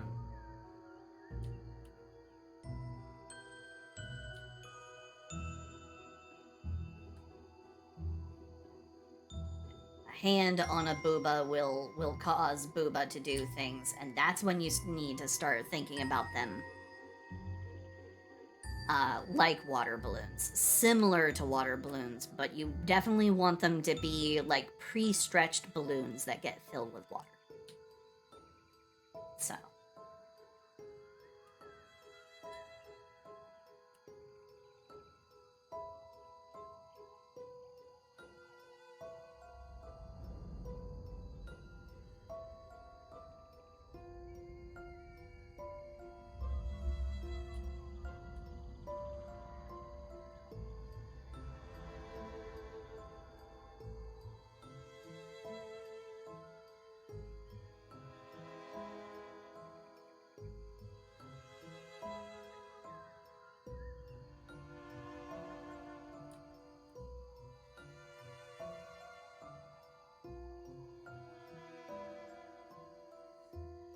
You want to make sure that when you deal with the interactions of boobs with the world, you want to think of them in the kind of fluid mechanics of an already well stretched out, not quite elastic, which is why using a balloon doesn't quite work. Oh boy, how to describe it?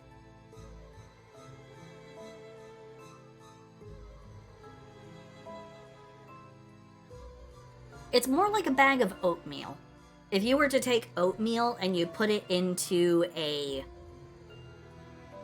Ziploc bag.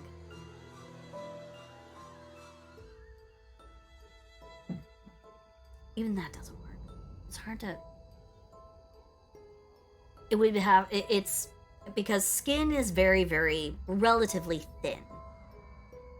And boobs are mostly fat. And the consistency and texture of fat is very different. It's very different from water. But it's not just fat. When you're handling a boob, you know, when you touch a boob, it's the fluid mechanics of blood, because there's blood circulating throughout the area. There's different parts about the boob that have, blood flow. You have the fat. Then you have the skin.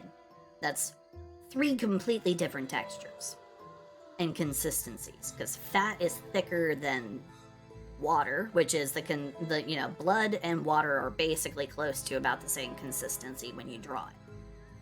So you have the water consistency of blood, you have the fat consistency, which is closer to, it's really hard to think of an analogy, but it really is more thick, like oatmeal.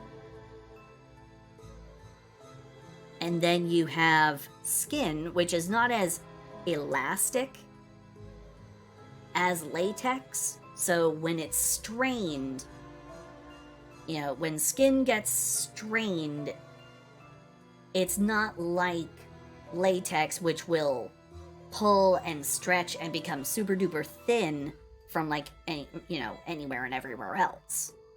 When skin gets stretched, what it does is it just pulls. It doesn't shift its molecular arrangement like latex to then accommodate the new, the new stress.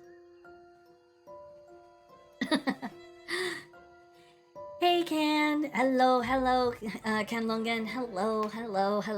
Hello. Yes. We reached the point. We reached a threshold for certain things. With Frogathon Eternal, we got up to 1,040 points, which means NSFW art tips. And I owe a lawn mowing simulator stream. I owe multiple lawn mowing simulator streams, so I'm gonna have to do like 2 of those in a row. And I also owe a Getting Over It stream from the charity stream I did a while back. So I need to do that. But yeah, we're up to NSFW art tips. So I'm kinda sorta taking care of that here and now. Kinda sorta. Oh, there we go. Yeah. Thick like oatmeal. Yeah. So when you're thinking about drawing, when you're doing the thinking before the inking for boobs, that's one of my favorite expressions. The think and then the ink of art. When you're doing the thinking stage, the thing about the think of boobs is you are more about the shape of boobs before the physics of boobs. The physics of boobs you only really focus on when you do an interaction with an object, or typically like anatomy. Like a person's hand, or like in the case of this art piece, the knees. I've got the super milfy milfy zombie here, and the interaction of her boobs is they're pressed up against her knees. So her knees are acting as the object of interference. They are the objects of interference. So all of the physics involved with them is all from trying to move around. And it depends on your school of thought, I guess. There are some people who will do, there's another bit of interaction regarding boobs, which is when a boob comes into interaction with an object. Like, say, we'll make a completely innocent, innocuous, completely not suspicious like cylinder object. right? Something cylindrical, but we're not going to be specific or anything, just a cylinder. A boob that comes into contact, depending on your school of thought on how boob filling works, can have a number of different interactions with this.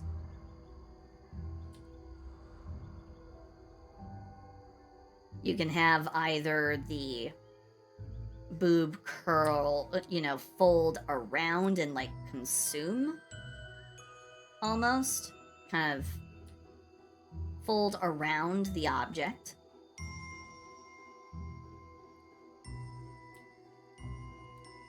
With the lines coming out over and around, and up here where you have the exposed facet of your object, or the exposed face of your object, up here you have to address the fact that the shape you're pressing into has volume. So, another line that follows the same kind of contouring as your outermost shape. There are some who, however, really take the fluidity of boobs and they make boobs instead. Instead of folding like this, what they'll do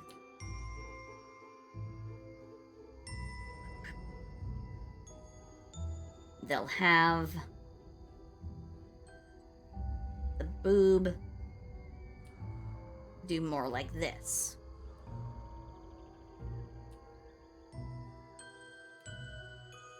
More like an inverted curve. Again, it's just a school of thought. It's more like a style choice than anything else. Not a hard, fast rule or anything, but you'll get people who do like the two different forms. You'll get inverted, you'll get inverted pressure against a facet, or you'll get convexed.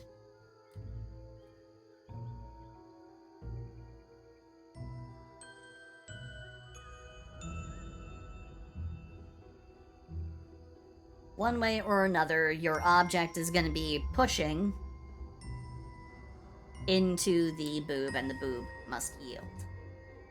So, that is how that works. Well, it's because I chose this as my sketch line color. I'm sorry that it looked like poop. I'm sorry that, I drew shapes that look vaguely like butts. It was not my intention to draw a butt. I would never draw a butt on stream. That would surely get me in trouble,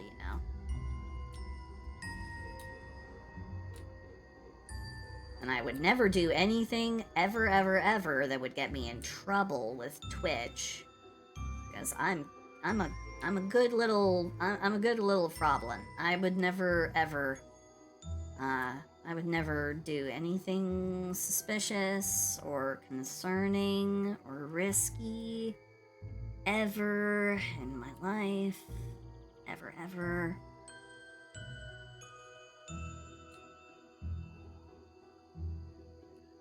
I would never draw a butt, and I most certainly would never draw a butt pooping. That is something I absolutely would never do. So I have no intention ever, ever, ever, ever, ever, ever of drawing a butt in the process of doing something so foul as, even though it may be a natural process, I know, everybody poops, everybody's got a butthole, all that other, preschooler kind of jargon and platitudes and everything doesn't mean a damn thing. Especially here on Twitch. This is like the holy mecca of pure, clean, innocent people, and nothing bad or risky ever comes up, you know? Yeah, everyone has a butthole. Everyone poops. Yeah. No. Now, every butthole may look different a little bit, you know? Kind of like a snowflake, you know? Everybody's anus is a little bit different.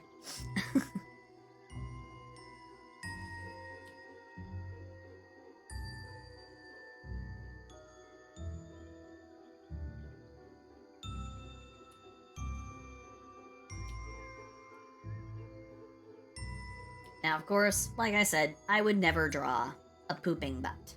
I would never, ever, even dare to draw a pooping butt, because I know that would get me in so much trouble. Never, ever draw a butt in the process of pooping. So if that's what you guys are hoping for, if you're hoping I'm sauced enough from drinking my spiked coffee, if you think I'm gonna slip up and I'm gonna do something gross like that, well, you got another thing coming. You got another thing coming. I would never, ever draw a pooping butt.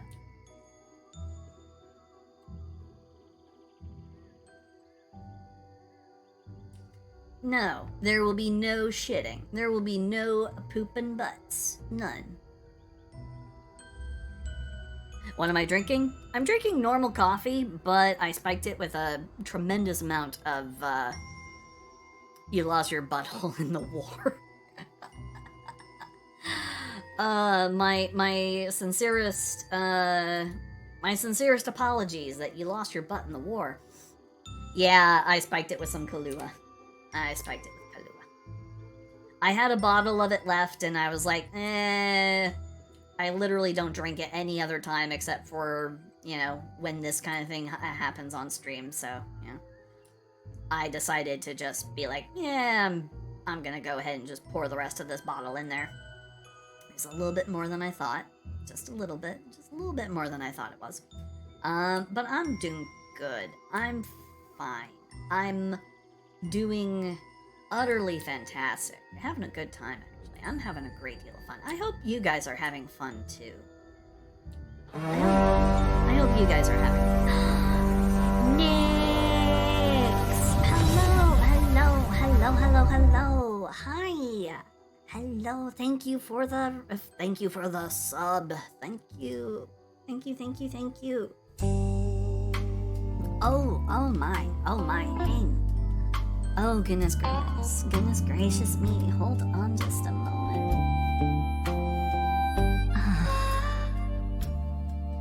I'm happy that you're here, Nix, and I'm happy that all the rest of you are here. So, for everyone who's here, everyone who's been keeping me company,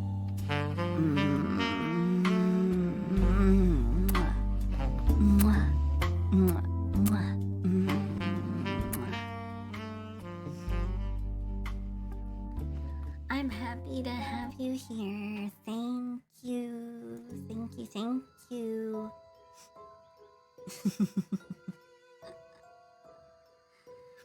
Thank you guys so much for being here.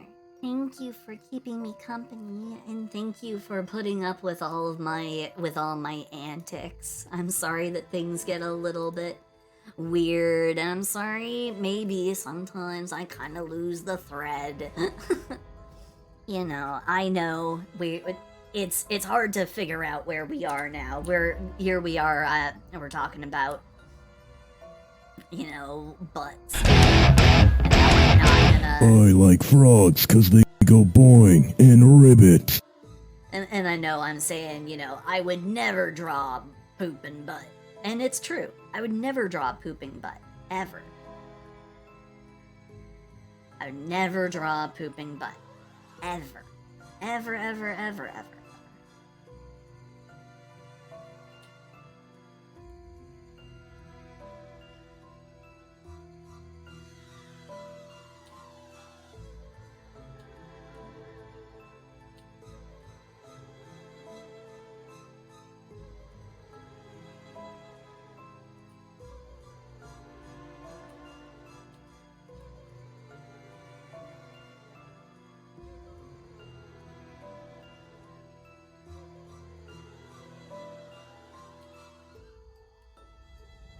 would never draw a poopin' butt.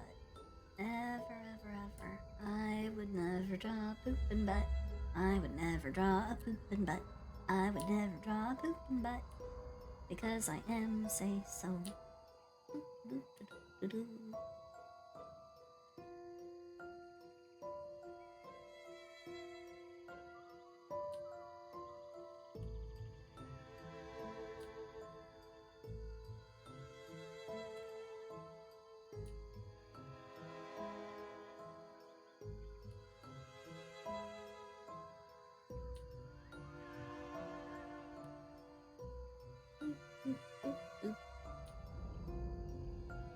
Now, a tiny little reveal of package on a femboy, I'm perfectly okay with drawing that. That's perfectly fine. It's not poop, therefore, it is clean. Perfectly viable territory.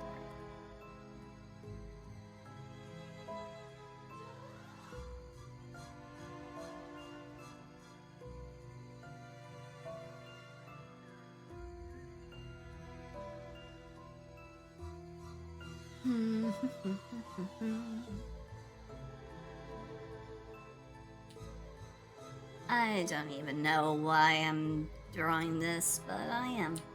I started on it, and I'm gonna commit to it, so... There we go.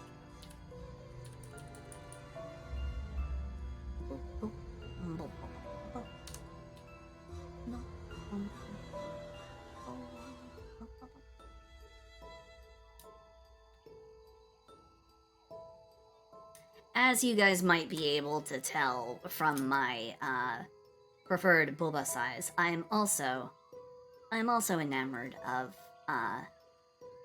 nicely you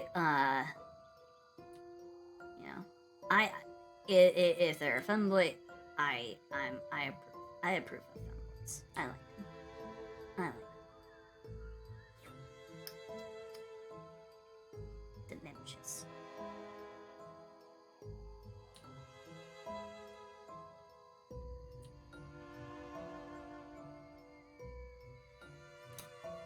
There you go. Yeah.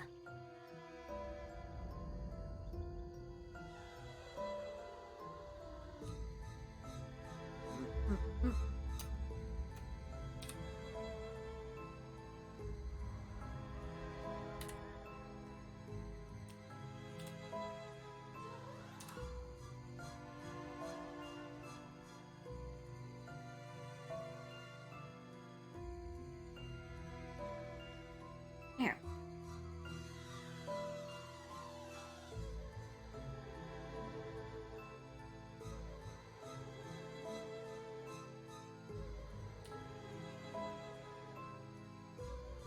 Oh.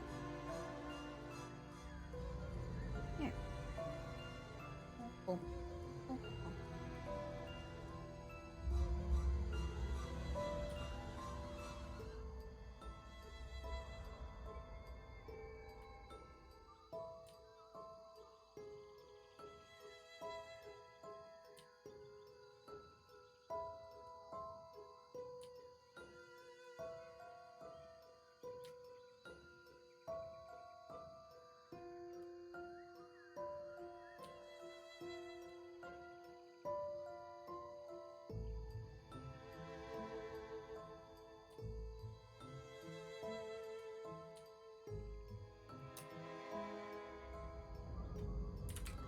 Ah, boy oh boy. I kind of got off the subject off the original subject. Here we were originally talking about the good, the bad, and the ugly in Booba, and here I got completely and totally derailed. I am so sorry about that. I am so incredibly sorry about that. Here, let me just go ahead and make this thing no longer a part of this.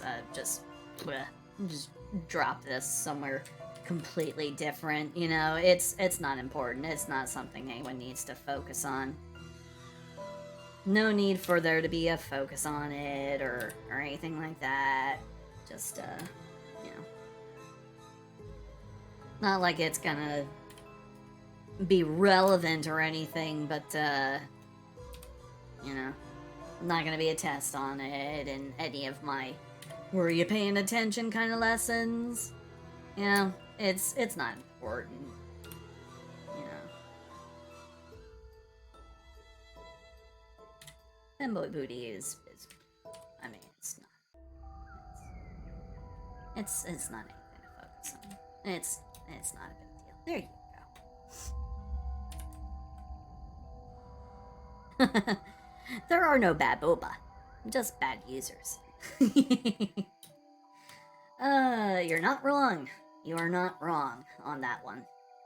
So I hope that everyone has appreciated my TED talk about boba today. Hope some people got a little bit of, I guess, educational benefit from it. Yeah, no pop quit. Yeah, there's not gonna be any, you know, popping or slapping on the butt. Absolutely not. There's not gonna be any more focus on the butt at all. None.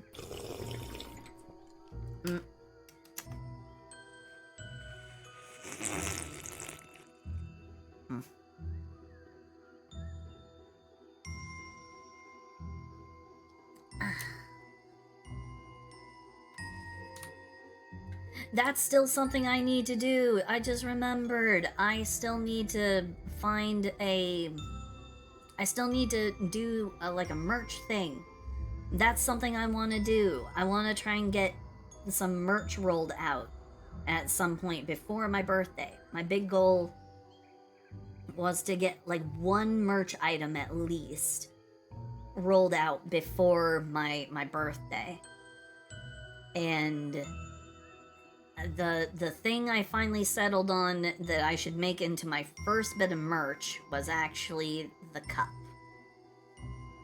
For anyone who doesn't remember what I was talking about when I was... for anyone who does not remember, who might not have been there for that stream, there was a cup idea that I had.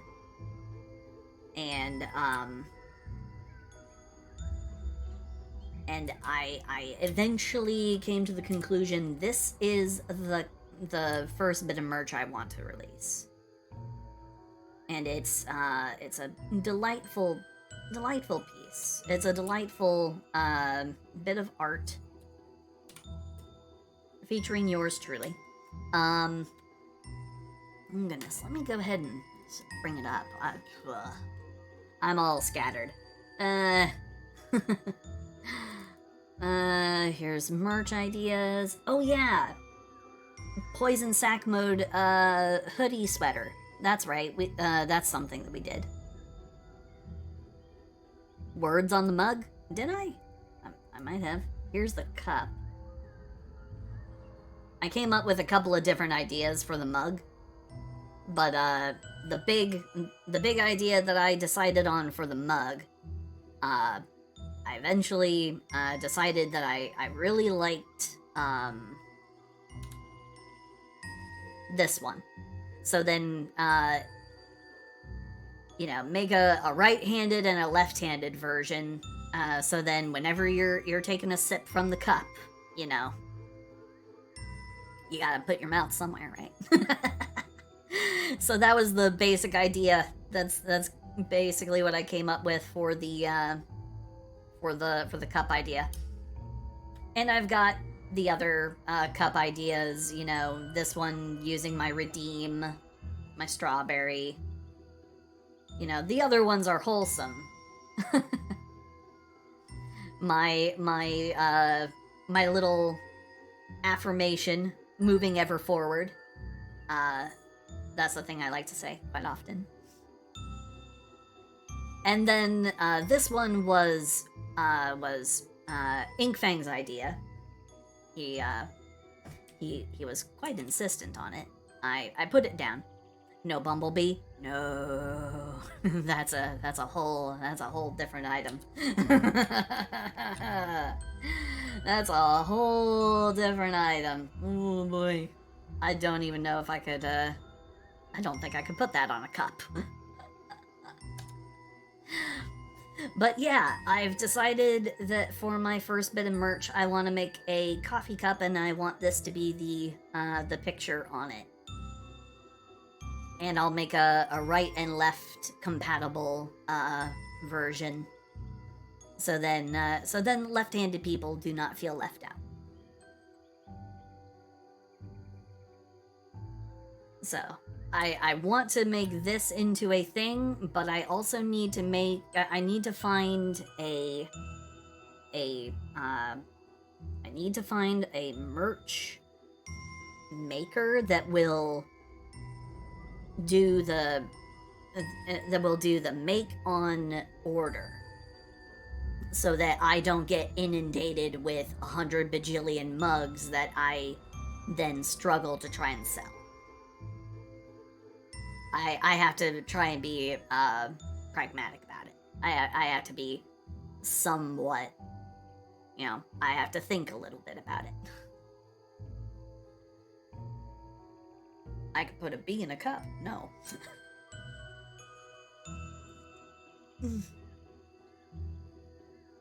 No. You definitely don't want any mention or reminder of the bee, the buzzy bee inside your drink. You don't want it in there. Oh yeah. No worries, Chadwick. Oh goodness. Hold on.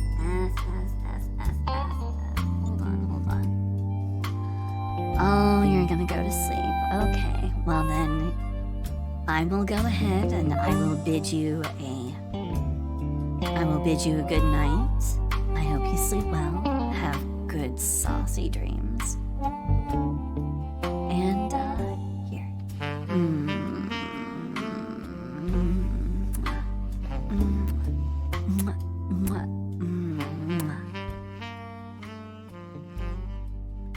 It is midnight, which means it's actually the end of the stream because I started stream late. I started stream about 10 minutes late, so that is my bad. So I will go ahead and I will go ahead and pass the stream off. But first, let's go ahead and we'll call that the end of the stream. Thank you guys so much for hanging out with me. Thank you for all of the amazing generosity. Thank you for the subs, for the gifted subs. Thank you for the follows. Thank you guys so much for just keeping me company, for putting up with me while I'm being all silly. And oh no, Altreus, that's okay. That's okay. You didn't miss much. What were we doing? Quick little thing about what we were doing. We were doing, oh boy, we were doing a lot. I continued to move on a little bit with the, big art piece project. And we unlocked this. I'll explain more about this later. And then we did, some art lessons. And I was explaining some booba art. Oh, no worries, F. No, I saw. So we are going to go ahead and we're going to raid out to Howlet TTV. We're gonna go and drop in on Howlet. So again, thank you guys so much. There we go. Thank you guys so much for hanging out with me, and I hope to see you guys tomorrow, where I'm going to announce the winners of the first bit of the raffle. I'm going to announce the first 7 winners for the raffle, and then I'm going to open up the secondary raffle for, I'm going to open up a secondary raffle for 3 saucy positions in the art piece. So look forward to that post, and yeah, thank you guys so much. And let's go ahead and raid on out. Okay. Howlet TTV is playing Dark and Darker. Okay. Another VTuber. So thank you guys so much. I love all of you so much. And I hope to see you tomorrow. I will not forget. I promise I will not forget. I will not forget. I will not forget. I will try not to forget. So thank you guys so much. And I will see you tomorrow. I love you.